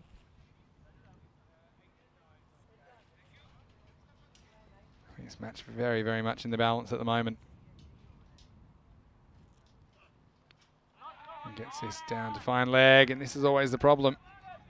Luckily, he's got something on that, so we'll keep it to 2. And that fine leg in the circle is so risky because anything that beats the fielder, and they do fly really quickly in that area, you know, it's running away to the boundary, but fortunately, he got a bit of a hand on that and slowed it down.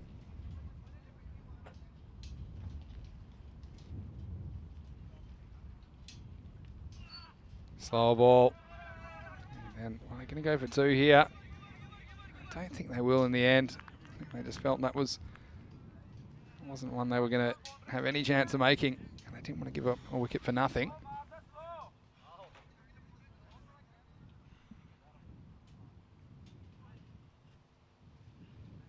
So again, that 100's drifting away at the moment. 8 runs required off 4 if they're going to get there. Mashta. It's been a really good comeback from Hudinger. It's continuing. This one beats the bat and going to jog through for a leg by. So again, it's good ball from Oman, but also that's the kind of ball that if you step inside that, if you identify that, you can often get a wide, but you see that the first movement, that front foot was outside the leg stump and he just wasn't able to get out of the way of it once he made that initial movement.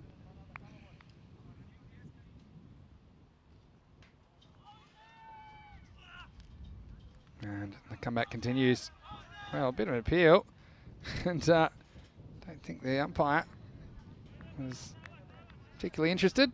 Let's have a look. You be the judge at home. Looks like there's daylight between the bat and the ball there. A bit of a late appeal, I think. Getting very hard to tell with those little edges.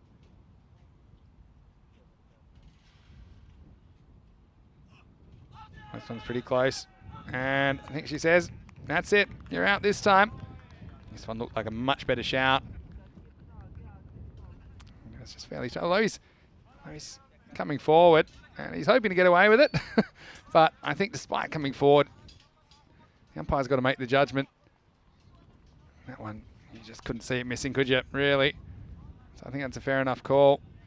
I'm not sure he hit both pads or just the back pad, but regardless, if you take the batsman out of the equation, there's no question didn't hit the batsman in line. So I think that's fair analysis. That would have gone on to hit the stumps. So 93 for 7. The comeback continues.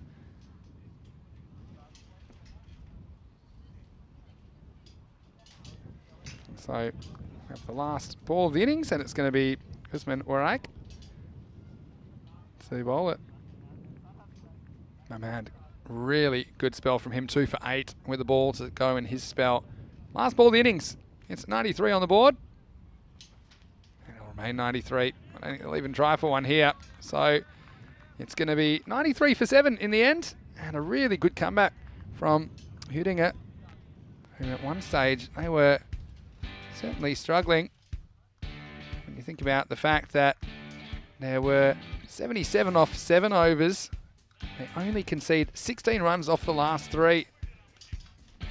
And, well, Michael, as we fight you back shortly, you'll be very interested to track this run chase. But you have a look here. Again, it was all about taking chances. And there was a little while where they didn't get too many of them. That one was well held by Tariq Zubak.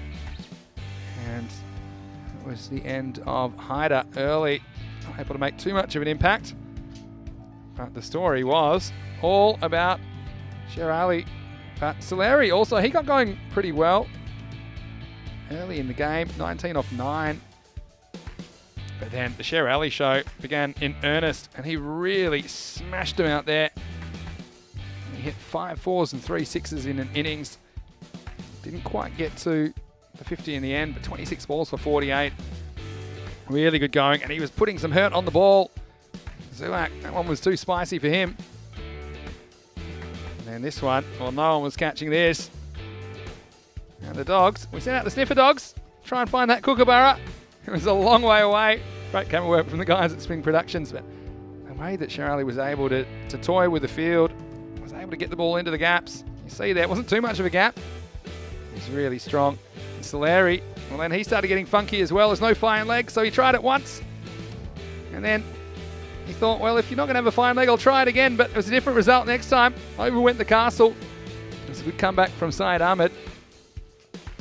That one, I know that Soleri was kicking himself and brought out the captain, Shahid Mustafa. He went about continuing the innings in the same vein. Sher Ali, meanwhile, he was still going great guns. Like I said, his only real threat was himself when he was out there. Some really powerful ball striking. You can see why he's such a feared player. This is one that they took. And you thought there wasn't one. This is really the end of Sher Ali's innings. He snuck it 2 there, and then they got it 2 the very next ball of an overthrow. And then trying to get back on strike. It was a really good piece of keeping that got him, and it got him just. Have a look at this. It was a really good bit of umpiring to call this one, but no doubt he was short of his ground when the ball hit the stumps. So it was Rashid Khan with a bit of magic from the wicket-keeping position. After that, the wickets did start to fall. And although they played the occasional one, apart from that, it was pretty hard work. And this was a really good catch by Tariq Zavak down the ground as well. Just like I said, 16 runs off the last 3 overs. An excellent comeback from Hudinga. And I think they'll fancy this, the Chaseologists. We'll see if they... Well, I'll get to keep the name if they chase this, put it that way. Towards the end, they were just so good at taking these opportunities. That was a nice catch by Sami Romani. And LBW in the last over, the wickets were falling.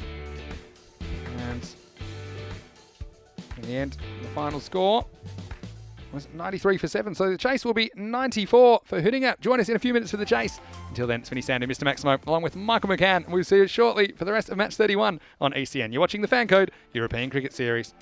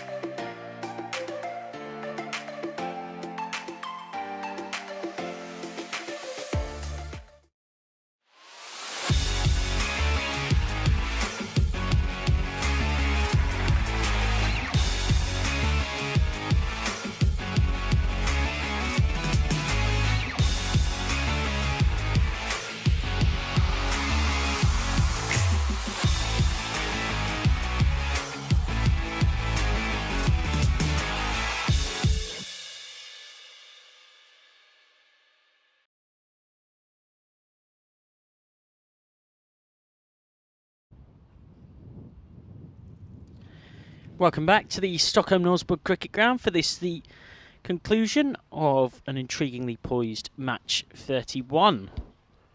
As Hidingate look for a third victory from 5. We've got some news from the toss for you in match 32. But for now, our immediate focus is on the men in black and white. Hidingate coming out to chase this score. They need 94 for victory.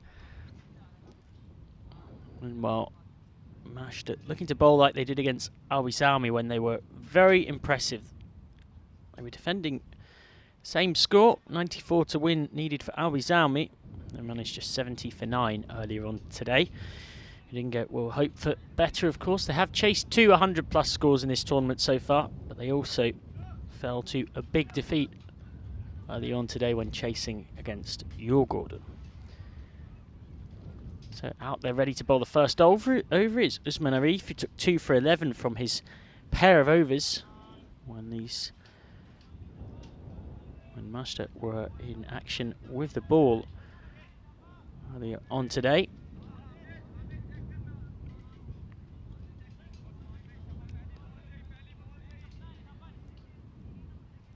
Arif to bowl the first ball of the run chase to Hijrat Khan, who's been sent up to pinch hit.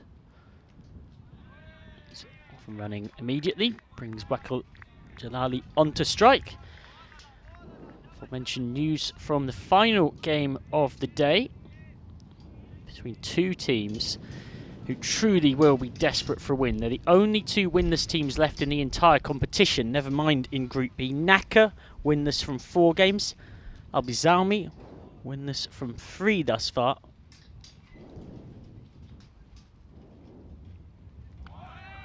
Gorgeous ball from Arif. Too good for Jalali. And in that game, Naka have won the toss and they've decided they're going to bat first.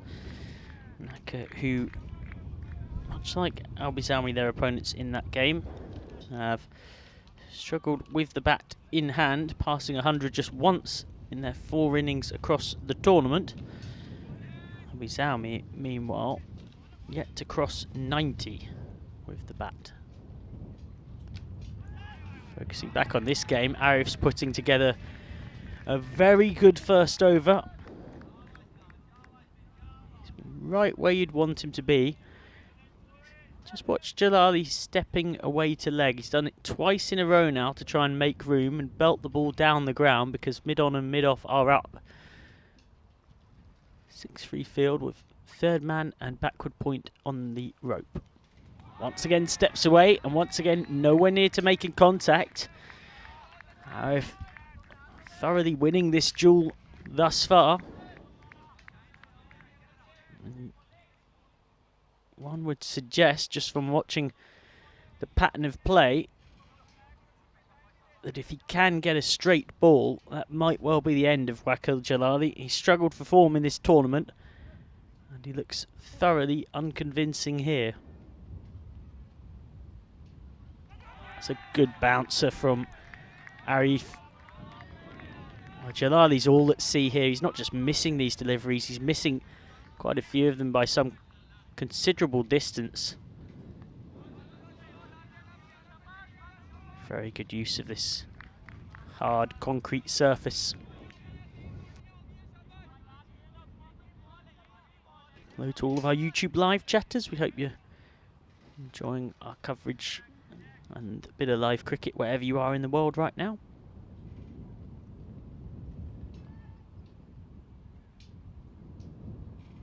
Oh, well, having bowled such a good over, that's a real shame. Only needed one legitimate delivery to tick things off, and instead he's handed a window of opportunity to Wakil Jalali.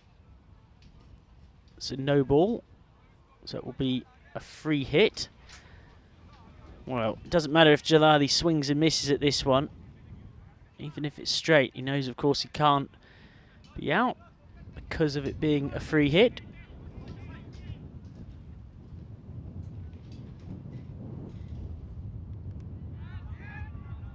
Could be caught.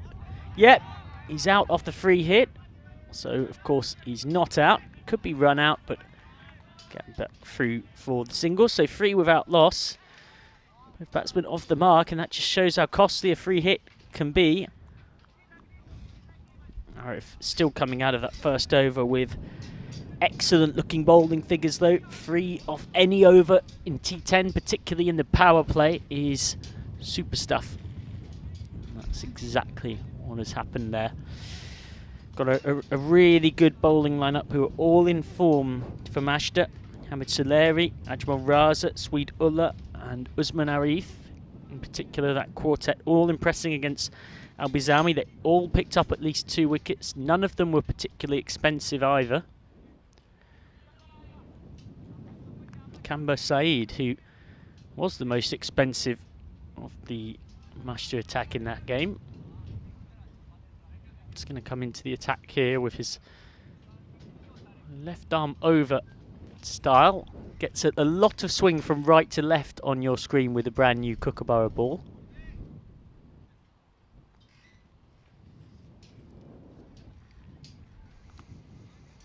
Short and pulled straight to deep backward square leg. He's one of 2 fielders out for Kamba Saeed's bowling. The other one is Swede Ullah in front of us at long off.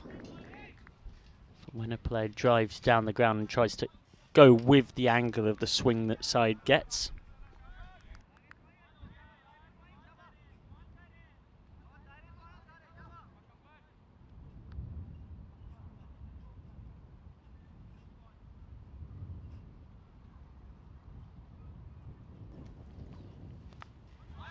It's completely mistimed this.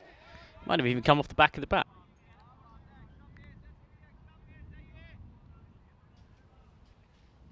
Well, if you're going to buy all of the bat, you might as well use all of the bat, I guess. Yep, it looks like that might not even be off the edge. That might just be off the back of Shrek Khan's bat. An unusual stroke, to say the least. That's a wild delivery from Kamba Saeed. So many moving parts to his action. He really does have a bit of a frog in a blender sort of vibe. And that time, everything ended up a bit tangled and all over the place. When he gets it right and it clicks, it can be awkward for the batter rather than for Kamba himself to get the ball down where he wants it. Short. Again, deep backward square leg in play, and that is nicely taken out there on the bounce. Just shows you the difference that good fielding can make. That's 2 good stops at deep backward square. I've seen other teams and occasions where those 2 have got through for 4. Instead, already feeling the pressure. That required run rate's already ticked up past 10.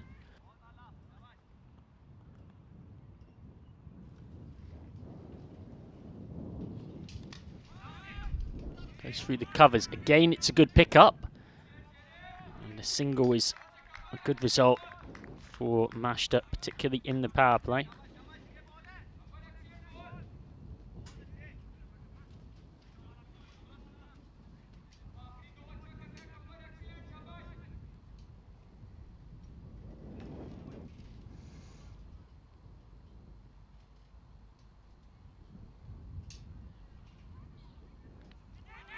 Short. Has he nicked that? Well, just judging by the reactions of Kamba Saeed, he might well have done.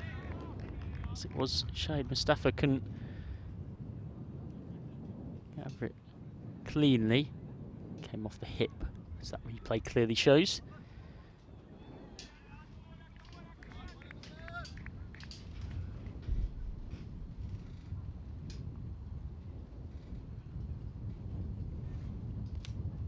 Smash down towards Swede Ullah at long off and nicely taken just half a yard in from the rope. They're already demonstrating the difference fielding can make. So Kamba Saeed concedes just 6 from the second over of the innings. 3 shots that on another day, maybe with another team in the field, would have been 3 boundaries. Instead, Odinge still boundaryless. 9 without loss from 2. And the power play is quickly ebbing away. Kanu Nolan says, I think your Gordon versus Pakistanska is going to be an amazing game if they meet. I've got to be perfectly honest, and I'm sure that would be an entertaining fixture. I think that they'd start that game heavy favourites, Shaw Gordon. We've seen a much higher standard of catching, of fielding, of bowling and batting in Group B, and that's been reflective of the fact that all 5 of these teams play their T20 cricket in the top flight of the Swedish domestic league, and that certainly couldn't be said for teams from Group A. It's just one of those things that the way the qualifying process has worked out, we've got this much stronger Group B. Here's Ajmal Raza. That's a nice start from Raza. Took 214 off 2 against Albi Zalmi earlier on, and speaking to a lot of teams across Europe, whether you lose or win your first game, there seems to be widely a preference for playing back-to-back fixtures, a feeling that your adrenaline's up. If you're a batter, you might already be seeing the ball well. If you're a bowler, you're already in rhythm. Adrenaline very much pumping. You're not too tired. Got that energy to go again. Short from Raza. Just fends up towards Jalali, who's on 5 off 12, in fact 4 off 12. That's given us a leg bye, so his struggles continue. He's superb stuff. I must say that I saw they were defending 94 with how well they bowled earlier on in the day. Did have Mashta as the slight favourites given Hidinge's awful batting display against Djurgården. So it's proving thus far. So that's miscued by Hijrat. He's been out there to take advantage of the power play, but he's got 4 singles, pardon me, and the power play is nearly done.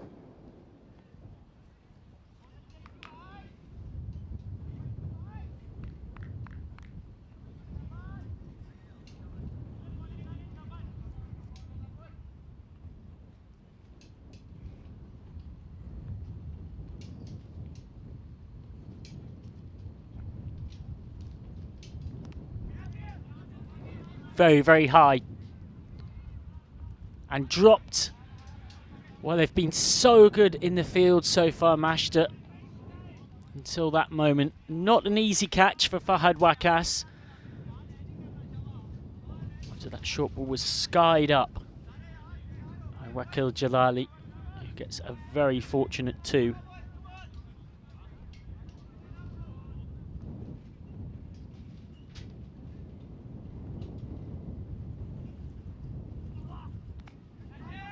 He's going to get another chance to redeem himself the very next ball, and he does.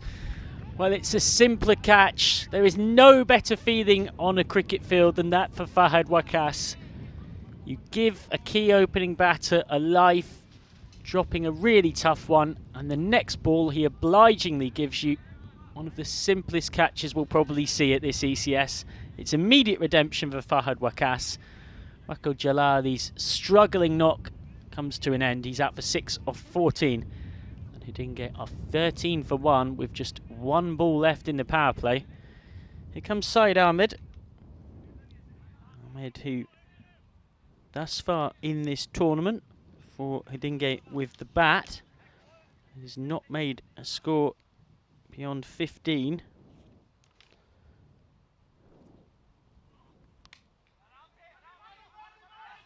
Direct hit could be gone. And this is well backed up by Sher Ali. So end of the power play. It is a struggling power play. Hidinge 14 for 1 at the end of it. And I've consistently referred to, particularly on these 55-metre boundaries, as 12 and over to be a key point when it's reached in terms of required run rate, in terms of a chase being difficult to pull back. Well, already the required run rate is up at 11.4. As you can see, just those 3 very small houses in the silver from Hidinge, not much of an impact in that power play. It might actually be something of a blessing that Shakil Jalali got out, because it just wasn't his day. 6 off 14, as good as the bowling was not ideal. So just as they did earlier, Hamid Suleri is going to come into the attack immediately now that he can have 3 more boundary riders out. He's positioning his 5 sweepers where he wants them. 2 for 5 in that game. Win against Albi Salmi. Swung away by Hijrat, straight to deep mid-wicket and out. It's yet another wicket for Soleri. His good day with the ball continues. Hijrat Khan desperately trying to get this boundaryless innings going. Picks out the man out there. And it's 14 for 2.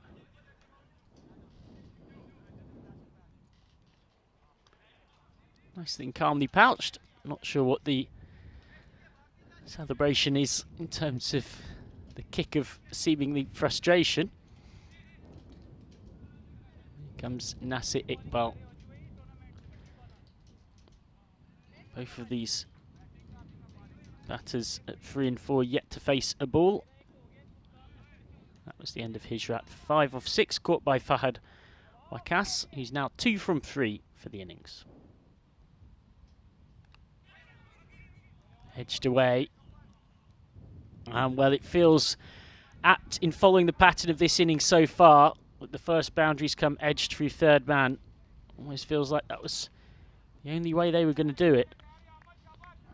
Had such difficulties.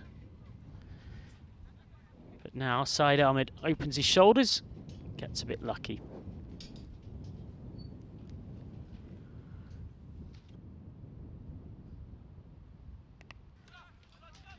Down towards us in the commentary box.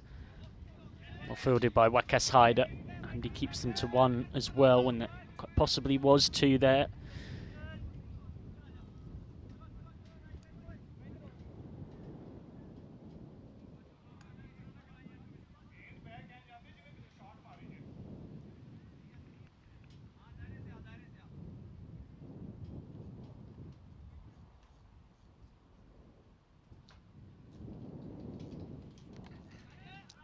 Pulled away, but he's got 3 sweepers out on that leg side. And Fahad Wakas, who's been something of a ball magnet in this innings so far, does the job.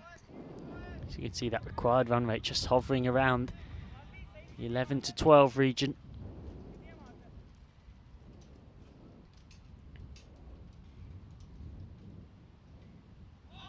Oh, nicely held back by Soleri.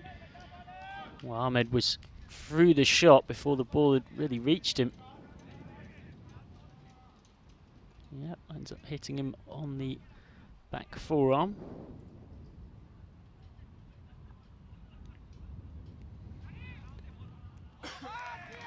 And again, that is magnificent ground fielding from Mashta. It's been a feature of their innings. This time, nicely picked up at short, fine leg on the bounce. They've really been oh so good with that. We've had 1 boundary in the innings so far, and were the fielding better, or were the fielding not so good, pardon me, I think we'd have probably seen 5 or 6. So 21 for 2 off 4, and next to me is a man who is nervously considering whether he should have possibly put the absolute sort of verbal finger of doom. Chaseologists. Let's not go there. Hudinge. I've got something else to talk about. Kano's asking, which way is the wind going? I've got my answer for you. It's going all directions. I've just seen things blowing around, all around the ground. I was just walking around. I've had a bit of lunch. Yeah, what I think we're figuring out swirly. Is we've got a good tent here. This tent is very solid. It's a very good tent. But others... But you know, we've even had the wind in the Czech Republic was blowing up at one point. How's that even possible? I don't know. But our tent was taking off from the inside out. Jamal Raza into the attack, and he gets swung away through wide, long on for 4. Well, they desperately needed a boundary. The required run rate at the start of that over had ticked above 12, and that's going to help bring it back down from Syed Ahmed. He's into double figures. And you just do notice with a lot of these left-arm bowlers who are used to that left arm over angle to the right-handers that adjusting to the lefties can be difficult for them on occasions. So this time he's gone in towards the pads and flicked away 4 more. Nice batting from Ahmed. Back-to-back boundaries for him.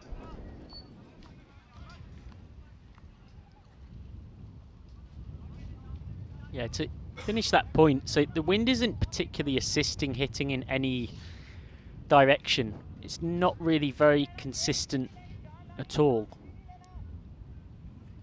So I don't really see how the players can confidently account for it in any way, shape or We form.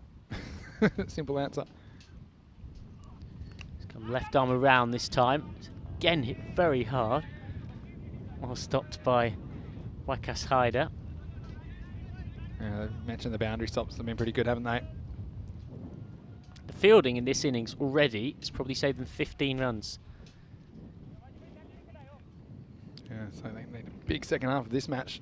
Still have the wickets in hand, though, you would say.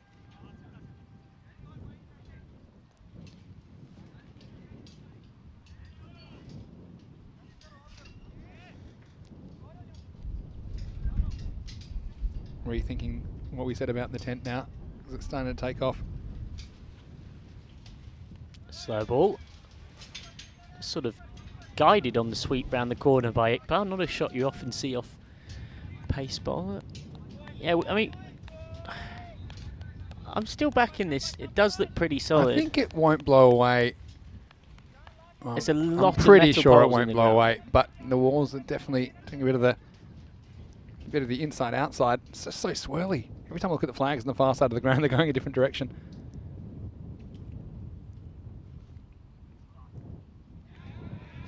And that will be a wide from Raza. And the other thing is, because Keanu is mentioning, sometimes when the ball goes in the sky, it looks like it holds up. But I think, yeah, it's definitely hard to take those high catches. When you think about the margin of error you've got with your bare hands, trying to catch a cricket ball, if it doesn't get quite in the middle of those hands, you normally see them pop out. That's why we see so many of those. But I think as a batsman, you just got to eye off the gaps in the outfield. It's gone very, very high and very, very long from Ahmed. 6 more. And he didn't get onto 38 for 2. And he's launching a one-man counter-attack, Saeed Ahmed. Yeah, that one's absolutely out of the screws. And, have a look at this. Not too much foot movement or anything like that, but he gets it up and away. Just what they needed to stay in this contest.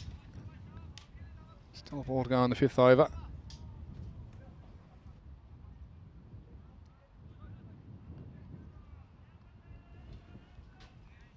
So just checking that ball.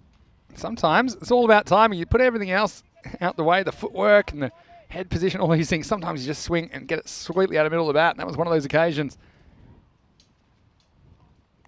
And he goes again. He gets 6 more. This one was a bit more of a calculated shot, I think, from Ahmed. Saeed Ahmed keeping his team single-handedly in the contest. To get to the end of the 5th over, it's 44 for 2. Back-to-back Maximals finishing the first half of the innings. We've said it before, how quick things can change. Actually, go back to the bowling innings, you'd say. Hitting it had a pretty lousy time in the first half of the innings. They came back in the second half, or maybe it's going to be the same story in the batting innings. As they're set up now, I mean, 50 or 30 balls with 8 wickets in hand. To me, that's a 50-50 game if ever I saw one. Yeah, you feel like it's very dependent on Saeed Ahmed because he is hitting the ball as well as anybody I've seen in any innings in the entire tournament so far. If he bats 3, there's no way they're not winning this. But he won't want to expose that middle order, which has at times fallen a bit like dominoes. If I had Moman to come in next, I mean... Yeah, he's been a good bat for them. But yeah, I think it's definitely, well, it's literally 50-50. Well, it's actually 50-30 because 50 runs, 30 balls. But I think this contest is about as close to line ball as you like. And 27 off 9, but he needs to go on with it. That's the key. So many times we've seen batsmen fall for fairly moderate scores. See at this stage, Mashta were 50 for 1, and they were flying actually. I mean, they were 77 off 7 overs. The last 3 overs only bring them 16 runs. Big moment as Solari will continue. He got 1 for 7 off his first over.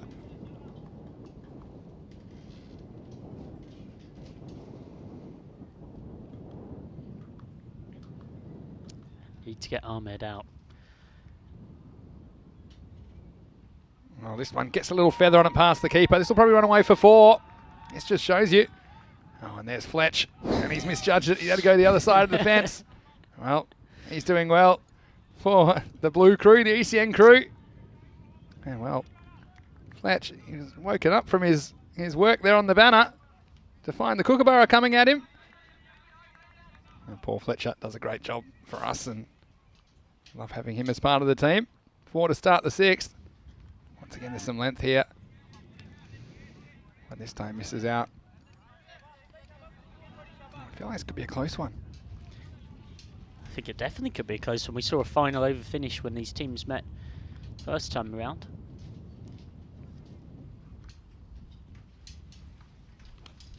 And waits on this one.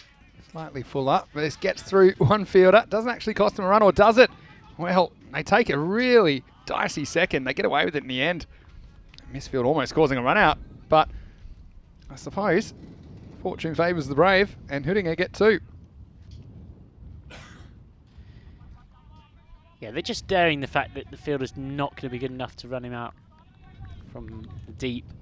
And that time it proves correct, as it so often does. He sweeps this time, but doesn't make contact. And pretty sharp bit of work behind the stumps from Shahid Mustafa. But it'll just be a leg by it. Might have noticed, just flash up on your screen there as well.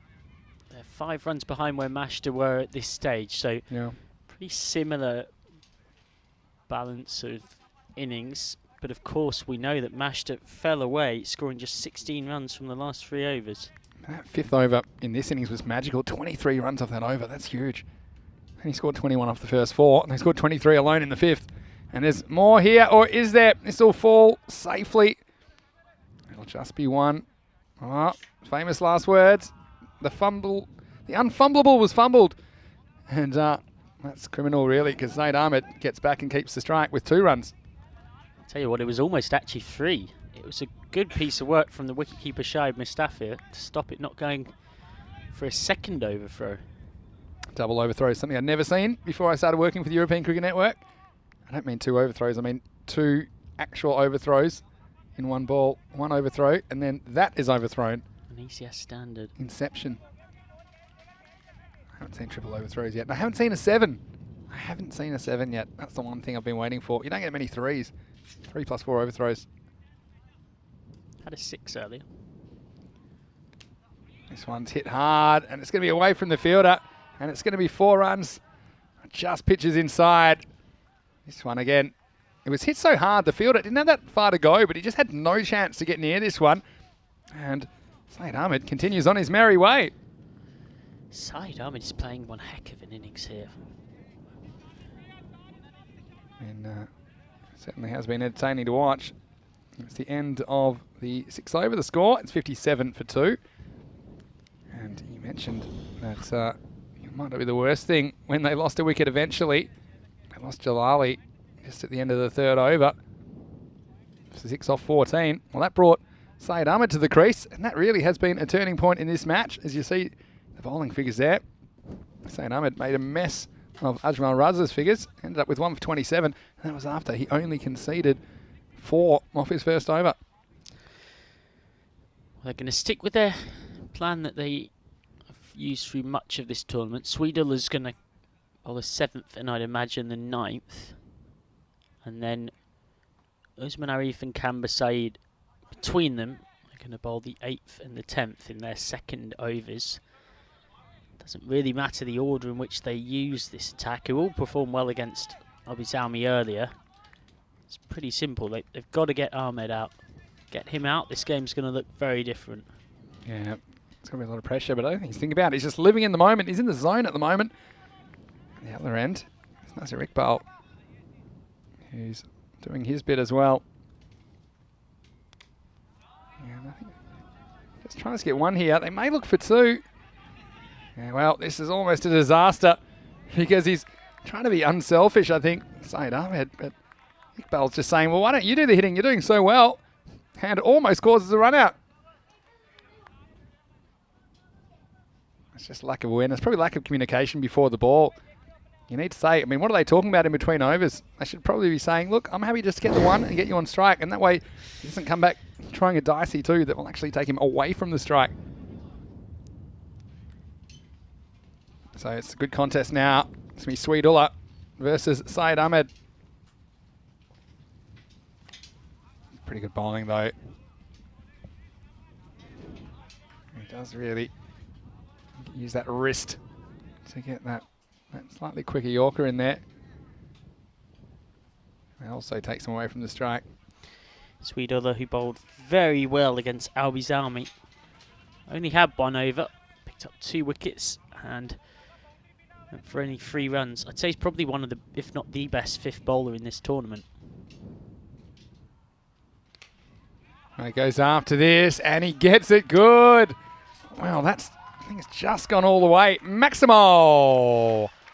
How about this? And this is Iqbal getting in on the action. This wasn't an easy ball to hit. It was a low full toss. He got the middle of the bat net and it flew over cover. Despite the longer boundaries, it still goes all the way for 6. Well, if you believe in the commentator's curse, that's only going to further your belief in it. Yeah, I say the chaseologist looking pretty good at this stage. Oh, this is a full toss. It's too high, surely. Well, we'll have a look at this on the replay.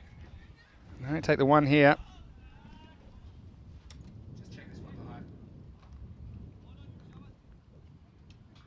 Yeah, what do you think about that one? I mean, they're standing in there. Does seem like it's maybe just over waist high. Again, I think he's possibly a bit unfortunate. You're there, not sure. Nasir. If you're not sure, I think you've got to call these. I mean, it might be fine in the end, but I wouldn't be happy if I was getting out to that if I was batting. And this one, he's knocked him over. And so, again, I guess it would have been completely different if it was called because it would have been a free hit, but it would have been a different scenario. This one just knocks the leg stump, and that's going to be out. So, big moment in the game. Syed Ahmed. Again, it was well bowled, it was full, it was straight. And it just flicks the leg stump. Well, so, I was just going to say, as we've said, that really does change the complexion of everything. So he made 34 off 13, 4 4s and 2 6s. Nobody else has really got going apart from Syed Ahmed. Nasir Iqbal's just been bursting into life, and they really need Iqbal to go on with it now alongside Sami Rahmani, who heads out to face his first ball. Rahmani hit 31 not out of just 13 in the successful chase against Naka on Monday afternoon. Well, that's swinging back to 50-50. 28 off 19. Now this will help. This will be 4. And don't you doubt the chaseologists. Maybe they planned it this way all along. I don't think this was planned, to be fair. This is pretty well bowled by Sweetula. And just a little outside edge. And no one back at third man. Even if there was, that was probably going to evade them. And that is the end of the over. The score is 70 for 3 off 7 overs. Coming up the final match of the day. Well, here's 2 teams that are desperate for a win. If you want to see a showdown, just stick around for match 32. Now, sometimes we see the bottom 2 teams going and you think it might not be a high quality match. Well, I don't think that's the case today. We've got Naka, who are previous ECS champions, against Albi Zalmi, who've been flying in the domestic competition, but both teams haven't been able to score a win so far in the ECS. And really, at the moment, after about halfway in the group matches, you'd say that they're on the chopping block as far as making the top 4. So it's all to play for in match 32 this afternoon. The news from the toss, Naka, they won it. They elected to bat first. Albi Zalmi lose another toss. Rahul Khan, he looked pretty nonplussed when the coin didn't fall his way. But they'll have to do it chasing this afternoon. And they are very capable, those 2 teams. So stick around. You don't want to miss that one. It starts in about half an hour right here on the European Cricket Network.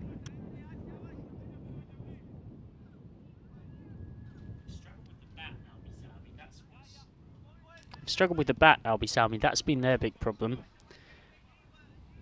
Naka, meanwhile, have also had their difficulties when wielding the willow. As the 8th begins, and Usman Arif is back. And once again, it's pretty full. And they do have the third man back now, so it'll just be a single. And Arif, obviously, very, very good first over. You can see that only went for 3, but that was the first over of the innings. Different scenario here. But I think No, Iqbal's come along well, hasn't he? Now he's 17 off 10. They're going to go back to Swede Ulla to bowl the 9th, I'd imagine, and then Kamba Saeed to bowl the 10th. Yes, I still think it's a pretty good contest. I mean, you look at it on paper, 8 and over looks easy, but grab a bat and head out there if you think it looks easy. It's not. This is well bowled. It was out of options. Has to pat it back. Uses one up, so 23 off 16 now. Dare I say it? Does anyone have the golden ball tingle? Haven't had one this week. Had one on day 2. It was a Tuesday, actually. Golden ball Tuesdays. Maybe that's the thing in Stockholm.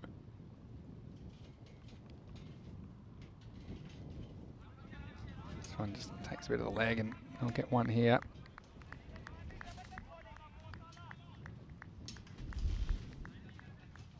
I think ones at the moment. Feels that the fielding team are pretty comfortable with ones because it just edges that rate out a little bit. Of course, dots are even better. 1.5 for balls, what's actually required. Get some bat on this. We're going to push hard here. It's a good one-handed pick up and throw, and that's one man you don't want to take on. He's been outstanding down there. That's Fahad Wakas. He's got a very good throwing arm. And just have a look at this for a bit of fielding. This is how to do it. And then he just launches this one. That's where I'm throwing from that really long boundary earlier. Still got there on the full.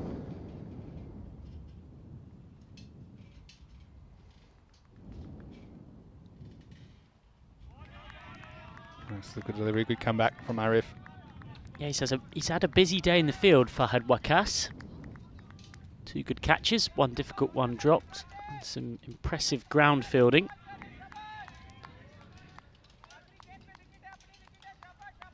Boundary this over so far. Boundary the spell from Usman Arif. Can he finish it off? It's 3 in total from this over. Last ball coming up from Arif. Oh, this is a pretty good shot though in the end. It's going to be 4. It's the boundary they needed. And it just decided to go short, but the fact that it was outside the line of that hip, have a look at it. It was pretty much straight at the body, but he was able to use the pace. And so 4 valuable runs for Hudinger. That's the end of the 8th over, 77 for 3. Yeah, it just releases all of the hard work and the pressure that he built up, and 17 off 12 just feels so much more manageable than 21 off 12. Just because it is. It's about 20% more manageable. Got the worm there, and the worm's set for a collision.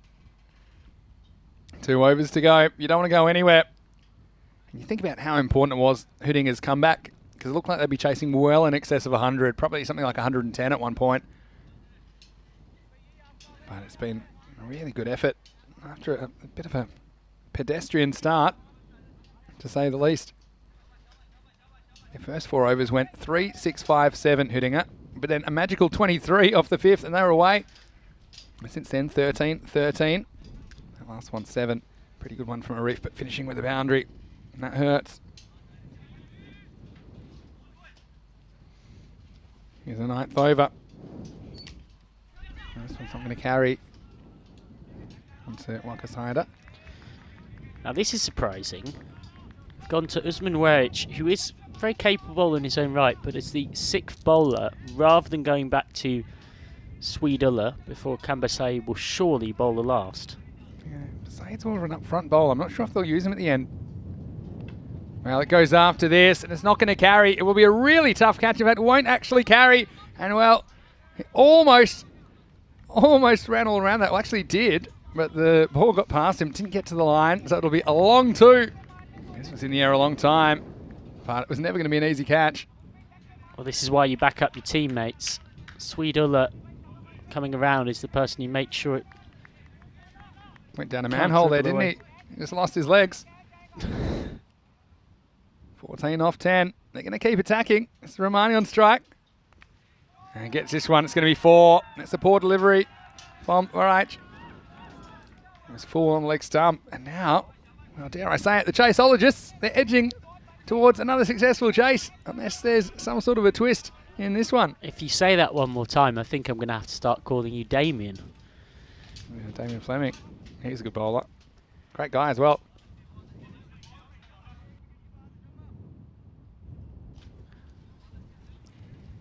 What I'm interested to know is how many more of these have you got stored up? I'm just saying. Using your days off well. It occurs to you. When you see a team, just always describe what comes into a fairly large brain. Donald Trump quote. But now they've got it down to run a ball here. 9 off 9 with that wide.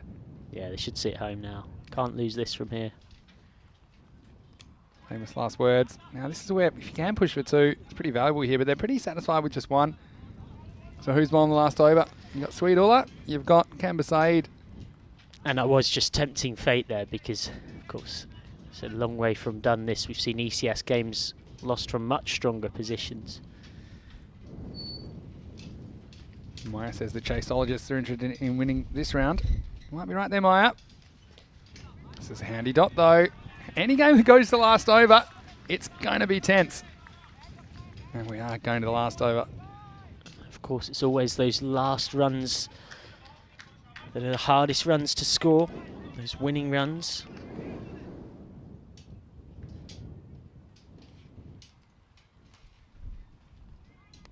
That goes after this one. They push for 2 here. Good clean pickup, so they're not going to allow it. Intelligent running.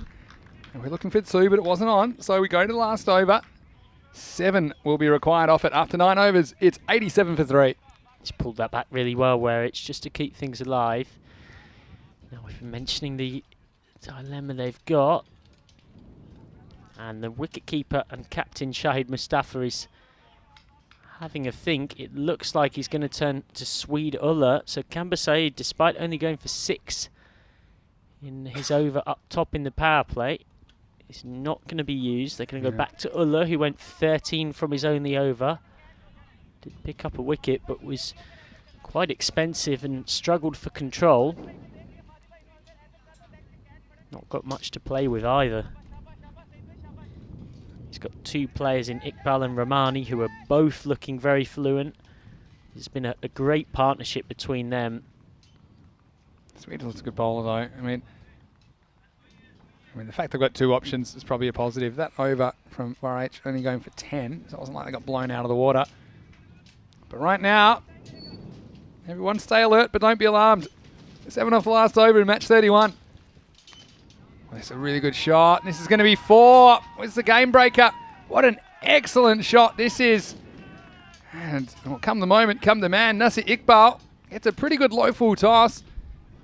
It's coming in, but he does well to get some bat on it and uses the pace of Sweetulla against him. It races away to backward point for 4. Yeah, that's 3 really now required off 5. They'd have to fall over to lose, Michael. Yeah, you really think they should close it out from here? I think now you got to gamble and try and bring some fielders in and try and get some dots from nowhere. They hit one past you, that's the way it goes. Oh, this is pretty well done as well. And well, they should get 2. It would be a very long throw, and this one's going to tie the game. So well, what do you know, Michael? They've all got to come in now. Say it with me.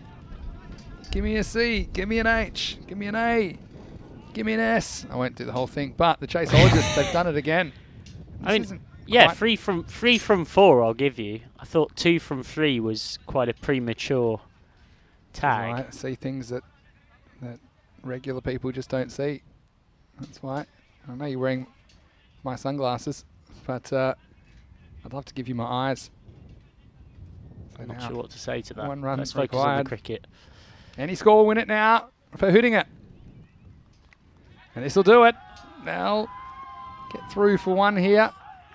And it won't go to the boundary, but they'll easily complete the single. And what do you know? Hoodinga, they do it again. Well, just showing that this morning was a blip on the radar. They reached this target of 94 with 3 balls remaining. And we'll take you back to the first innings when they really put the brakes on Master at a critical time. It just shows you, keep fighting all the way through the match. You never know when things might turn your way. Let's have a look at a very, very happy team hitting it. It was an excellent innings from Nasir Iqbal. That led the way. Well, this one, almost knocking the batsman's head off. That was actually probably one of the highlights of Wakil Jalali's innings, almost getting decapitated by that full delivery, but the free hit was caught. Didn't matter, and seeing a bit of swing from Saeed as well. And I just thought that something had to happen in the innings, and this essentially was around that moment. And that one was dropped, but wouldn't have to wait too long to get another opportunity. This time it was caught. And then this man straight to the crease, Saeed Ahmed. What a job from him. He ended up putting together 34 of 13 balls. Meanwhile, he lost another partner. But this man's day was about to get interesting as well. Nasir Iqbal. And saw a few of these lucky ones as well. A few little edges flying away with the boundary, but that's all part of the game, isn't it? And amongst it all, that's when we saw Saeed Ahmed go absolutely crazy. He struck the ball really powerfully. That one, look at that off a length. Absolutely demolished. That was out of here. And we saw this over. Just start a little bit of a something. And you just knew that even Fletcher was getting excited there. Let me fool by his cool exterior. This was actually a really good one. And that actually got him going as well. Low full toss. Nasir Iqbal ended up contributing 27 off 17 balls. Big moment in the match though. This was the end of Saeed Ahmed. You felt that could turn things. Put the game back in the balance. Sami Rahmani, he was a good man for the situation as well. He just did what he was required to do. 15 not out of 8 deliveries. And in the end, Mashta didn't have the answers. And Hootinger, they elected to bowl. They wanted to chase. That one that started the last over. I mean, they needed 7 to win on the last over. That one relieved all the pressure. And then with scores tied, it was Hootinger that pull off an excellent chase here in match 31 to win with 3 balls remaining.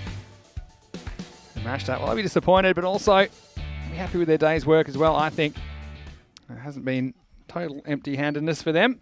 Let's have a look at what's coming up next, and it's Albi Zalmi versus Naka. 2 teams that are desperate for a win. They're without a win. And if you told me Albi Zalmi and Naka wouldn't have a win after they played a combined 7 games, I would have told you to go check yourself into the nearest institution. But that is the situation.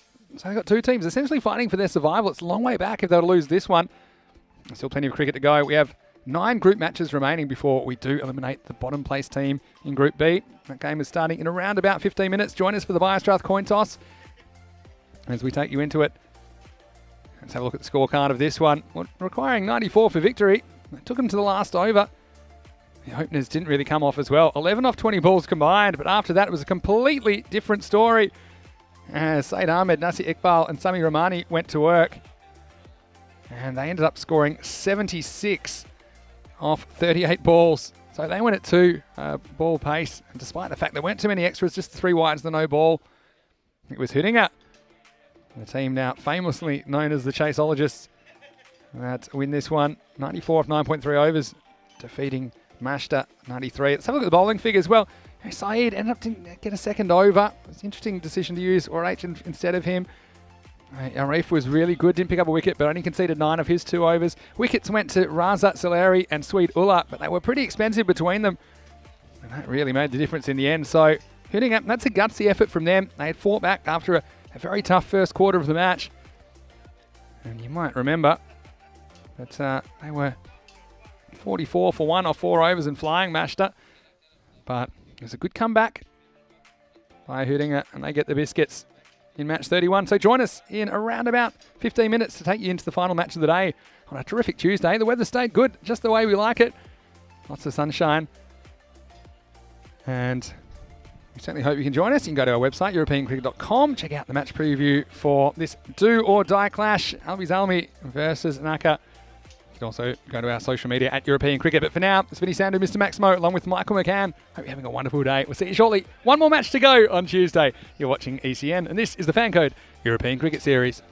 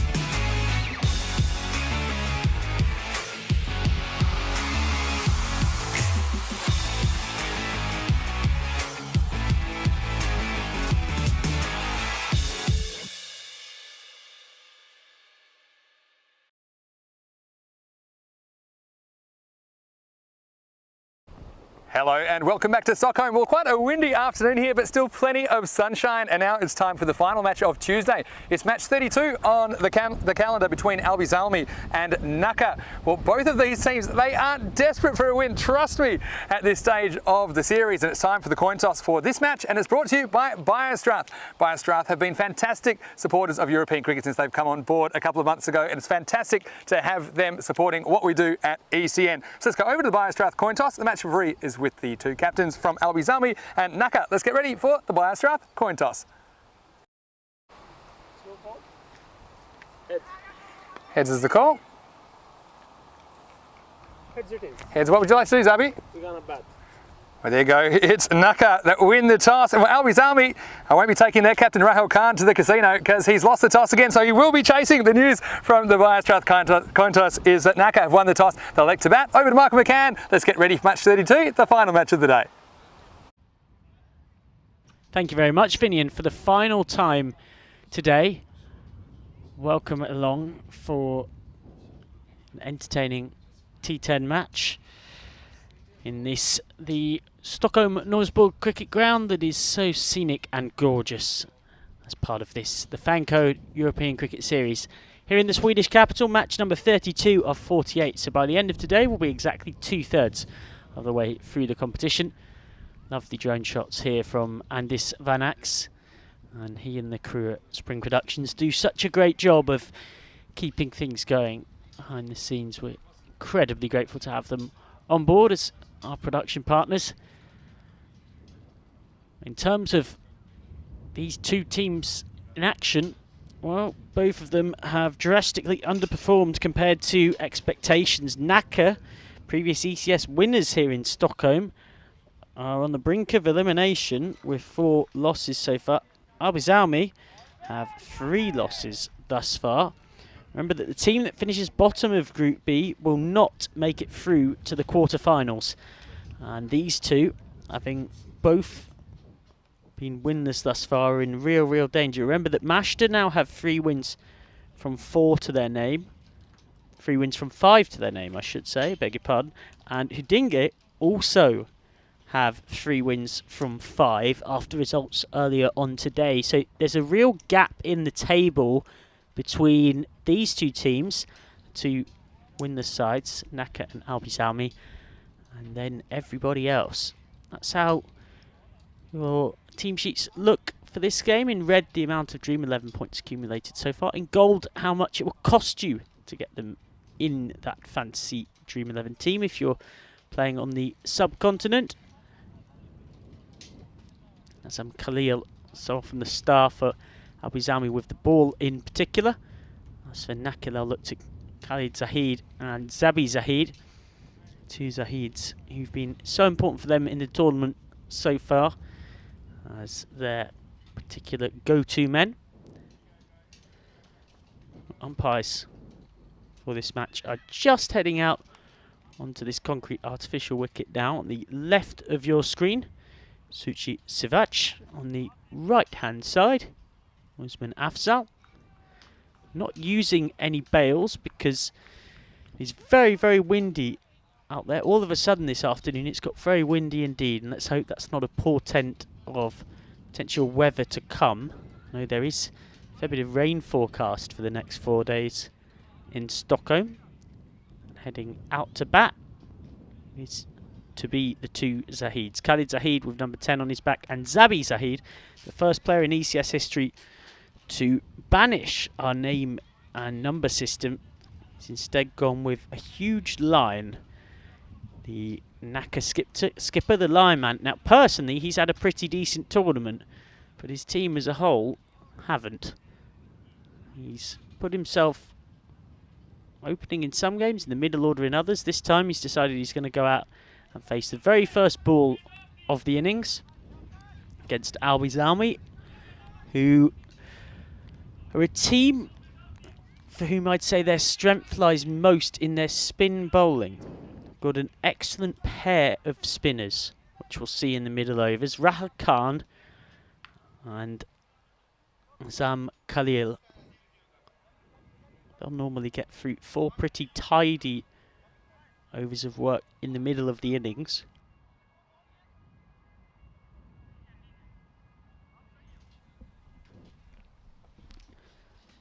6-3 offside field, so not much margin for error if he strays straight here. Quadratilla Mir Afzal. His 2 men out are in extra cover and long off. So here we go, the first ball of this match 32, the final game on day 8. And it's a poor ball. Well, it's exactly what you don't want with a field like this. He's only got 3 on the leg side. They're all up in the ring and they're all in front of square. It's bowled in the one place his captain wouldn't want him to bowl. And Zabi Zahid, the line man, gratefully accepts the gift and the boundary.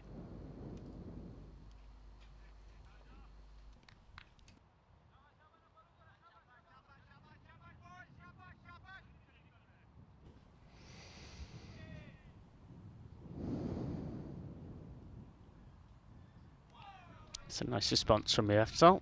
That's more where he's been in this tournament thus far.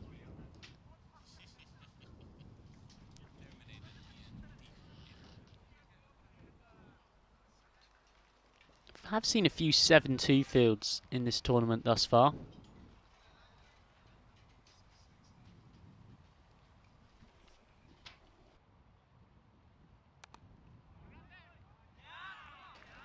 Misfield at point, and that will be the first boundary of the innings for Zahid that's on the offside after he'd flicked that one through fine leg.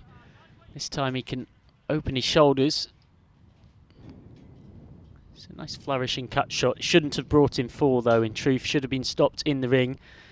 And he's being ejected from that position now. Zia Alozai.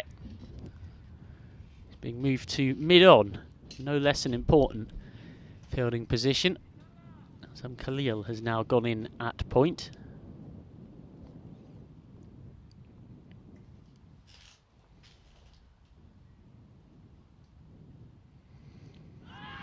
It's kept a bit low and given. The line man's out. Zabi Zahid. It's gone for 8 of 4. And Quadratilla Mir Afzal gets the breakthrough. Possibly might have hit him outside the line of the off stump. Height also potential issue.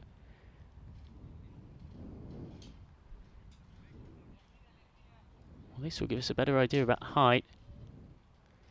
It did keep a touch low. Might well have been umpire's call hitting that off stump. I've seen deliveries like that get up a lot more off this concrete surface. So it was rare to see one scoot through very low from Quadratilla Mir Afzal.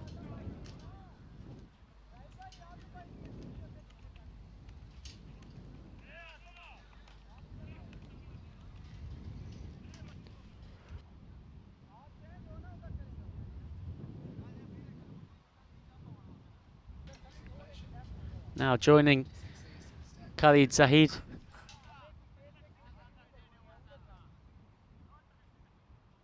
At the crease is Sadat Siddiqui.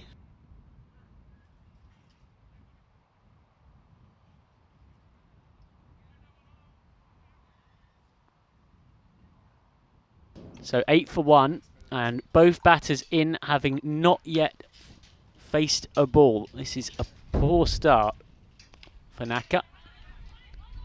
Siddiqui's going to get off the mark here with an unconvincing single. Zahid now facing up, and as so often happens in the ECS, the opener faces up, having already lost his colleague. That's gone straight through. Lovely finish to an over that started poorly and improved as it went on. So Quadratilla Mir Afzal picks up the line man, and Naka 9 for 1 off that first over as Vinny Sandy rejoins me. Thanks, Michael, and hello to all of our viewers. Welcome to the last match of the day here on the European Cricket Network. And nice to see, of course, the Biostrath, the supporters of the coin toss in the last match of the day. Keanu, well, he's a man that takes his Biostrath all the time. There's lots of information in the chat about how he takes it. He says he's a big fan of it, does help a lot. And it can take it in smoothies, or it can have it on its own. And it does says it's actually giving him a lot of energy, because I said Keanu's looking pretty energetic lately in the chat. So Now they're thank gonna you, stick- Keanu. And yeah, you can go to biostrath.com, find out more. Certainly gives me the energy to keep going. And I know Michael, you certainly know exactly what it takes to get through a day of the ECS. You need all the energy, don't you? So, Biostrath, big supporters of European cricket, and we're big supporters of Biostrath as well. Tas Qureshi on for the second over. Now, if he can produce a second over that's anything like what he did against Mashta this morning, it's going to be something to behold, because that was a wicket maiden, the only maiden of this entire competition thus far across 32 matches. Here is Qureshi. Well, this won't be a maiden. They're off. And it's pretty well done to knock it down. It was an awkward kind of bounce. But they do keep it to 1. Don't get these two teams without a win. And whoever loses this one is going to be rooted to the bottom of the table. And so Qureshi, he's an awkward kind of customer. The kind of load up to the way he bowls is a little bit off-putting for the batsman, I think. He slings it down there. A lot of comments about the pads as well. Looking pretty cool.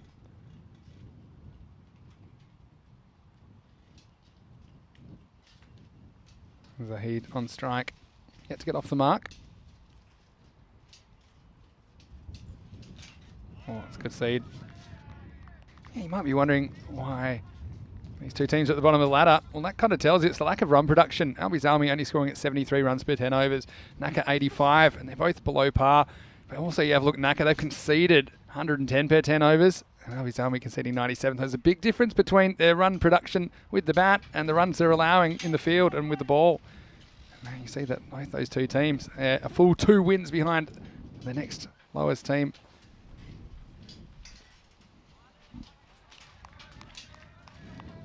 Nicely bowled by Qureshi.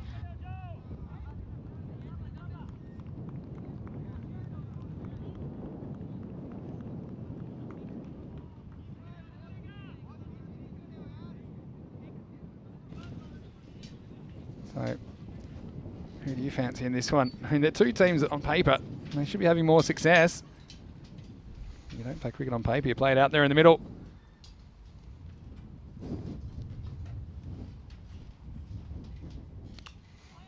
This worked away pretty well. It's an awkward bounce to the field. It does well to get in the way. We'll keep it to 1. Hello to Wazza. He's watching from Tasmania in Australia. Hope you're well. And we've got so many people watching from all around the world. Of course, many people are watching on YouTube. Oh, not YouTube. Well, yes, on YouTube. But I was going to say FanCode in India. We have lots of viewers. There's a lot of cricket on at the moment, but the numbers are actually staggering. And also, of course, our highly valued viewers on YouTube, ECN European Cricket Network. Helps this one on the way. Doesn't quite make the contact he wanted, and so it'll just be another single. And I think whatever Naka able to put on the board, Albies Army will be super confident.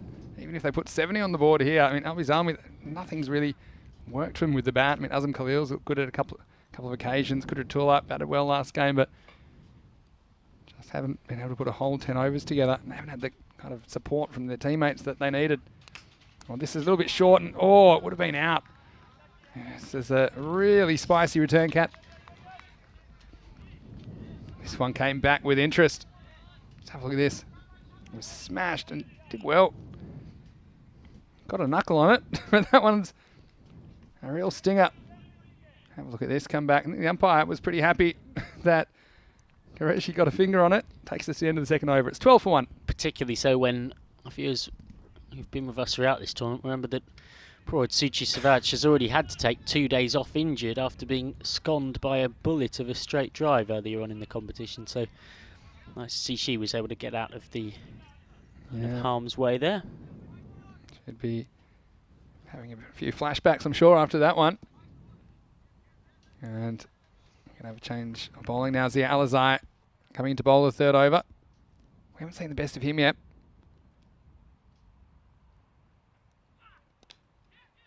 And starts with that off cutter. And this is actually a really good bit of fielding from Qureshi, because it took a wicked hop. But he was able to adjust and at least get a hand on it. Save 4. They do get 2 anyway. But have a look at this last bounce. It takes off on him, and he's able just at least to knock it down. Good work.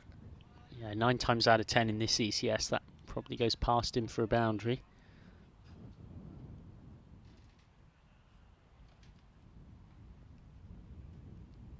Sadiki on strike. Now, swings across the line. Doesn't get any bat on it. So I've got a brain teaser for you. Oh, I love being teased. Go ahead. So you mentioned Albi Zalmi's poor batting. Yeah. 63 all out, chasing 102 to win against Joe Gordon. Yep. 85 for 6, chasing 98 to win against Mashta last night. And then 70 for 9, chasing 94 to win against Mashta today. So if you're desperate to brand Houdinga as the chaseologists, what on earth are Albi Zalmi when it comes to chasing runs? Well, this is a good question. This one, has he been given his marching orders? He has. Well, let's have a look at this. This one looked to me, well, yeah, we'll have a look at that one again. I mean, to me, the way he played it, my initial reaction was heading down the leg side. But it does maybe come back a bit off the pitch. Well, certainly is a good shout. The umpire just pretty nonchalantly stuck up a little finger. And that was the end of that. So I'll come back to you in a second with that question, Michael. But Naka now lose another wicket. It's 15 for 2 in the third over. Yeah, I don't think I've ever seen you speechless. So that wicket's I didn't know if he'd given him out or not. I mean, the umpire, he just kept walking. And again, just a little out signal from the umpire. And of course, we're behind the umpire. So it was just caught me by surprise. Well, you gave all the bingo. You gave all the bingo numbers there. You're saying that Albi Zalmi. What is the opposite of the chaseologists? Well, they maybe they're chaser-phobic. Chaser-phobic. I think they're chaser-phobic. They don't want to chase. They really want to bat first. Aman Momand heads to the crease.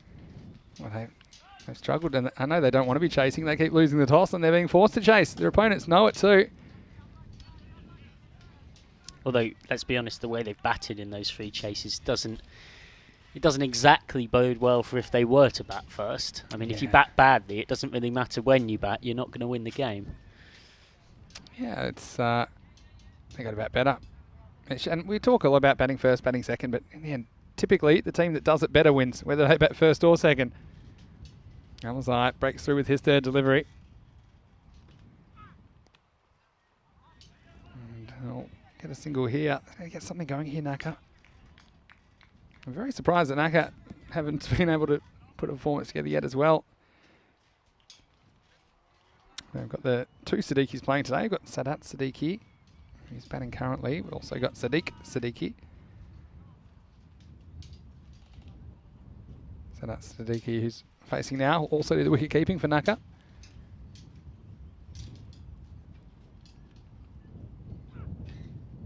Let's work to one leg side. A little bit of a chase here.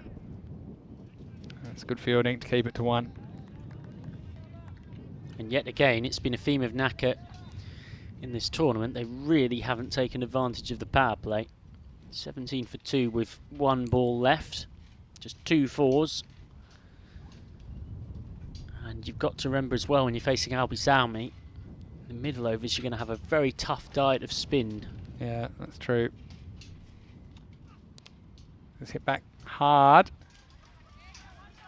It's a long chase for Azam Khalil. They're going to come back for 2. No, they're not. They're going to change their mind last minute. And despite Khalil throwing about 3 pitches away, he does keep it to 1. Well, in defence of Azam Khalil, I think here he knew the importance was just getting the throw out of his hand. Yeah. And as long as it was, you know, somewhere near the pitch, it would stop the second. And so actually speed rather than accuracy was maybe what was needed. And it did, of course, stop that too. So end of a struggling power play. Yeah, so 18 for 2 after 3. And you'll see here, that's a very small worm that we've blown up there as they go to 3 overs in. 18 for 2. So far the overs gone for 9, 3 and 6. So very quiet second and third over in particular. And now they're going to go straight for Azam Khalil. Very crafty spinner. Power play's over, so he's got the protection of 5 outfielders.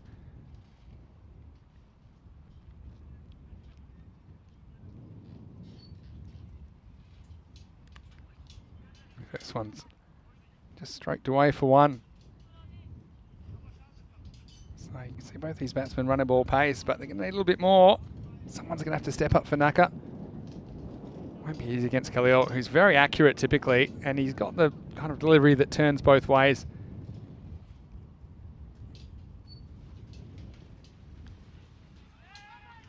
I guess they won't get a run here. So Albi Zalmi, yeah, for me, it hasn't really been their fielding that's been the problem. They've been keeping teams under 10 and over, but it's their batting. Khalil doesn't bowl too many bad deliveries. There's another one right on the money. Works it away, gets 1. I suppose these slightly longer boundaries as well, Michael. Yeah, Batsmen know they're taking a big risk if they try and take on the outfielders on this field. And it was the man who's bowling now who is such a hard worker behind the scenes in making this tournament happen, who was part of the reason why the boundaries went out to being 55 metres. It certainly suits his bowling. That's one. He has a good shout. Umpire has a good think. 7 or 8. How's that, Slater? Yeah, I think if I had £1 for every time Azam Khalil said, "How's that?" here, I'd a tidy He's probably kitty. just missing. I think that's a good call. It's a pretty good call. It was a very close shout, but I think it's a good decision from the umpire. Back to live action. Next one's a quicker one. They're just going to get 1 here. Yeah, for me, that looked like it was just heading down the leg side, but certainly a very good shout. Azam Khalil, who's had a brilliant tournament with the ball. 1 for 11 off 2 against your Gordon. 2 for 12 off 2 against Mashta. Then earlier on today, 1 for 13 off 2. And again, he's just spinning his web here. Got a question from Keanu in the chat, which I'll address in a second. Last ball of the over, and it's in the air, and eventually he finds it, and he catches it.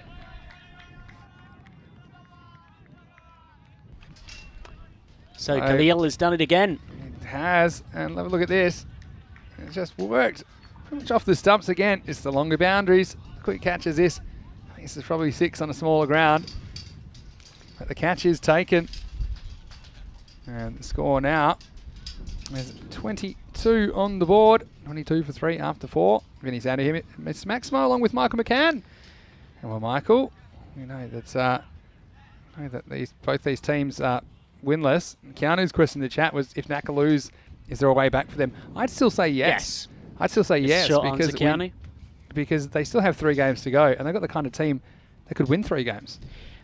Yes, the only difficulty for them is also going to be the arithmetic. Remember that Mashta and Hidinge both already have 3 wins with games to spare. So realistically, were Naka to lose this, the only team they can catch is Albi Zalmi. Yeah. And Albi Zalmi will have 1 win from 3, and Naka will have no wins from 5. So what we can say with certainty is if Naka lose this, it's out of their control. They would have to win all of their 3 remaining games and hope that Albi Zalmi don't win 2 of their remaining 5. Well, that's it as well. If Albi Zalmi keep losing as well, that's what they're hoping. They're hoping Albi Zalmi also playing badly. Yeah. Because they'll get to meet them again, don't forget. So, I mean, potentially they could win just 1 game and make the finals if they had a better net run rate than Albi Zalmi. Remember, they just have to edge Albi Zalmi into 4th. That's the question. So, yeah, I basically think there's a lot of cricket still to come in this group stage. So, keep watching because it's going to get interesting. Here's Alizai back to bowl his second over. The short answer is yes, they could still qualify having lost their first 5 games. Yeah. But it's going to get all the more difficult for them, and they're going to be reliant on others' lack of success as well. Well, that's true. But, I mean, they will get a return. We're talking about Albi Zalmi like they're the other worst team. The statistics say that. I mean, I don't necessarily think that even. But based on what we've seen so far, they will get the return match against Albi Zalmi as well. That'll be a huge one. Yes, but let's be honest. You don't want to be dependent on winning 1 game against another team from 8 Well, no, to you make don't. the odds of two teams, both particularly teams like these who are capable of losing that many games across this whole tournament, is very low. You know, you're talking about one team in Nacka who are previous ECS winners, and one team who are the top dogs in T20 cricket this year in Sweden, which is Albi Salmi. True.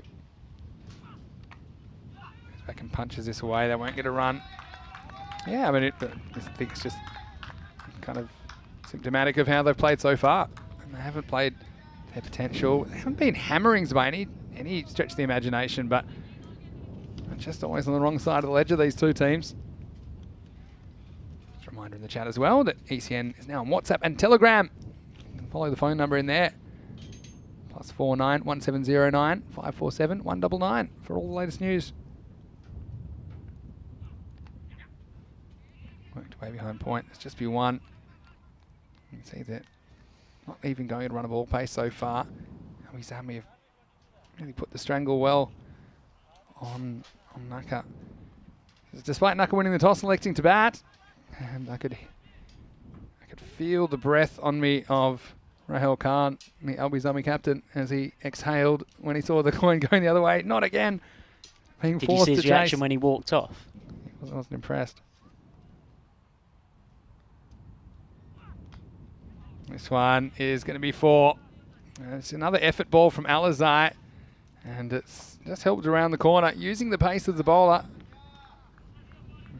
Well, another one that's borderline for height. I think that one was probably just okay. It's certainly a lot fuller than the Alizai intended. And so last ball of his spell. He's got 1 for 11 off his 1.5 overs.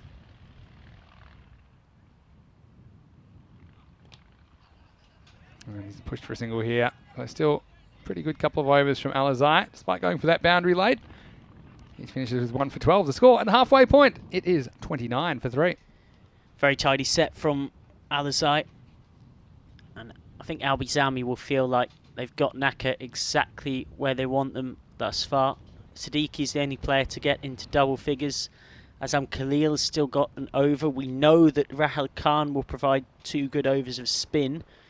So that's 3 of the 5 left covered. Quadratullah Mir Afzal will come back for 1, as will Tash Qureshi. So it's not the bowling or the fielding that's been a problem for Albi Salmi. It's just the batting. I mean, if the batting had been half as good as the bowling or fielding's been in this tournament, they'd have at least 1 win from 3, if not 2. Yeah. That's the other thing. Albi Salmi, they've got the games in hand. You know, in fact, they have played more games than Nacka at this stage. They've got more time to turn their tournament around. Khalil's going to come back to bowl his second, Azam Khalil. I like this move. It's got a bit of a holding pattern going, and the longer it stays this way, the more it'll suit Albi Salmi.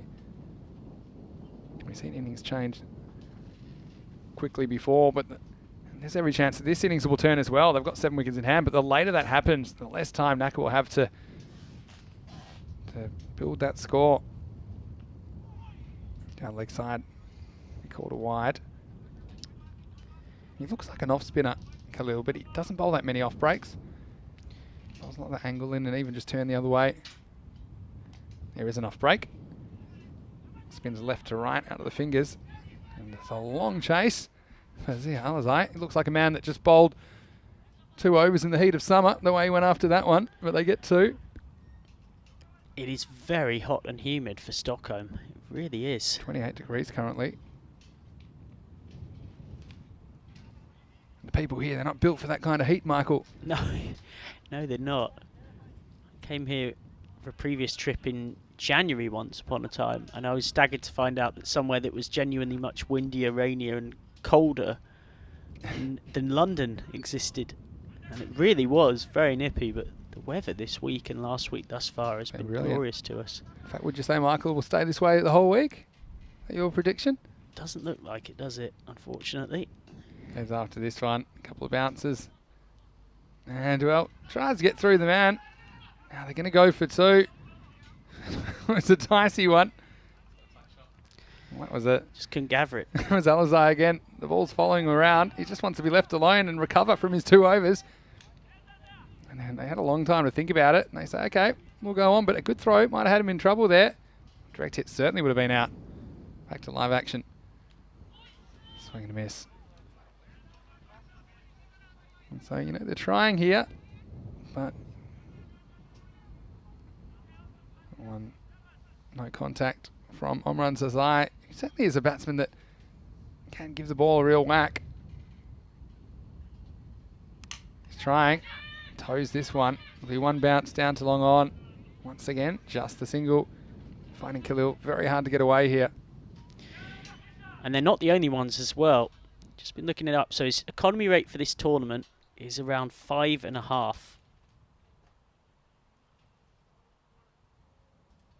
Yeah, it's really good. Anything under run the ball is outstanding. And this one's hit hard. Maybe an easy stop for the fielder, but Samuel Khalil has been outstanding today. Fielding straight down the ground. He's very young as well, but he really throws himself around and is willing to put his body on line, and that was nice work stopping another boundary. Yeah, he's without doubt been their best fielder throughout this tournament. It's the end of the over. 6 over mark. It's 37 for 3.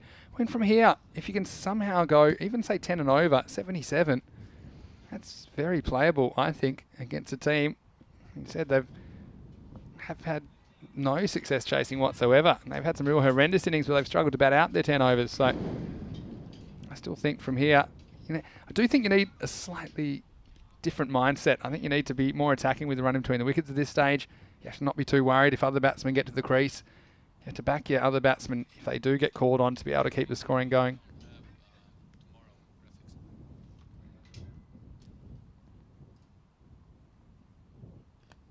This is a good start from the captain, right up in the block hole. Rahul Khan. Yeah, Rahul, interestingly, not bowled until Khalil is bowled out here. They've had them in tandem in quite a few games, so they split them up this time.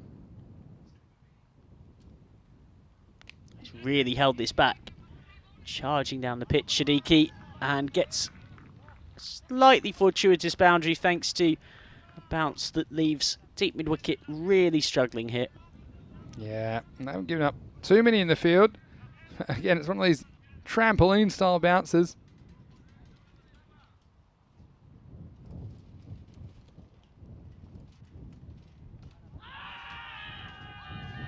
Big appeal. And he's been given. That's another sneaky signal. We'll have a look at this on the replay. It's the subtle finger of doom, isn't it? Well, it's a long way down. Well, this is the thing. He's on the charge. I mean, there's a couple of issues here. One is where the ball pitches. For me, it looked like it might have pitched inside, outside leg stump. Yeah, for me, there's a long way from the ball hitting the pad. Oof. Well, over to you, Michael. No, I'd agree entirely with your assessment. Might be pitching outside leg, might be going over. It's just a lot. There's a lot of doubt in that for me because he's come so far down. So far down. That's cricket.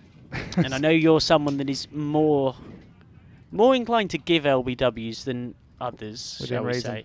And so if even you're saying that normally... I guess it's one of those things. You have to be considering these factors, don't you? Abdul Hakim comes in. Hakim, who batted really well yesterday. Can't have a shout for that one. You know your luck, though. You don't know if you don't ask. The classic joke of seen them given. Seen them given, seen them not given.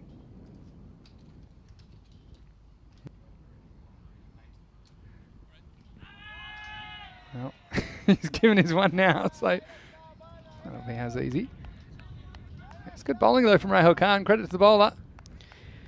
And I was about to say it, when you did your check-in and speculated they could go at 10s, you're going to do well to do that with 2 overs from this man. It's going nowhere. Rahul Khan should be an easy catch, and he does take it. So, great over in the end. He takes 2 for 4, and after 7 overs, it's 41 for 5. It won't be much of a surprise to anyone who's seen much of Rahul Khan in this series, but it's clever as well. The skipper this time has for once, decided he's going to use himself at the death. He's just bowled that over, the 7th, and he's going to bowl the 9th as well. So now the question is who he goes back to and when for the 8th and the 10th. Tas Qureshi is going to bowl the 8th. His first in the power play, went for just 3. And earlier on in the day, he was in great form in the match against Mashta. Took 1 for 10 from his 2 overs. It's not been the bowling unit, as we've alluded to, that's been the problem for Albi Zalmi.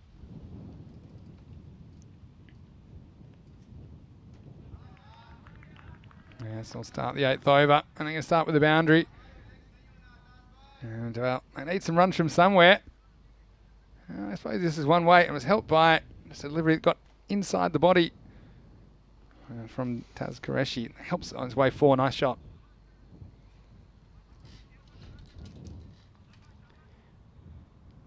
Yeah, just using the pace of Qureshi against him. He's a fine bat, Umran Sasai, who's started to find form yesterday. Quick 33 against Tudinge. Bit for pace this time. So, really, Naka struggling to get anything going. Those 5 wickets aren't going to help as well.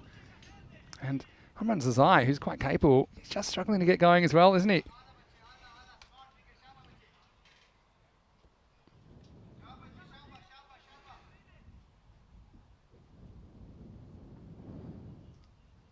Qureshi wicketless, but he has been pretty economical. Well, it goes after this, and that was then. This is now. He gets a full toss. And finally, Zazai gets some decent contact all the way. Maximo! A badly needed one for Naka. It's their first Maximo of the innings, and it comes in the 8th over. Yep, well, that is the Umran Sasai that we love to see. He held the pose for the cameras as well. It's a majestic shot through the covers.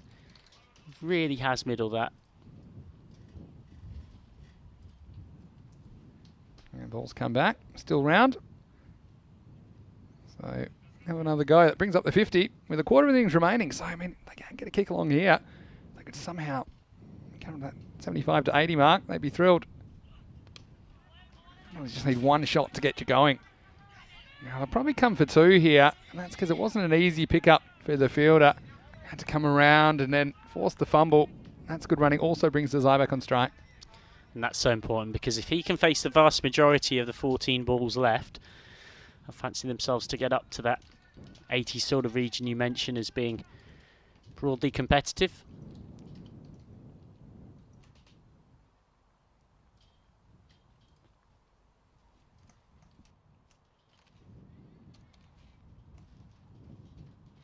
Well, this one's chopped on. So he gets another wicket, and Zazai cannot believe it. Anyway, he sat there, and it looks like a little inside edge for me onto the base of the stumps. He was looking like the man to take him to something fairly competitive, but this one crashes into the bottom of the stumps. And really, he might have just missed it altogether. So again, not really playing the ball that came to him. It was an expansive shot. It was a full toss, really, in the end. It hits the base of the stumps on the full. But he's sort of already set up for that cross-bat baseball shot before he's really seen what Tas Qureshi's offering him. And it turns out that, of course, that's not a good way to play an excellent Yorker. So yet another one goes for Naka. Their strife with the bat has continued here. They've been marginally more successful with the bat than Albi Zalmi, though let's be frank, that is not saying a huge amount as Hiwad Momand comes out. Yes.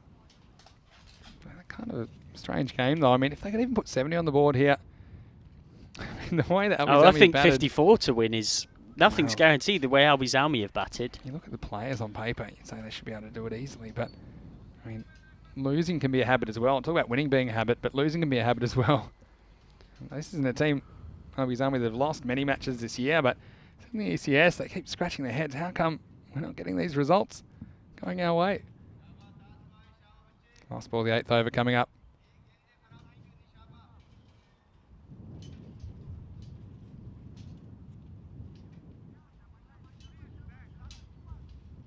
Qureshi, 1 for 15 off his spell with the ball remaining.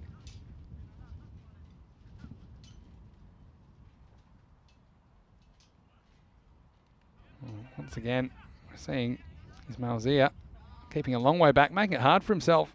Can't get in with the double bouncer. Takes us to the end of the 8th over with that bye. It's 54 for 6 after 8. Albi Zawi well on top here in match 32, the final match of the day. And this is what's coming up tomorrow. Matches 33 through 36. And you can see Albi Zawi, they'll be up in the morning. The first 2 games, in fact, they're taking on Naka once again. So this is a reverse of this fixture. And they'll play Djurgården in the second game. Again, that's a great opportunity for Albi Zawi to show what they can do. Then Naka versus Huddinge in the third match before Djurgården come back in the last match of the day, taking on Mashta. So you can catch all the action tomorrow right here on ECN from 7 a.m. GMT, which is 9 o'clock in Central Europe and 12:30 p.m. in India. I'll be here, Mr. Maximo Vinisandu, along with Michael McCann, and we look forward to your company. And you can always go to our website, EuropeanCricket.com, where you can find the daily preview article. That'll be up later tonight. Always a great guide. And we'll see what the ECN robot predicts. This tournament in particular are highly unpredictable. Captain's back, Rahel Khan for his second. This is just really well pitched, and he couldn't do much with that. We've got 2 new batsmen at the crease now. Neither are off the mark as yet. And this is the problem with those that say just keep going hard with reckless abandon at the top and through the middle. And get some of this. One down to long off. I mean, one of the risks of going hard, I suppose, is that it can go badly. It'll happen from time to time where just no one's able to get going. This kind of seems like one of those innings, especially now that Amran Zazai has departed. Don't judge a match after one team's batted, though. We've learnt that before. Oh, look, we know Albi Zawi are struggling with the bat too. Yeah, big swing, but going nowhere. This game basically is pitting both of these teams' strengths thus far against their chronic weakness. Yeah.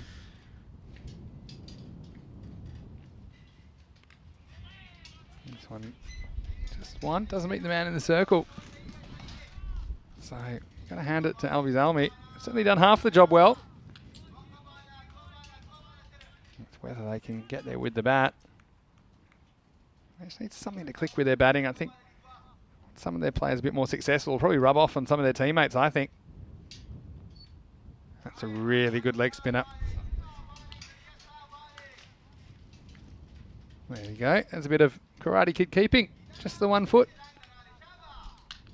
Here's Malzia behind the stumps. Yeah, as a spinner, you're so often only as good as your wicket-keeper, really. Ismail Zia was pretty sharp there. Suchi Savac just coming into just the stumps. It's important they're in the right spot. That's something we found out in Hungary a few weeks ago.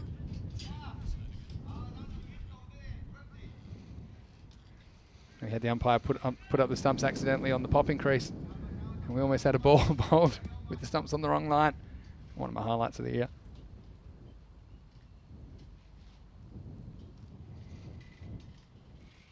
Once again, really good leg spinner. Takes us to the end of the 9th over. Very good one from Rahel Khan. This is another one. Looks well pitched and actually turns. Look at that, right to left. There you go, another one. Interesting keeping technique I with like it. 1 foot off the ground. I like it. It's like, what do you call it? Tightrope walker. Yeah. And so, takes us to the end of 9, and it's 56 for 6. And Naka still struggling to get anything going. Who's going to last over? That's the question. And looks to me like there's some discussion about it. Hazem Khalil throwing in his 2 cents, but it will be Kudratullah Afzal to bowl. He bowled the first, went for 9, picked up a wicket. Now he gets to bowl the last, and he'll be bowling the first ball to Muhyiddin Rahman. Well, it's just about what the tail can scramble now. We know this is likely to be a low-scoring thriller, given both teams' high level of difficulties that they've endured with the bat in this tournament thus far.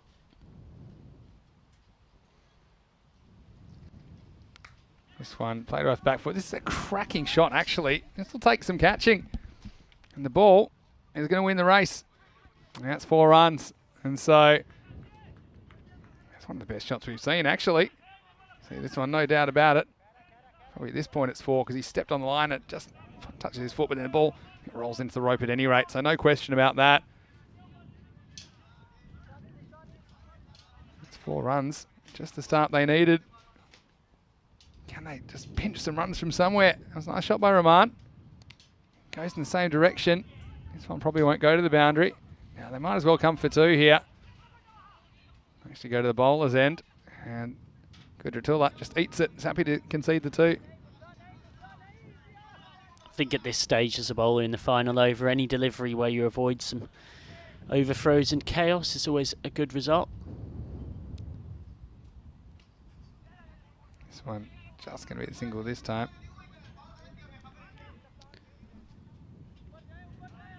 Remember, 3 chases so far for Al-Bizami. All 3 in which they've fallen comfortably short of modest totals. 2 in the 90s and 102 to win. Yeah. Well, we've seen 63 defended before. That is the lowest defence so far. And just to be clear for our viewers, when you say that, you don't mean lowest defence in Stockholm, you mean lowest defence of the year. Yeah, of the it year. was week 1. It takes you all the way back to the first week we had in February in Barcelona. It was Men in Blue. They won a game 63 to 52 against 11 Stars. For a name like Men in Blue, you can probably guess where plenty of their players are from. Yeah, you guessed right. Real Indian connection, but we had some great players. Shubdeep Deb still watches in the YouTube chat sometimes. And there's a lot of cricket going on in Spain. We spent a lot of time there and really enjoyed it. So, Yeah, it's been the history-making country, hasn't it? yeah, well, until recently, Malta became the record-breaking country. This one's cut away, and this could easily be a boundary, and this is handy. So this one will actually take them up to 69, and that will be the end of the 10 overs. So there will be a chase of 70. So at least it's something that Naka have got on the board in the end, aided by a handy last over that goes for 13. That boundary just gets them up to 69 for 6, Naka, and ultimately you'd say it's a few less than they would have planned on, but at least they have something which is potentially defendable. Yeah, it shouldn't be enough, but against Al-Bizami, if they bat like they have done thus far in the competition, it might just turn out to still be enough. Yeah, it could be. We'll have to wait and see. Let's have a look at some of the highlights. Well, we go back to the start. The line went out there. A bit early in the morning to have the line out there. Zabi Zahid. And we responded with 8, including 2 boundaries, and a very quick fire knock. That was the second one. That got through Alizai at point. But he wouldn't last much longer. Just giving out LBW. And it was judged adjacent by the umpire. Touch and go one, but probably fair enough.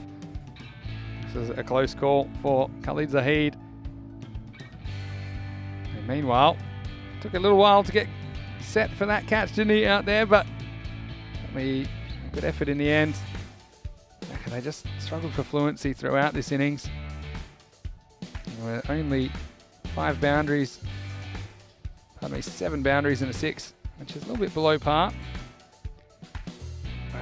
They were trying. I think there's no doubt about it. They were stifled by some pretty good bowling, and particularly the work of the spinners. Occasionally assisted with some suspect outfielding. This one is LBW. Well, certainly got a bit of a long bow with that one, but the decision was made. He had to go. And meanwhile, it was the simplest of return catches. Hit back to Rahel Khan. I'm sure he's one man that's keen to get some runs in the second half of this game. They'll be chasing 70 to win. Meanwhile, so that was the big Maximo. It was the only one we saw in the 10 overs. And just when they needed him the most, Kamran Zazai had to go. He's missing out a full delivery, crashing into the bottom of the stumps. And you could see the disappointment on his face. Certainly Bowler had a different reaction. That brought Momand to the crease, Heward Momand. And some really good leg spinners from Rohar Khan at this point in the match where that's been finding it difficult to make any kind of contact with them. Alazai, again, he had his work cut out from the field after bowling his 2 overs. There's a lot of long chases. And ultimately, they hit a boundary off the last ball. Took him to 69, Naka. So at least it's something to bowl at. And we can have a look at the score card as far as the batting goes for Naka. And you'll see it's not too many performers in there. 22 off 18 for Sadat Siddiqui. And also Imran Zazai contributing 16. And Muhyiddin Rahman with 7 not out, and Heward Momand at the end. Handy little partnership to get them up to 69. They did take 13 off that last over, and that helped them to 69 for 6 off 10. One thing you would say, they were really disciplined. Albi Salmi, only the 1 wide in the 10 overs. Certainly not giving too many away for free. All the bowlers picked up at least 1 wicket. I thought Rahul Khan was the best of the bowlers, 2 for 6 off his 2 overs, but also single wickets for the other bowlers. And you got to say that they were all fairly economical, especially when you consider Kudratullah, who came back for the last, was the only bowler to concede 20 off his 2 overs, all the others well under. So please join us in just a few minutes. It's always a quick turnaround, last game of the day. When we come back, it will be Albi Zalmi requiring 70 runs for victory. Vinny Sandu, Mr. Maximo for ECN, along with Michael McCann. We'll see you shortly for the final chase of the day. You're watching the FanCode European Cricket Series.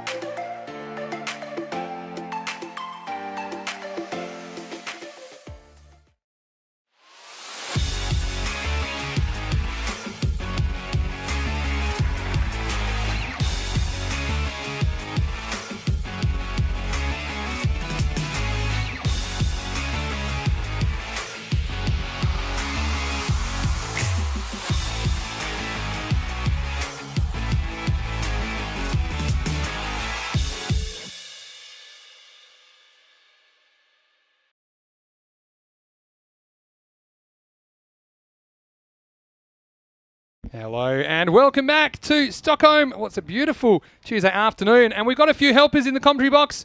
Say hello, guys. Say hello to everyone out there. Now, you guys enjoying your cricket at the moment? Yes. Yeah, I see you guys playing all the time. That's what it's all about. That's why I invited you in here. But now, who's going to win this game? Do you think Albi Zalmi's going to win this game? Yeah. Hands up. I don't want you to yell out for me. Who do you think's going to win the game? It sounds like quite a divided commentary box. It is. Hands up who thinks Albi Zalmi's going to win the game.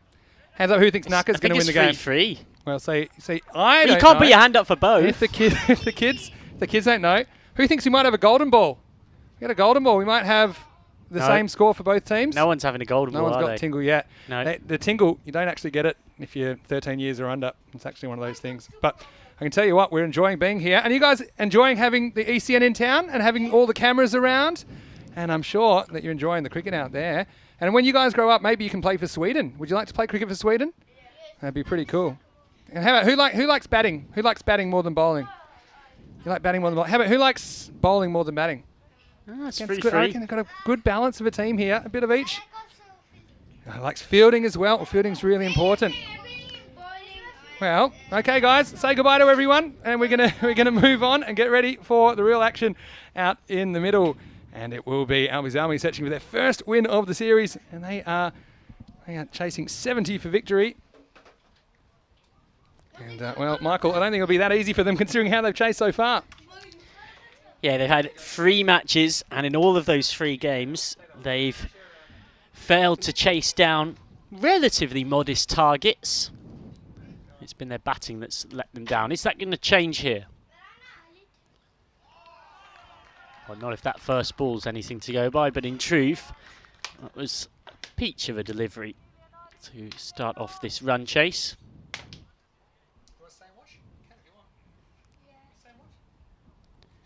Taj Hussain lucky not to nick this one through to either the keeper or the fielder Zabi Zahid, the skipper, who's put himself at a sort of wide second slip. And again in that channel, nicely bowled by Khalid Zahid. Taj Hussain facing up, the captain Rahul Khan at the non-strikers.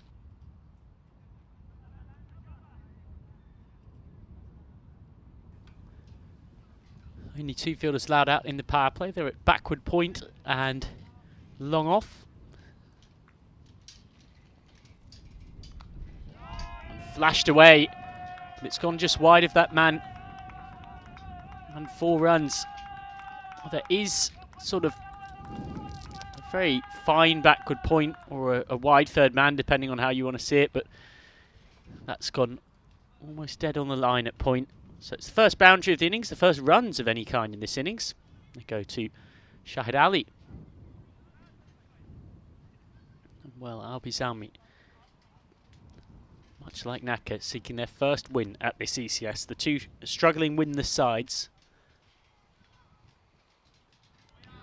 That's better from Khalid Zahid, back on his natural line and length, where he's been for much of this first over, apart from that one slightly shorter one, which was pounced upon.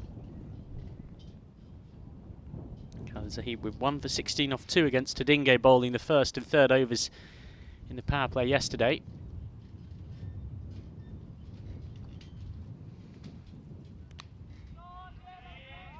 He's managed to escape through the gap between cover and point for 2.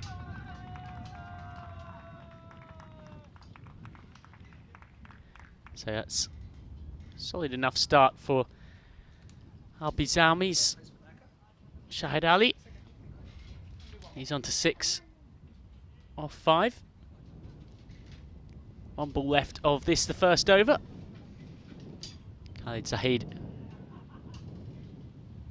to bowl to Shahid Ali.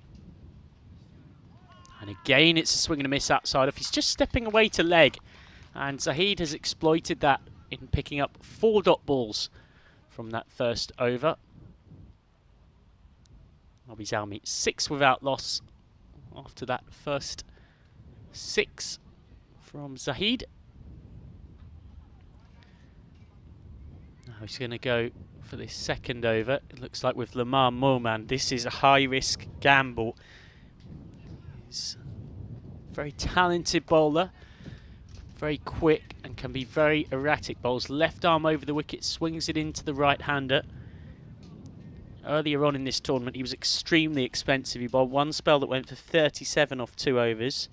But against Tadinga yesterday, he finally showed the kind of bowling that's why he was picked up in the recent Swedish national team open trials and will be part of the Swedish team for the upcoming tours to Denmark and Finland.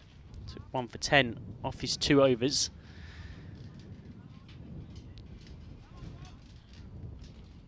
Really need a similar spell to that from him. Lozite to face his first ball.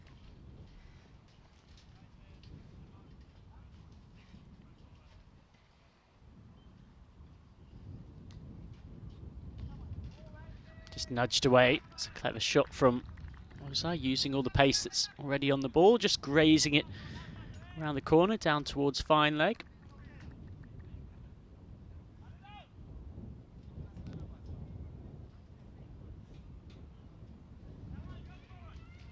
Fielding restrictions, of course, in play.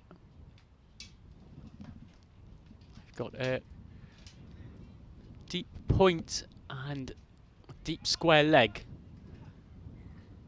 There's not much protection in front of square either side of the wicket, but he likes to bowl back of a length, Moman, if not short.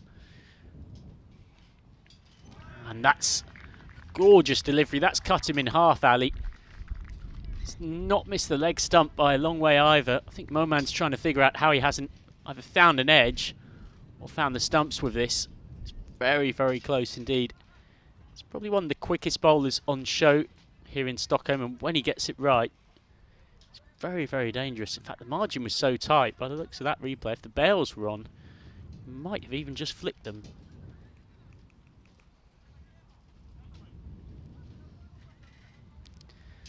He's getting his field sorted, Moman. He wants deep square leg up and a third man, quite a wide third man, out. He's got the field that he wishes to have. Straight to cover, and it bursts through the hands for 4.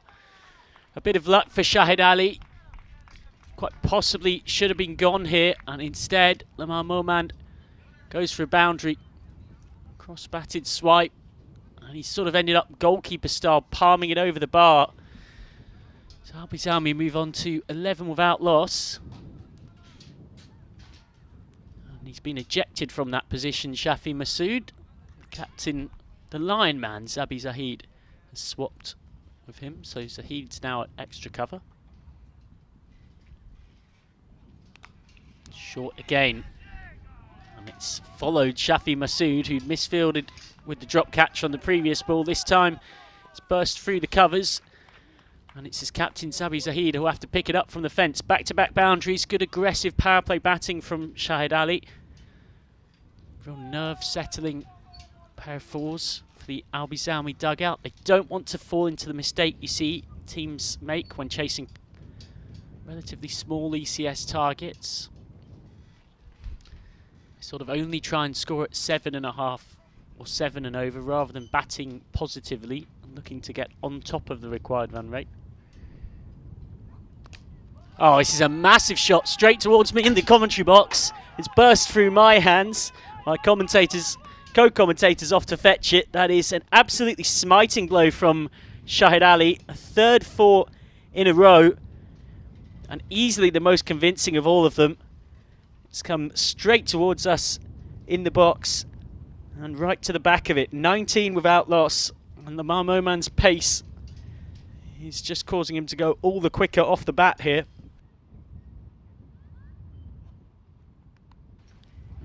He's going to need to re-bowl that one. Clever batting from Ali, just jumps inside the line. Knows anything outside leg stump, as long as of course the ball hasn't passed between batter's body and the stumps, will be given as a wide, so 20 without loss. I mentioned it was something of a calculated gamble, giving Moman the new ball. It's not paid off thus far.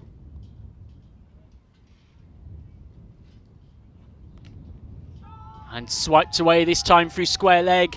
Again, he hasn't quite got all of it. It's been a theme in this over, but he's got more than enough because of the speed at which Moman's bowling. Oh, I take that back, actually, looking from that replay. Seems like he's trying to pull it round into that kind of direction anyway. So another boundary to finish off a very expensive over. Moman concedes 18 from the second. And Albi Zalmi are absolutely cruising early on here. They are 24 without loss after 2 overs. And the required run rate is already below a runner ball. Just 46 to win off 48. And I imagine Momand won't be coming back for a second anytime soon. In fact, they're going from one extreme to another. And I think this move makes sense given how Momand's been dispatched. Abdul Hakim, the spinner, is on, but he himself had a very difficult Monday. He was hit for 37 off his 2 overs against Hudingate. We've got a mid-wicket and a long-on out.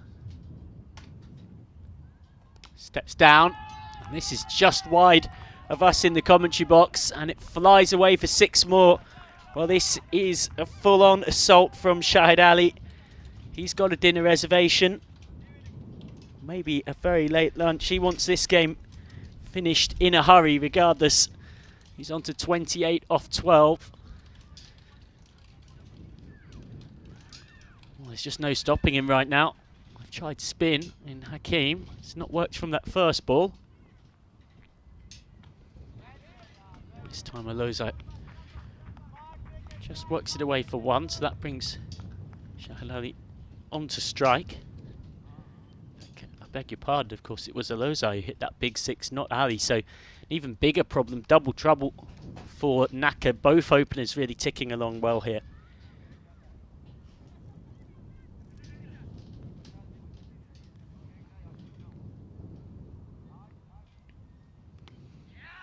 Just turned away for 1 by Ali.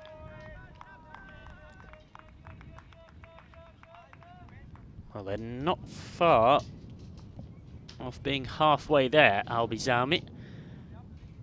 And we are still in the power play.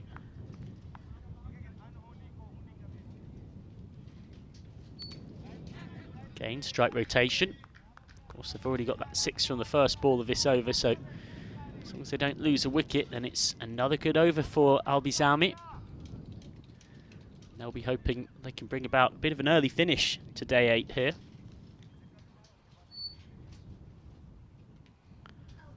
Out! Well, Abdul Hakim's got the breakthrough. They desperately needed it to have any chance of pulling this one back. And they've got one. Shahid Ali, who's gone for an entertaining 23 off just 13 balls. He's been whacking the ball all around the ground. He has to depart now. 5 fours. He's done 33 for 1. So out comes Azam Khalil. He looked so good with the bat earlier on. Hit 21 off 14. 4 fours in that knock against Mashta. And if Khalil can repeat that, he's going to take Albi Zalmi a long way towards being completely home and dry for what would be their first win in 4 games. Albi Zalmi with 3 defeats thus far. Naka, meanwhile, with 4 losses. 1 ball left of the power play. Azam Khalil facing up.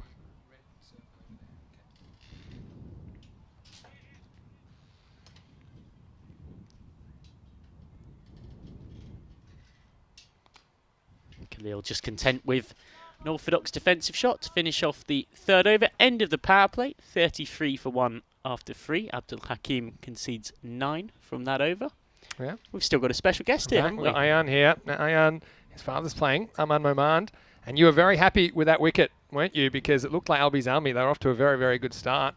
And I'm sure as a Naka supporter, you'd be very happy once they get a win on the board, because they haven't had too much success so far. But they're a really good team, aren't they, Naka? I'm a bit surprised they haven't been winning games. What do you think, Ayan?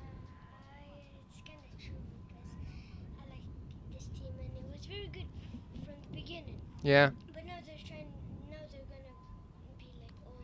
My father's not 38. Yeah, too old, you think? Well, I mean, I think he's 38. That is pretty old. So maybe one day you'll be out there playing for Naka. I imagine you will. I hope so. Well, best of luck. There's plenty of cricket left in this one. Don't worry. We've seen games turn around. And here's the Lion. Well, there you go, folks. That's why Naka aren't winning games. Too old. That's the kind of it. expert commentary that we need. This one's the Lion's first ball is hit hard through long on. Settle for just one, but he's injured himself in the process. It's a look away pass. The problem was the guy that he threw it to was looking away. So that doesn't help. Yeah, that's not the best no-look pass to have. Omran Sazai just flicking it on to nobody. Well, luckily it didn't cost him a second run. Kind of to Rahman. He's just injured his leg. One thing I will say to Ayan is they will have a chance to get some more wins. Even if they don't win this game. But, I mean, there's still a lot of cricket left, and they need 1 or 2 wickets and to kind of reverse that balls versus runs equation. But I guess that's the beauty of this series. You just need to do enough to make the next round. And I still think, you know, Naka, they're very, very capable. Especially with a man like Zabi Zahid at the helm. Just look at that Lion. Don't count him out. Just content to rotate Alonso. They know that it's beneath a runner ball required. So if one were to work off the view that Naka are not going to win this game, they'll be winless from 5. Albizalmi will have 1 win from 4. So Albizalmi will still be in a difficult position in the tournament, but they'll at least know that their fate is very much in their own hands. Yeah, that's true. Very slow ball, and he's listen to a gap. Khalil, he's going to get at least 2. He might well get 4. Just pulls up short. They just need these 2. Alonso having got a good start. Khalil being one of the more experienced and impressive batters on this team, to take a bit of responsibility and say, look, we're going to be there through to the end. That being said, devil's advocate here.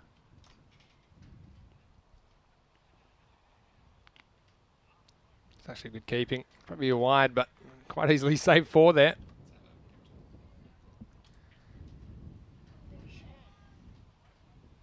It's the hardest thing to do when you're keeping up to the medium paces. That's actually, yeah. I mean, it's more a hand of hope than anything else.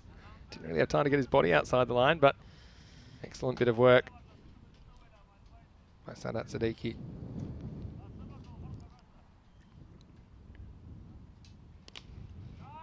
This is a great shot from Khalil. Smashed through extra cover for 4. He's got all of that. And the Lion has been eaten on that occasion. Eaten for an early dinner by Azam Khalil. Circle of Life. Mohammed Roman Hussain saying maybe it's time to change the Lions logo from Naka's jersey. But, brutal. I asked, well, what would you change it to? I'm waiting for a response.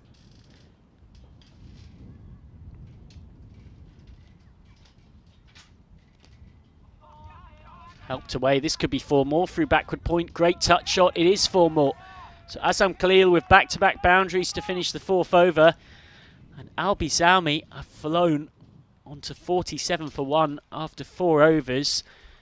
And Zabi Zahid, the Lion, concedes 14 from that, the 4th over. And that brings me back to the point I was going to make, which is if you can, you still want to complete this run chase at a good pace, because it's a double net run rate win. Yeah, well, it is. Hey, don't forget, you can check out our website, EuropeanCricket.com, for all the action and for all the information, all the stats, statistics, standings.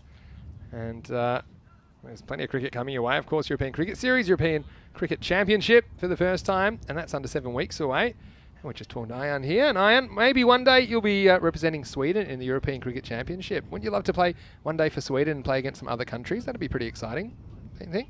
Yeah, you could play cricket against other countries. And you get to travel to other countries as well. That's why Michael and I, we have the coolest job. We get to travel country to country just to watch cricket. It's a real scam what we've got going as well. So Look at his smile. I think he's figured us out. Yeah, that could be you one day. You already got experience in the commentary box, Ayan. So I think that's fantastic. And well, we're heading to the concluding stages of Tuesday. 47 for 1 off 4. Does seem like a walk in the park now. Only 23 required of last 6. That's going to reduce the equation even further. One more to find leg. Just to come back to that point, a few people have been bouncing off it in the YouTube live chat about net run rate. So net run rate is used to separate two teams in a league table when you've both got the same number of points. Points, of course, accumulated through wins. Tie is not possible in the ECS because we have the golden ball for that. So net run rate is effectively, think of your goal difference when it comes to football. It's cricket's version of that. So that's flashed away, and that's only going to help Albi Zalmi finish this game off quicker. They'll get to the team half-century mark. 50 up after just 2 balls of this, the 5th over. Now, this is what I'm talking about with net run rate. So you can see, these are before this match, but you can see Naka, for example, they have 8.5 as their run rate for 11 is against. So their net run rate is minus 2.5. Whereas if you look at Eurogorgon, who are DIF at the undefeated, they've scored at 10 and only conceded at 7.4. So they'd have a net run rate of plus 2.6. And that's the basic, a simplistic idea to net run rate. So I think looking at this, I mean, you look at Mashta's net run rate is 10.7 minus 8.2, which is plus 2.5. So that just shows you, that actually literally shows you the net run rate, not the exact figure, but that's the calculations that'll go into determining it. That's a good bouncer. Oh no, maybe not. It has been wided. Thought he was maybe a touch unlucky here. Let's have a look. Again, he's on the walk. Does come down the pitch. Yeah, but it doesn't really matter. You got to judge it in his stance. I think normally if they're ducking out the way, it's a sign it probably wasn't over their head because he needs to get his head out the way. But in the end, it is called a wide by the umpires. And that has got Azam Khalil in a great deal of pain. He was trying to duck out the way of this straight drive. It's hit him straight on the lower back. That is not what you want. And poor old Azam Khalil, who's been one of the best bowlers in this tournament and has contributed well with the bat for Albi Salmi. He's now really giving his back a good rub. Friendly fire. It wasn't so friendly.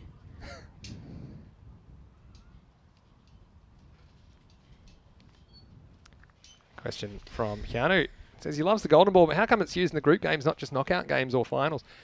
The short reason is sometimes a tie's not good enough for you as well. So I just think it makes it more exciting to have a winner and a loser in each game.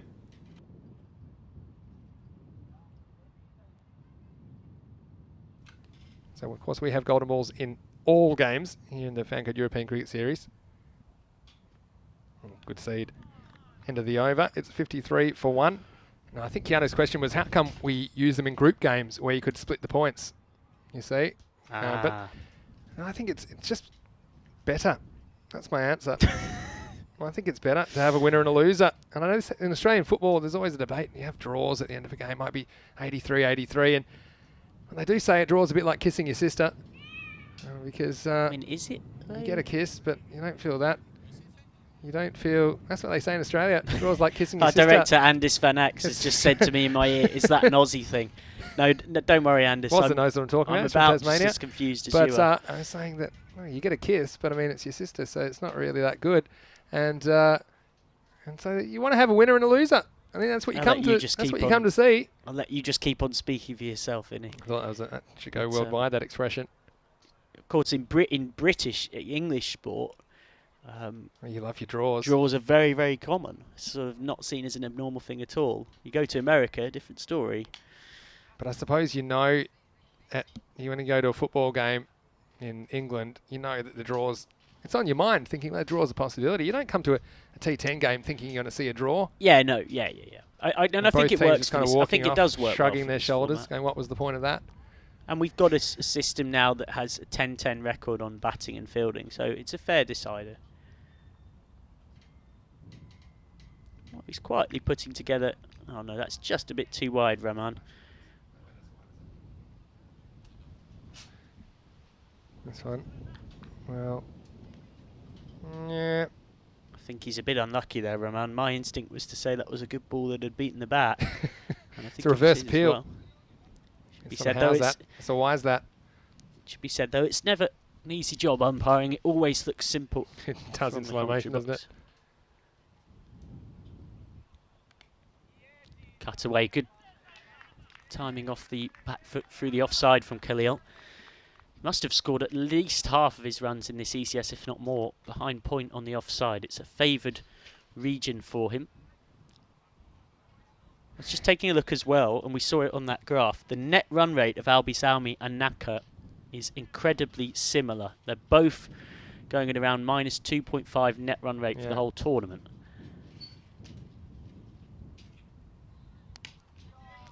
He's not got all of this. Long on's in play, and Long on takes the catch. So they have got a second wicket. It's probably too little, too late, but it's deserved for Muhyiddin Rahman. He's bowled pretty well in this over. He's had a bit of luck go against him, but now he picks one up. 56 for 2. Zia Alizai out for 14 off 10. Yeah, and he just kind of got in a muddle after a fairly strong start. Alizai hit the Maximo, but apart from that, wasn't able to find the boundary. And all he does is find Omran Zazai at long on. Off the 10th ball he faces. He's out for 14. And like you say, he's been there while his team has compiled 56 runs. Yeah, well within striking distance of that target now of 70. So Naka, I mean, look at... But it's really important they don't waste a lot of time here. Yeah, they've got 27 balls to get another 14, but this should be coming a lot quicker than that. Yeah. The last thing they'd want is to possibly lose the return fixture, and the way things all shake down eventually at the end of Group B is that Albi Zalmi are left rueing that they didn't score these pardon me, gremlin in my throat. They didn't score these last few runs a little bit quicker. We've seen plenty of times in club cricket, in international cricket, in ECS cricket, where we've come back to look on phases of play like this that at the time you might think are somewhat dead phases of play that aren't dead whatsoever. Albi Zalmi need 14 runs, and they need them nice and quick, both to improve their net run rate but also damage knackers. Yeah, exactly right. Here's Rahman again.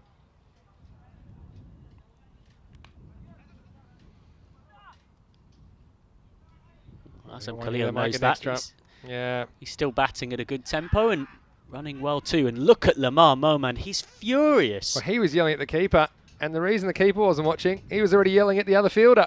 So look at your keeper, he wasn't happy, and then look, has a quick glance around, and then goes back, and and then he gets yelled at himself. Lamar Moman's still on his knees, furious at square leg. They couldn't actually bowl the next delivery because he hadn't got up yet and was he wasn't composed enough. So the umpire said, "All right, everyone, just relax." Yeah, it's not a happy knacker camp, is it? Oh, There's no happy way bunch of of knackers. No way of disguising that. We're about to lose a 5th straight game. The other issue that that we can think about, we're looking at this game right now, but really this is the first half of a double-header between these two teams, because these two teams will play again in the morning. So you're gonna, I don't think you have to look at the aggregate result of these two games. Yeah. If they split them, then I think net run rate's even more important.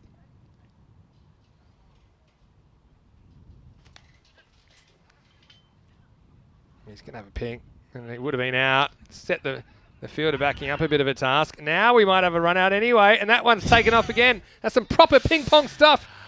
I don't need to go to Tokyo to find table tennis. This is table tennis on a huge field, on a huge scale.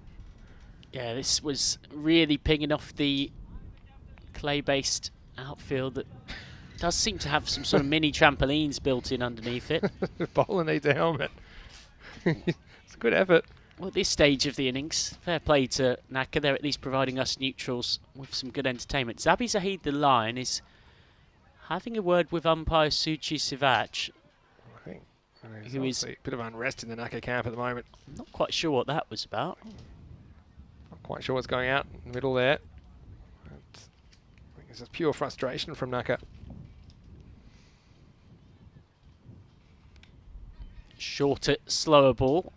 This will be at least 2 more. And the frustrated Lamar Moman goes and rockets that one in. That was nearly more overthrows. It does look like something of a rudderless ship right now from Naka.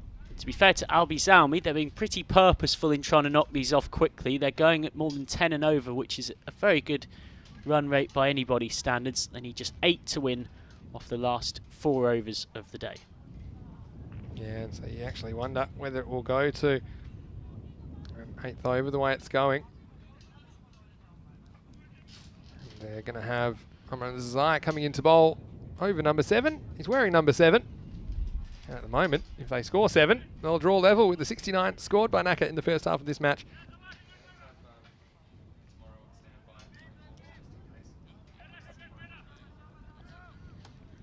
Well, we've got a brief stoppage before, and when Zazai can start this over as Rahul Khan is walking towards the batting dugout. It's because he's getting a lid, which is quite understandable given Zazai's got some good pace about him, and it's the rematch tomorrow morning. First thing in the morning. That's why, yes, this result's important. It looks like it's going to go to Al-Bizami the way it's going at the moment, but Naka, they've got the right of reply first thing in the morning. That's going to be a huge day for them, really, because they've got the return battle with Al-Bizami, and then they've got Hudinger in the 3rd match of the day as well. So they need to get some points on the board. Hudinger, I think, represents an opportunity for them to get another win. So, I mean, Naka at the moment, they just seem so frustrated, but I think it could all turn around very quickly. It's amazing how quick these results will be. Tomorrow's Fish and Chip paper.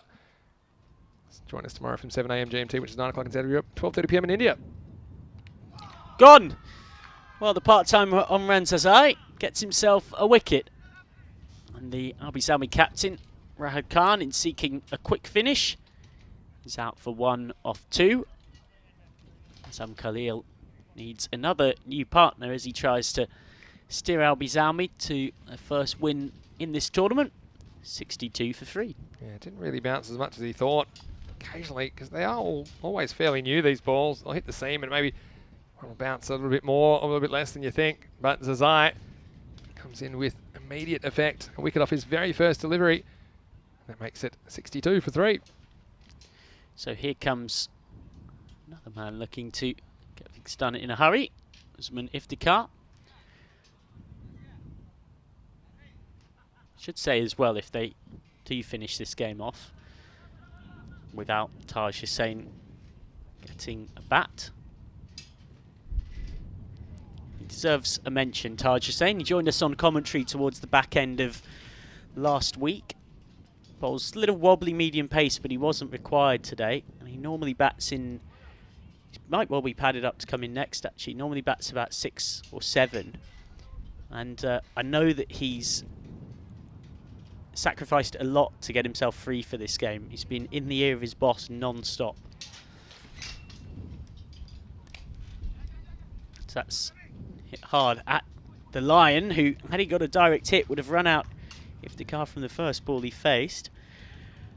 Prey gets away again. And even better, Taj Hussain managed to just about get out of working time to get down and play for Al-Bizami in this game, which might be the only one he'll get to play in this ECS. Yeah. But he was here about 45 minutes before the start time as match 3 of the day was going on. And I passed him just walking down just outside the perimeter fencing of the ground, and he was doing work from the hill just outside the ground while watching the cricket, because the agreement he'd come to with his boss was that he could go, but he would need to work right up until the first ball. So he was sat there on his laptop working remotely from the hill at the top of the Stockholm Norsberg cricket ground. We get to do that every day, don't we? Work from the cricket. But yeah, just to say a deserved shout out for Taj. It looks like he might get the dreaded TFC, the thanks for coming, where one doesn't get an opportunity to bat or bowl, and no one is less deserving of it than he to get a chance to show his skills on this ECS stage, because he's worked so hard to make himself free and play in this one. That'll probably be a wide. Yeah, I think that will be. Let's have a look at this. There's one that wasn't called earlier that I thought was. You be the judge at home. It's very high. Might have needed the tennis racket. That's a square up then for me. Well, it does take us to end of 7 overs and the score 64 for 3. But, well, Michael, certainly have enjoyed your company today, as always. And We're just loving these days in the Swedish sunshine. Well, may it continue. And thanks to everyone out there as well for joining us today. Of course, we've got a little bit more action to come, but it's wonderful to have your company every day on ECN. And Michael, I bet you're loving being a part of it again. We always love having you. Absolutely, yeah. Any opportunity to travel at the moment is one to be greatly cherished, as I'm sure all of our viewers can very much appreciate. Strange times to be travelling abroad, but fantastic to be here. So that's a bouncer away through the covers, and they're almost there now, Albi Zalmi, and it's surely fitting that it looks like Azam Khalil will hit the winning runs. He's on to 25 off 15. He's probably been their best player in the tournament so far. He's certainly been one of their best bowlers. He's chipped in with the bat as well. He's worked so hard to make this tournament happen behind the scenes, and now he's one more below away from sealing their first win at this ECS. And that will be that. Sealed with a kiss, sealed with a 6. A lovely strike from Azam Khalil through extra cover. And they've finished it in style, Albi Zalmi. They win this game by 7 wickets with 16 balls to spare.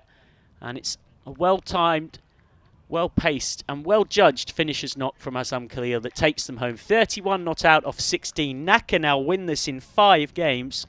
They've got to pull their socks up very quickly in the rematch between these teams tomorrow morning. Otherwise, they really will be staring elimination right in the face if they aren't already. Well, I know that Albi Zalmi will be sleeping a little bit easier tonight after editing their first win in this FanCode European Cricket Series. But also Naka, they've got a sleepless night ahead of them because they are on the rack tomorrow morning in the rematch. And you'd have to say that if Naka were to lose another one in the morning, it's going to be really tough for them to make the 4. Let's have a look at what happened in the second half of this match. They were chasing 70 for victory. And really, it was a fast start that they made. And we had Ali and Alizai out there. And it was the kind of start that you just need when you're chasing a low target. And eventually, it was Ali that went for 23.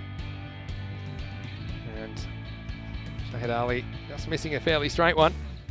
I mean, this score of 70, if they'd made a slow start, suddenly that can play a bit bigger, but they made the decision to be aggressive, and I think that certainly paid off. That brought Azam Khalil to the crease. We know what a class act he is. Just have a look at the way he times this one. And he looked very accomplished on the way to his 31 not out off 16 balls. Now, despite taking that one in the spine, he kept a smile on his face. I'd say it's all worth it to come up with a win. Late on, there was the consolation wicket. It was a good catch by Omran Zazai.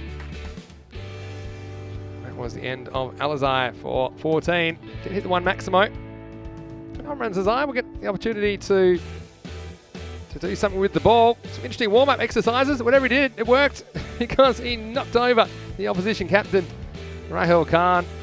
He went for just one, but he won't be too bothered. Because when it came down to it, there were just a handful remaining.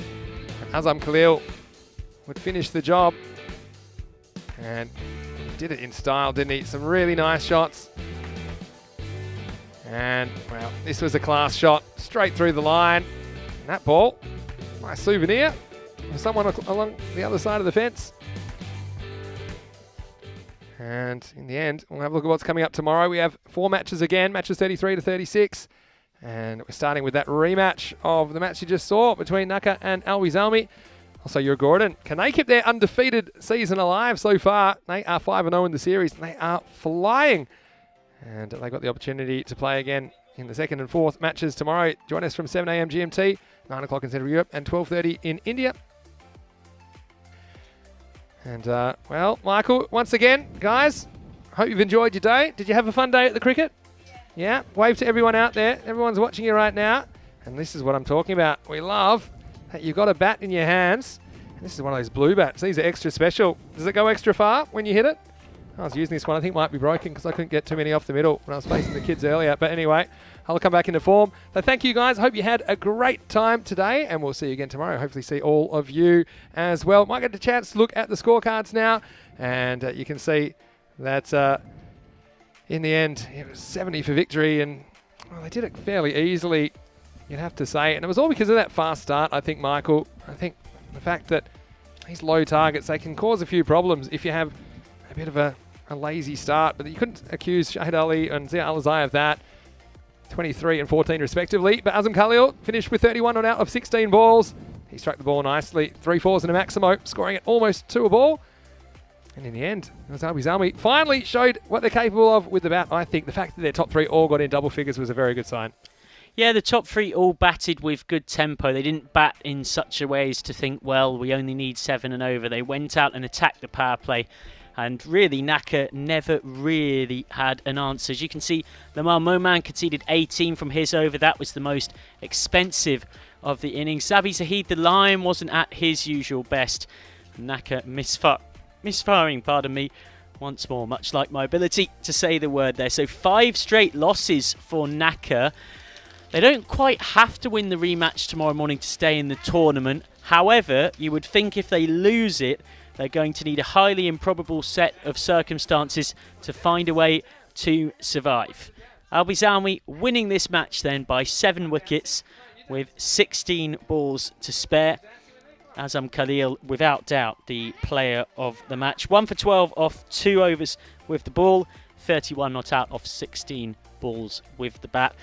And of course, we're completely unbiased in the commentary box. But given all the hard work he's done behind the scenes, one has to feel a touch happy for him in terms of seeing that all come to fruition, being out there in the middle at a crucial moment. So Albi Zalmi moving into 4th with that victory. Naka winless in 5. So that's the end of day 8. Just before we go, what do you reckon is Michael's moment of the day? So many. I mean, which one do you want to call? I mean, I like the 4 overthrows that bounced over everyone. Yep. I thought that was a good Michael's moment. The double overthrow, we had some of those. What else have we got?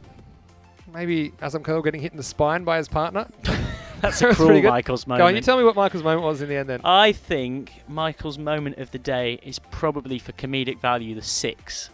Oh yeah, the 6. Where you've somehow hit a 6 without the ball barely leaving the edge it's an of unorthodox, the circle. irregular Maximo.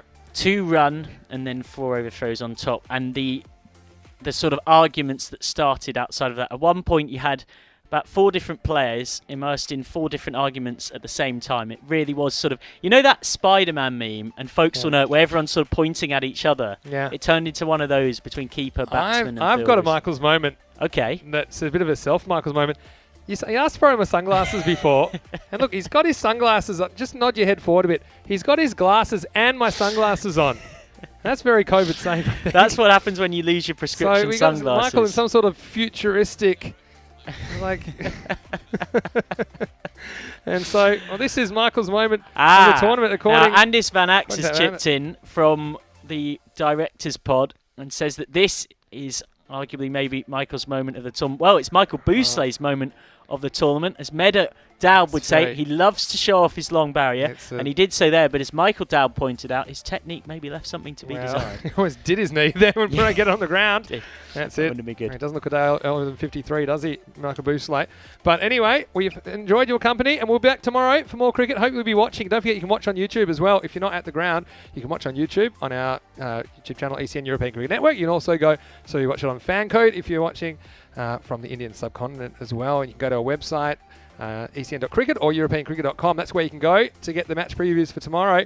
I'm in a bit of a dancing mood. I think that I'll be dancing home today because I've had a really good day. The weather's been good. I don't know what they put in my lunch, but I'm feeling a little bit jovial. So I don't know what it is, but we certainly are really happy that you've joined us today. You guys are the reason that we're able to do what we do. We've got such a fantastic audience on the European Cricket Network. We thank you very much. We hope you're staying safe no matter where you are in the world. But for now, this is Vinny Sandu, Mr. Maximo. Goodbye Mark from me. McCann, all the kids that helped us as well today, and all our guests, we're very appreciative. But for now, until tomorrow, from everyone at the European Cricket family, it's goodbye for now. See you tomorrow for more FanCode European Cricket Series. Good night.